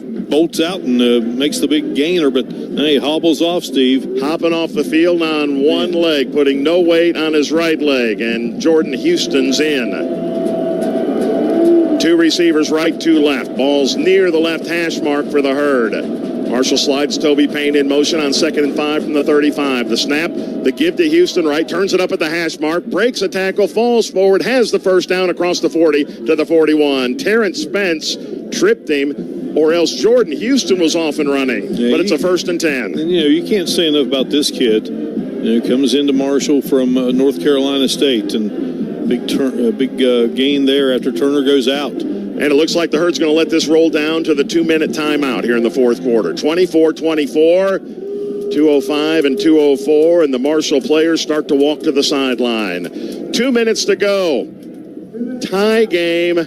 Marshall has to win to play in next week's Sun Belt Conference Championship game. Can the Herd find a way to put points on the board with 2 minutes to go? We will find out when we return to Harrisonburg, Virginia and Bridgeforth Stadium after you hear this. When the unexpected happens, it's good to know that you can count on Panhandle Cleaning and Restoration, the official restoration partner of Marshall Athletics. Whether it's fire, smoke, flood, or storm damage at your home or business, you can rest assured that we have helped thousands of customers just like you with the right people, equipment, and expertise. We are ready to respond 24 hours a day to get you back on your feet.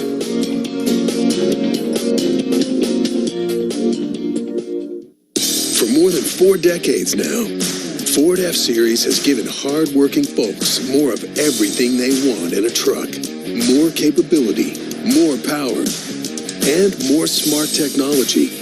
That's why, for 47 years now, more people have chosen Ford F-Series than any other brand. To test drive a new F-Series yourself and discover a 47-year legacy of toughness, visit your local Ford store today.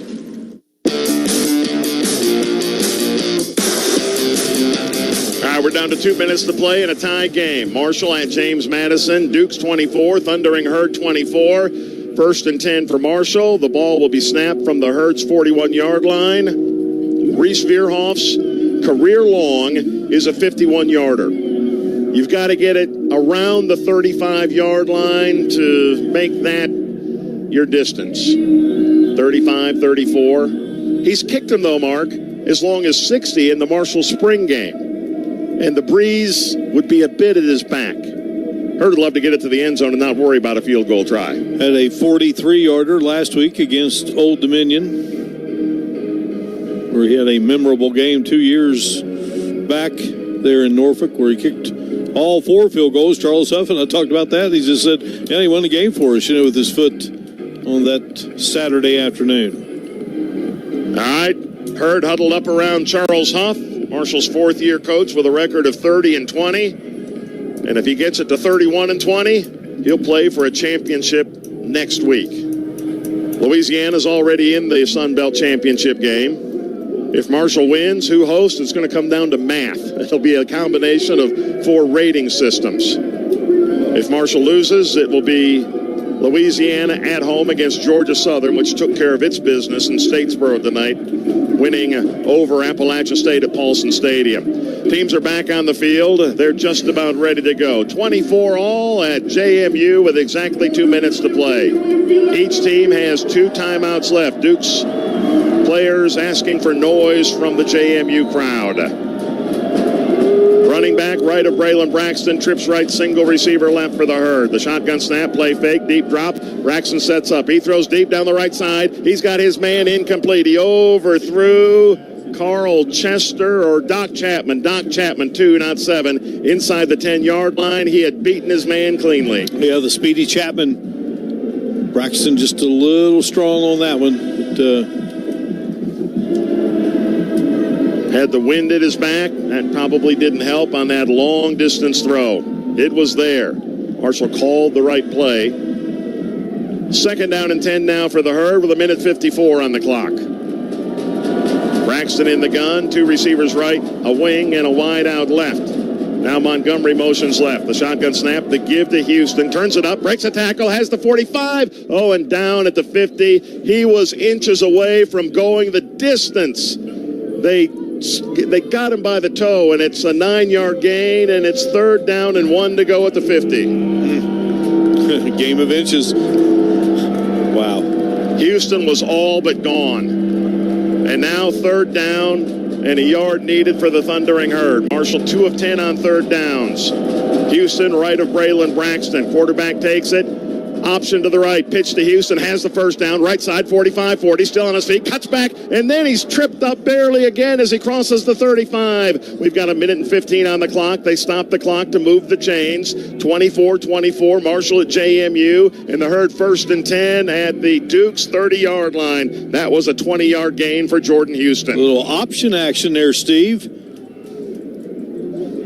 And plenty of time. You are now in field goal range. 24-24, clock rolls under a minute to go. Tight end and 2 wide out, short side right. Single receiver left for Braylon Braxton. Montgomery goes in motion. The shotgun snap, deep drop for Braxton. Throws underneath, right side. Caught out of the backfield. Houston at the 25. First down inside the 20.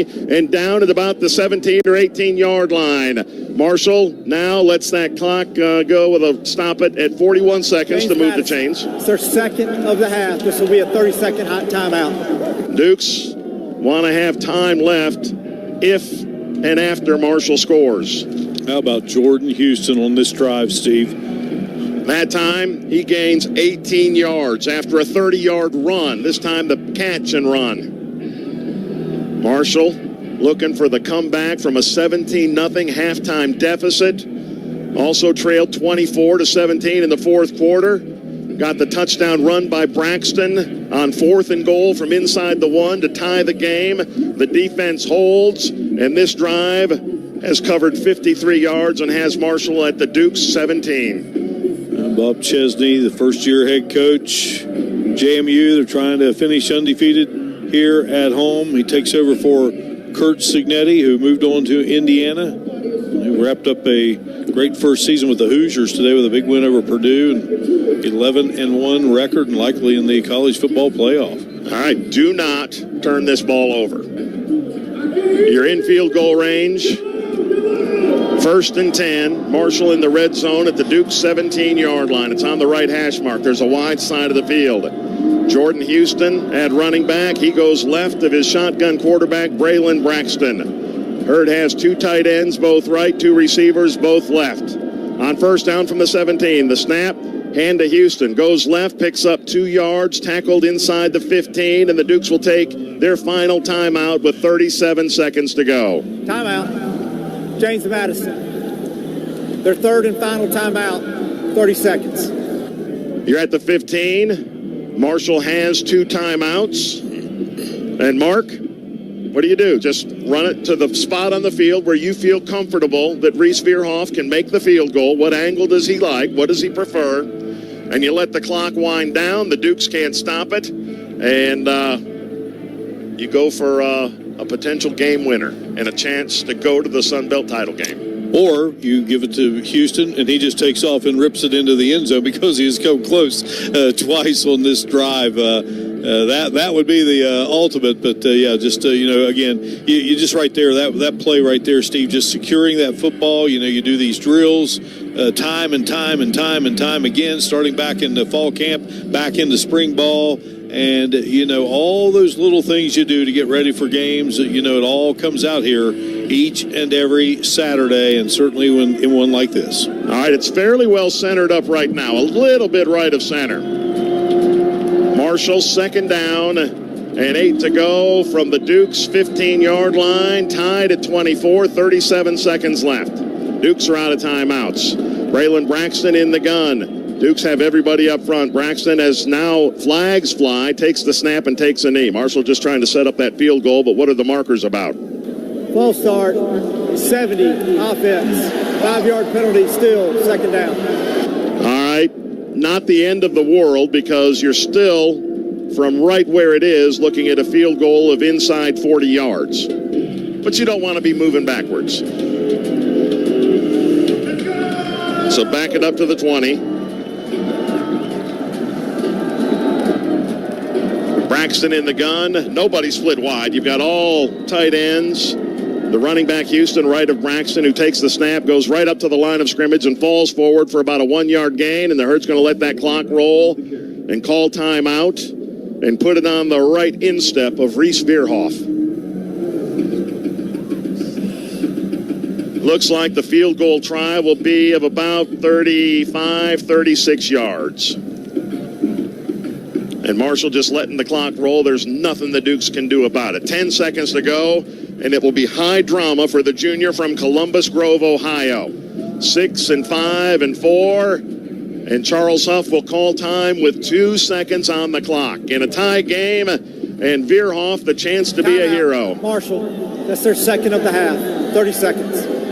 How much pressure on that young man's shoulder and his right foot right now? He is out there at around the 46-yard line all by his lonesome and just taking his kicks. I mean, he's done it time and time again. He's shown off that leg on kickoffs this season. He's perfect on extra points, and he's nailed them many, many times when needed, and now it is needed to put his team in a championship. You also got Drew Pettit and Alec Clark warming up for their jobs as the snapper and the holder. And the guys up front, Steve, got to block and keep them out. All right, Marshall special teamers run onto the field.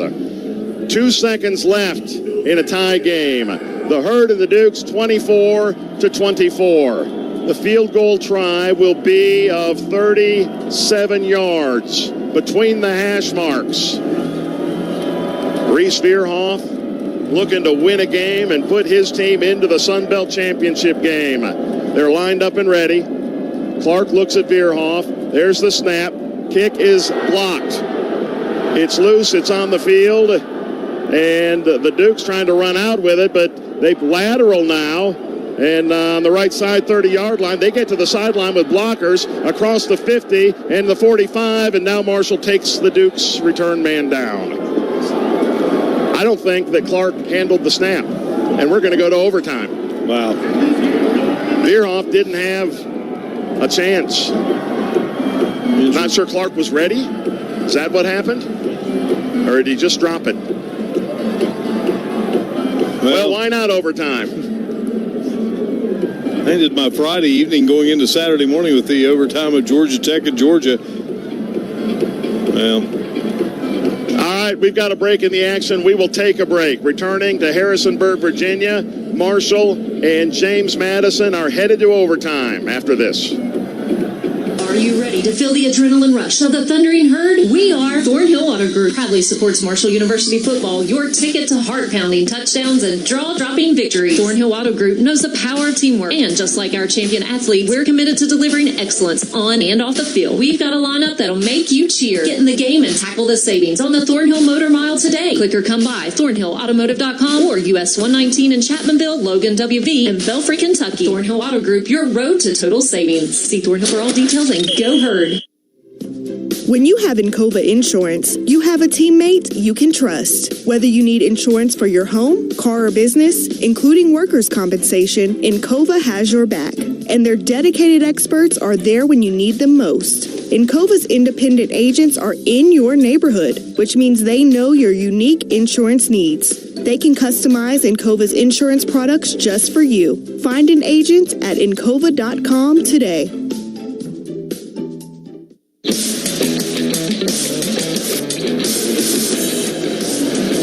On to overtime. 60 minutes, not enough. In this Marshall's regular season finale, needing to win at James Madison, fighting back from as many as 17 points down. It was 17-0 at halftime, setting itself up for a potential game-winning field goal by Reese Veerhoff. And Mark, the snapper, Pettit delivered one. Good snap. And it was caught initially by Clark, but it's 20 degrees down there, and as he spun the ball to put it down, it just came loose. And Veerhoff didn't get a chance to try to kick it. And then Marshall, fortunate, Steve, to get a tackle because JMU, wisely picked it up, and they were motoring down the field with it. And finally, the returner was taken down. So here we go with OT.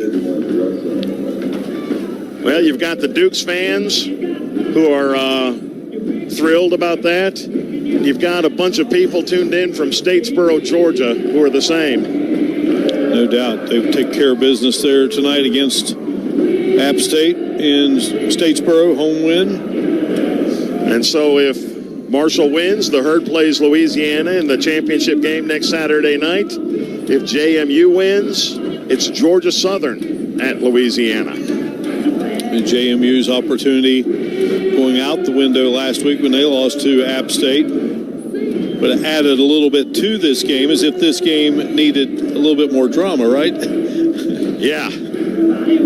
So each team will have a possession starting at the 25-yard line. They'll have a coin toss, and whoever wins the coin toss wants to be on defense first, so you know what you have to do on your overtime possession. We're all up to date on the overtime rules after watching Georgia and Georgia Tech last night. That was something else. If you go to a second overtime, if you score a touchdown, have to go for two. And after that, from the third overtime on, you just alternate two-point tries. All right, Ted Pitts, our referee, meeting with the captains at midfield.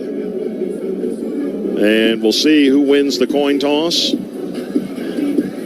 and how we will proceed in overtime here at Bridgeforth Stadium.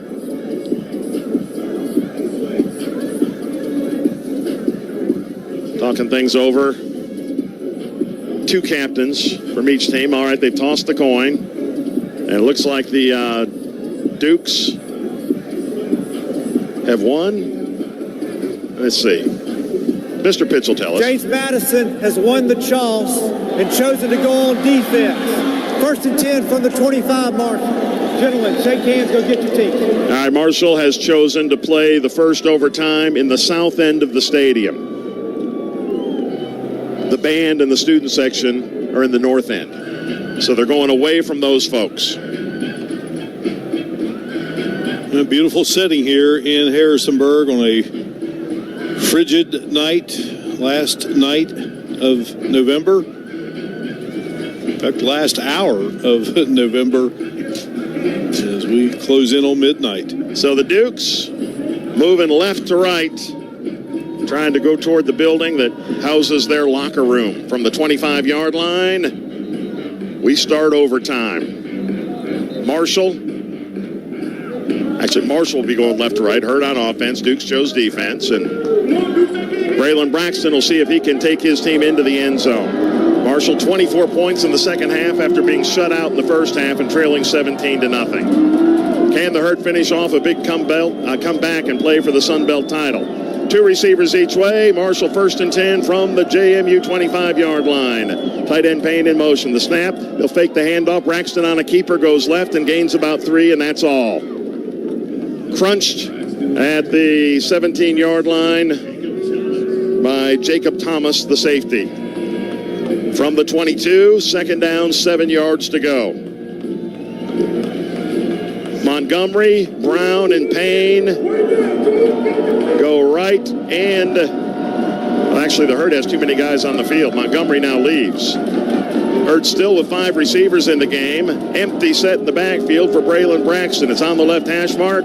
Second down 7, Marshall at the Dukes 22-yard line. JMU shows blitz, the shotgun snap. Here they come. Marshall picks it up. Braxton backs up outside the 40 and then just throws it away. Nobody open. The Herd receivers, 5 of them, were blanketed by JMU, and it's 3rd down and 7 from the 22.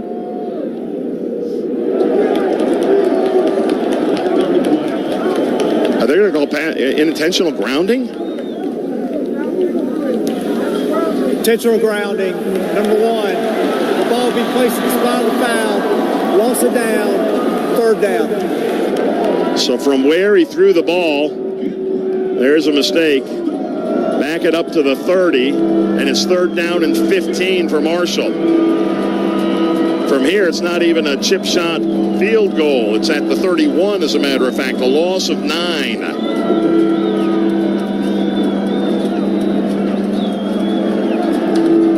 3 receivers right and 1 left. Jordan Houston's the running back, left of the QB, Braxton. From the 31, the snap, blitz on the way. Swing pass to Houston, left, and they drag him down from behind. He might have gotten a yard, probably no gain. 4th down and long. And this will be a field goal try of about 48 yards or so. Longer than the one that Marshall had to try to win the game, but couldn't handle the snap at the end of regulation.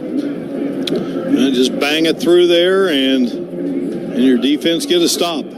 That's how you win this football game here in this first overtime. It's going to be a 49-yard try from the left hash mark for Veerhoff, the right-footed kicker. Now Clark needing to put one down here. The snap's back. Veerhoff's kick is on the way. Veerhoff's kick has the distance. Veerhoff's kick has the line. And Marshall is on top for the first time. Thundering Herd 27, James Madison 24. Now the Dukes will see what they can do. Yeah, the message, obviously keep them out of the end zone. And if at worst, limit them to a field goal attempt. 49-yard field goal, second longest of Veerhoff's career. No, that was money, Steve. Again, and also, too, Steve, you got to think about what happened at the end of the game. So you got to erase that from your mind and get out there and just forget that ever happened, because that can weigh on you heavily. And all those guys did their jobs. Marshall leads it here in OT. And so the Dukes can win it with a touchdown. Could send it to a second overtime with a field goal. And if Marshall can hold them off the scoreboard, the Herd will play for the title next weekend. Alonzo Barnett, 12 of 17 for 122 yards, a touchdown and interception. Boy, a second pick would be marvelous right here, wouldn't it? Two receivers right, tight end and a wide out left from the 25-yard line. Barnett takes it, flushed out of the pocket, tripped up, down he goes. A quarterback sack by the Thundering Herd's D.V. Harris. And it's second down and 13 from the 28. Saw D.V. Harris go out a little earlier, shaking up and back in there, makes a huge play there on first down for the Dukes. D.V. Harris has 5.5 sacks now on the season, and he backs the Dukes up a little bit. In overtime, Marshall leads at 27-24. Tight end and two wideouts right for Barnett. Single receiver goes left. Marshall, four men up front. A long count for the Dukes QB. Claps his hands, takes the high snap, hands it off, sweeping right, getting to the corner to the 25 and ahead to about the 22 is Joby Mallory, the 235-pound running back. He runs into Jacoby Henderson. And also on the field right now is Galijah. No, that's not. That's Leon Hart. Thought I saw a 27 out there, Galijah Theodule, the freshman. But it's Hart, 17, the linebacker. A gain to the 21, where it's third down and 6 yards to go. You stop them here, maybe force a field goal try, we'll see. Two receivers each way. Ross goes in motion. The shotgun snap to Barnett. Looking right, flushed out left with some room, turns it upfield, hit at the line of scrimmage, down he goes at the 20. It'll be 4th and 5. In comes the kicking unit. Tyquez legs did not let him through.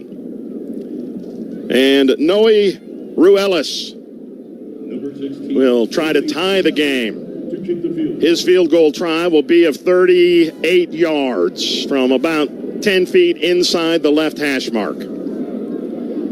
Looking to send the game to a second overtime. The Dukes are lined up. Their special teamers ready to go, hoping to tie the game again, and the officials stop play. Marshall, this will be a 30-second. Yeah, they're going to make Ruelas think about it. Well, this game in regulation ended with Marshall having an opportunity to win with a field goal. Didn't happen. Let's see if it can unfold here for JMU in OT, and Marshall will escape with the victory. Well, it's up to the youngster, the transfer from UConn. He's seen Marshall celebrate after a football game before. Yeah, at Myrtle Beach Bowl a couple of years ago, where the Herd beat the Huskies. Yeah, they made it a nightmare for the Huskies that night, Steve. They did. All right.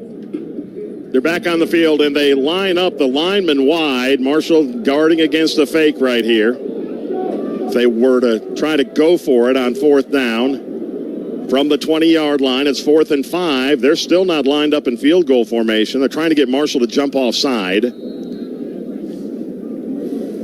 Still barking signals, and now the James Madison, 30 seconds. Trying to draw a cheap one right there. Marshall didn't fall for it. A little chess match going on here. So they use their timeout. And then I presume we're going to have a field goal try. Well, as you look back over this game, Steve, I mean, JMU, I mean, they came out and they just took control of this one. 17-0 at the break. And then Marshall, you know, again, just comes out second half and, you know, got it together. I mean, the message at halftime, you know, certainly was, hey, you know, we got a long way to go in this one, guys. And let's just forget about what the scoreboard says. They did that, and right now they have the lead here in overtime. Marshall 27, James Madison 24. Duke's now lined up in a regular field goal formation, hoping to knock one through, hoping for a second overtime. Noe Ruelas from 38 yards away. They're ready. A long count. There's the snap. Ruelas kicks it up. He has plenty of leg on it, and he knocks it down the middle, and we're headed to a second overtime. This time, the Dukes will have the ball first, but a timeout here at Bridgeforth Stadium. We're tied again, 27-27 over one overtime session. Back for OT number 2 right after these messages. Is that the sound of an ooey gooey cheesy crunchy slice of P-I-Z-Z-A? Obviously, but as good as that sounds, we think it can get even better. Oh yeah, that's the sound of a freshly opened fizz-filled Pepsi. The only thing that can take this flavor medley of crunchy dough, mouth-watering cheese, and savory sauce to the next level. How about another bite? Pepsi and pizza sound like a match made in heaven and taste even better. Pizza, better with Pepsi. That's what I like. In a single moment, a story unfolds. At Marshall University, each moment shapes your journey. Forge lifelong friendships, ignite your passions, and tackle world challenges. High energy or laid back, hands-on or thoughtful reflection. Every moment is a step toward meaning. You see, here, moments aren't just lived. They're remembered. We meet the moment. We are Marshall. Discover the moments that matter at marshall.edu. Duke's on offense to start the second overtime period. Tied at 27 now after one OT doesn't break the tie. From the 25-yard line, offense goes for it. If you score the touchdown, you have to go for 2 in this overtime period. Alonzo Barnett III in the gun, and Joby Mallory is the running back. The snap, they'll hand it off to him, picks his way ahead, stood up, bounces right, trying to get to the edge, slung down from behind. Ian Foster makes the tackle, and Mallory was a step away from being loose. Yeah, I mean, they had him, and then he bounces away from the clogged lane there, and he was taken off. And what a job there by Foster. Crowd wanted a face mask. And probably, as they see the replay on the big board, should have gotten it. I don't think you can review that and go back and tack it on. Marshall gets a break. Second down 10 for the Dukes at the Marshall 25. 3 receivers all go right. The shotgun snap to Barnett. Throws on a slant. It is caught, but the tackle is made immediately inside the 20 on Yamir Knight by J.J. Roberts. For James Madison, that is a gain of 7. It'll be 3rd down and 3 at the 18. And they line up in a hurry. 3 receivers left and 1 right. Quick snap, the handoff to Mallory. Ahead, needs 3 for the first down. I don't think he got the first down. He did not. He's at the 16, and what do you want to do on 4th and 1 with your 236-pound running back, Joby Mallory, at your disposal, and a quarterback who's gained several conversions on 3rd and 4th and short? It does not look like they're bringing the kicking team on. At least, if nothing else, try to draw them off. They bring the tight end, Thompson, in, and the Dukes are going to go for it on 4th and 1. 3 receivers left. Dukes will take the timeout. Timeout. James Madison, 30 seconds. Whew. How about it? I think Coach Chesney, he's maybe arguing that what appeared to be a face mask. And I mean, I'm sure the officials saw it on the big video board. It was pretty obvious, but I don't think you have the option to go back and review that. Well, the officials, you talk about the teams, they have a tough job. The officials have a tough job, and Most of the time you hope they get it right. Sometimes they do, and sometimes they might miss one, but nevertheless, we're in a situation here where they got the ball, Steve. And do they kick it or go for it on 4th and a yard? You get the kicker out there. I mean, I'm not sure that, they got a lot of guys gathered there. You want the points, or do you want to try I think to keep the holder and the snapper are walking to the sideline. Yeah, they've been told at this moment your services aren't needed. We need you later on here. And so, at least for now, they want to try to keep it going. Duke's coach Bob Chesney is going to roll the dice and go for it on 4th down and a yard to go in the second overtime at the Marshall 16. Mallory, the big back, is back in. He goes right of the QB, Alonzo Barnett III. They're both dangerous runners. The shotgun snap. Quarterback keeper goes right, has the first down, has 4 or 5 yards more. He's now near the 10. And it's 1st and 10 for the Dukes. And give it to Barnett just takes it, and he'll keep it. Maybe you're thinking Mallory, but Barnett with the first down. To the 11, 1st and 10. The Dukes could get another first down inside the 1. They'll shuffle personnel again. Put 3 receivers in the game and the tight end left. They go heavy. Now one of the receivers, Ymir Knight, goes in motion. The shotgun snap, handoff straight ahead, a yard, maybe 2 on the play, and that's all. Marshall gums it up with a bunch of white shirts on the stop. Number 28, Joby Mallory with the carry. Joby Mallory with the carry. Jaden Yates with the stop after a 2-yard gain. They're at the 9, 2nd down and 8. Mike Green and Jesse Ramil, the left tackle, they were all tangled up there together. Now Knight's back in at running back instead of Mallory. From the 9-yard line in the second overtime, a tie game. Dukes will go with a bunch formation, 3 receivers, all tight left. The shotgun snap to Barnett, backs up, looks left, throws underneath that way. It's caught at the 5-yard line by Wayne Knight, running back, breaks a tackle and takes it in. Touchdown JMU, and now the Dukes have to go for 2.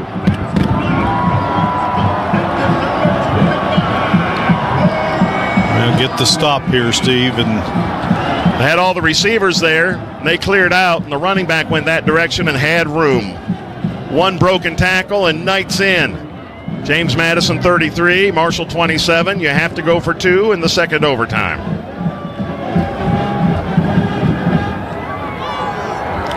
Second touchdown pass of the game by Alonzo Barnett. He's in the gun. Knight remains the running back. They bring his brother, Ymir Knight, also into the backfield. The shotgun snap. Barnett backs up, flushed out of the pocket right. He's still on the run, buying time. Down he goes.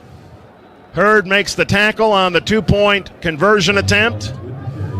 Amir Foster in the backfield. And so the Herd has to have a touchdown and then could win if it makes its 2-point conversion. Yeah, get the touchdown, and then you have the opportunity to finish this thing off as you get the all-important stop there on the 2. 33-27. Yeah, you have a chance. But you got to get it in the end zone, and then we'll see what happens. OT number 2. Marshall wearing the white shirts, the black helmets, the black pants, lined up on the left hash mark. Here in the second overtime, going into the north end. That's where the band is, the students. 2 receivers each way for Braylon Braxton. A long count, the shotgun snap. Braxton drops back to throw. Lobs down toward the goal line on the right side. A lot of contact. It's incomplete and no flag. Carl Chester, is that the receiver? The defensive back was also wearing number 7 back there. That's Thomas, 7 and 7. Thomas had good position. Chester trying to go through him to get to the ball, but couldn't. 2nd down and 10 for the Herd. 3 receivers right, Fitzpatrick left. Dukes show blitz. The shotgun snap, they back out of the blitz. It's a handoff to Houston. Hit at the line, though, and Jordan Houston falls forward for a couple. That's it. Down at the 23-yard line. 3rd down and 8 yards to go. Marshall in the second overtime period down 33-27. No such thing as kicking a field goal here. It's 4-down territory always in this situation. So from the 23-yard line between the hash marks, trips right, Fitzpatrick left. The shotgun snap to Braxton, backs up, looks toward Fitzpatrick. It's complete inside the 15. A first down, left sideline, bumped out of bounds at around the 11, maybe the 10. 1st and 10 for the Thundering Herd, still very much alive, down by 6 in the second OT. Well, Fitzpatrick, they've done a good job on him tonight and silenced him somewhat, but boy, what a big catch there. That's his first catch of the game, as a matter of fact. Yep. And he has Marshall 1st and goal right at the 10. No room for another first down. Ethan Payne's in at running back. He's right of the QB. Toby Payne, tight end on the right side. 2 receivers left. Now one of those in motion. Fitzpatrick. The shotgun snap on first down. They'll hand to Payne. He'll give to Chapman on a reverse. Going right, Doc Chapman at the 5. He's turning it upfield, and he'll squirt into the end zone. Touchdown Herd. And Marshall, with a 2-point conversion, has a chance to win it and go to the title game. Doc Chapman on the double reverse. Well, fancy. I love it. We've had the fake field goal and Reese Veerhoff catching the ball or catching a toss and running it. And now the Herd's got to go for 2 with a chance to win this thing. In a game like this, you got to pull out all stops, and they do there. And now the timeout here, I believe. Timeout. Marshall, 30 seconds. Well, you pulled that one out. What do you have after a timeout now for a 2-point conversion to maybe win this game and play again next week? Right now, it's Marshall's got it right where they want it, and they were in this position earlier when the game was coming down to the close of regulation and unfortunately couldn't get the field goal off. And now we're into our second overtime here, and the defense, the key, they got that stop on the 2-point conversion. Marshall knew they got to get it into the end zone, and now they're right where they want to be, the opportunity to win the game on their 2-point try. Yeah, we'll see what Seth Dagey, the offensive coordinator, and Charles Huff come up with. 33-33, second overtime, and Marshall has to go for 2, and if it converts, the Herd has the win after trailing 17-0 at halftime and 24-17 in the fourth quarter. 2 comebacks in this one. Chance at a third comeback in this overtime period. Will Marshall gain the 3 yards it needs? The Herd goes to the line of scrimmage, and Marshall's going to go empty. Tight end and 2 wideouts right, 2 more wideouts left. Now Braxton motions out of the backfield. He goes left. Ethan Payne's in the backfield. He goes left. He tosses to Braxton. Braxton throws to the right side. It's Chuck Montgomery. It's complete, and it's a 2-point conversion to give Marshall the win. Pulling out the stop, Steve. How about it? What a play. What a play call, and the execution's there. Ethan Payne, a direct snap, goes left, tosses the ball to Braylon Braxton. Quarterback back in control, rolls right, and delivers to Montgomery for the 2-point conversion and a 35-33 Thundering Herd victory. Marshall will play in the Sun Belt Conference Championship game next Saturday night against Louisiana, where we have to wait for math tomorrow. Hey, we'll have our bags packed if we got to go there, and we'll be ready if we're at Jones C. Edwards Stadium. But, wow, what a call. 2 great calls, and Marshall comes out of here with the victory. I don't know, Steve. I know you've done a lot more than I have, but this is one for the ages right here. I love it. It is to tie the game, the double reverse handoff for a Doc Chapman 10-yard run, and then the reverse pass for the 2-point conversion, and Marshall wins it. Thundering Herd 35, James Madison 33, and Marshall improves on the year to 9-3 and finishes the regular season 7-1 in the Sun Belt Conference. The Herd has broken Dukes fans' hearts and also Eagles fans' hearts down in Statesboro, Georgia. James Madison still has a bowl game headed its way, but the Dukes are 8-4 and 4-4 in Sun Belt play. Well, we look forward to going down and visiting with Coach Huff as his team. A gritty comeback here tonight, and they pull out the victory on the road in double OT. Double OT, like Mark said, Marshall 35, James Madison 33. Don't you dare go anywhere. We've got all kinds of recap and scores and everything else coming your way from Harrisonburg, Virginia, and from Brandon Joseph back at Network Control. Marshall gets the win, an all-timer here at JMU. More after this. Tyler Mountain Springwater, a proud partner of Marshall Athletics, has been serving customers across Herd Country since 1930. Customers we are serving include home, office, and industry. Tyler Mountain Water also now makes available office coffee service, traditional packs, and K-Cups. Tyler Mountain Water, where good taste just comes naturally. Clear and fresh, Tyler Mountain is the best. The height of perfection, the peak of purity.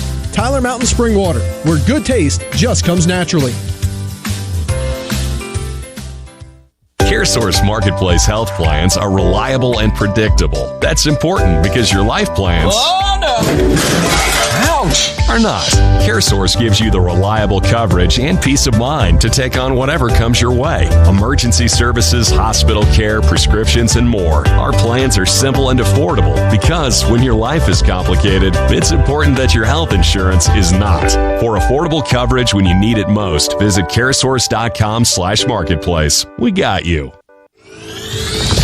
This is the Thundering Herd Sports Network from Learfield.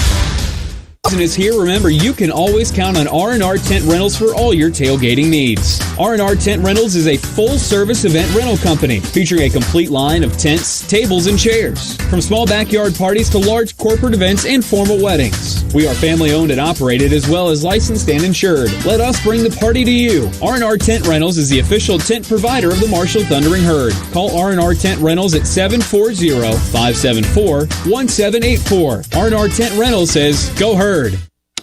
Aw, shucks. The game's on TV, but I can't listen to the call of my favorite team broadcasters. Never fear, Sync My Game is here. Sync My Game? Yes, Sync My Game. If you have a DVR and streaming device, head to syncmygame.com from Learfield. It's never been easier to hear the impassioned voices of your favorite radio crew synced with the TV. Wow, thank you, Mr. Just remember, syncmygame.com. Studios.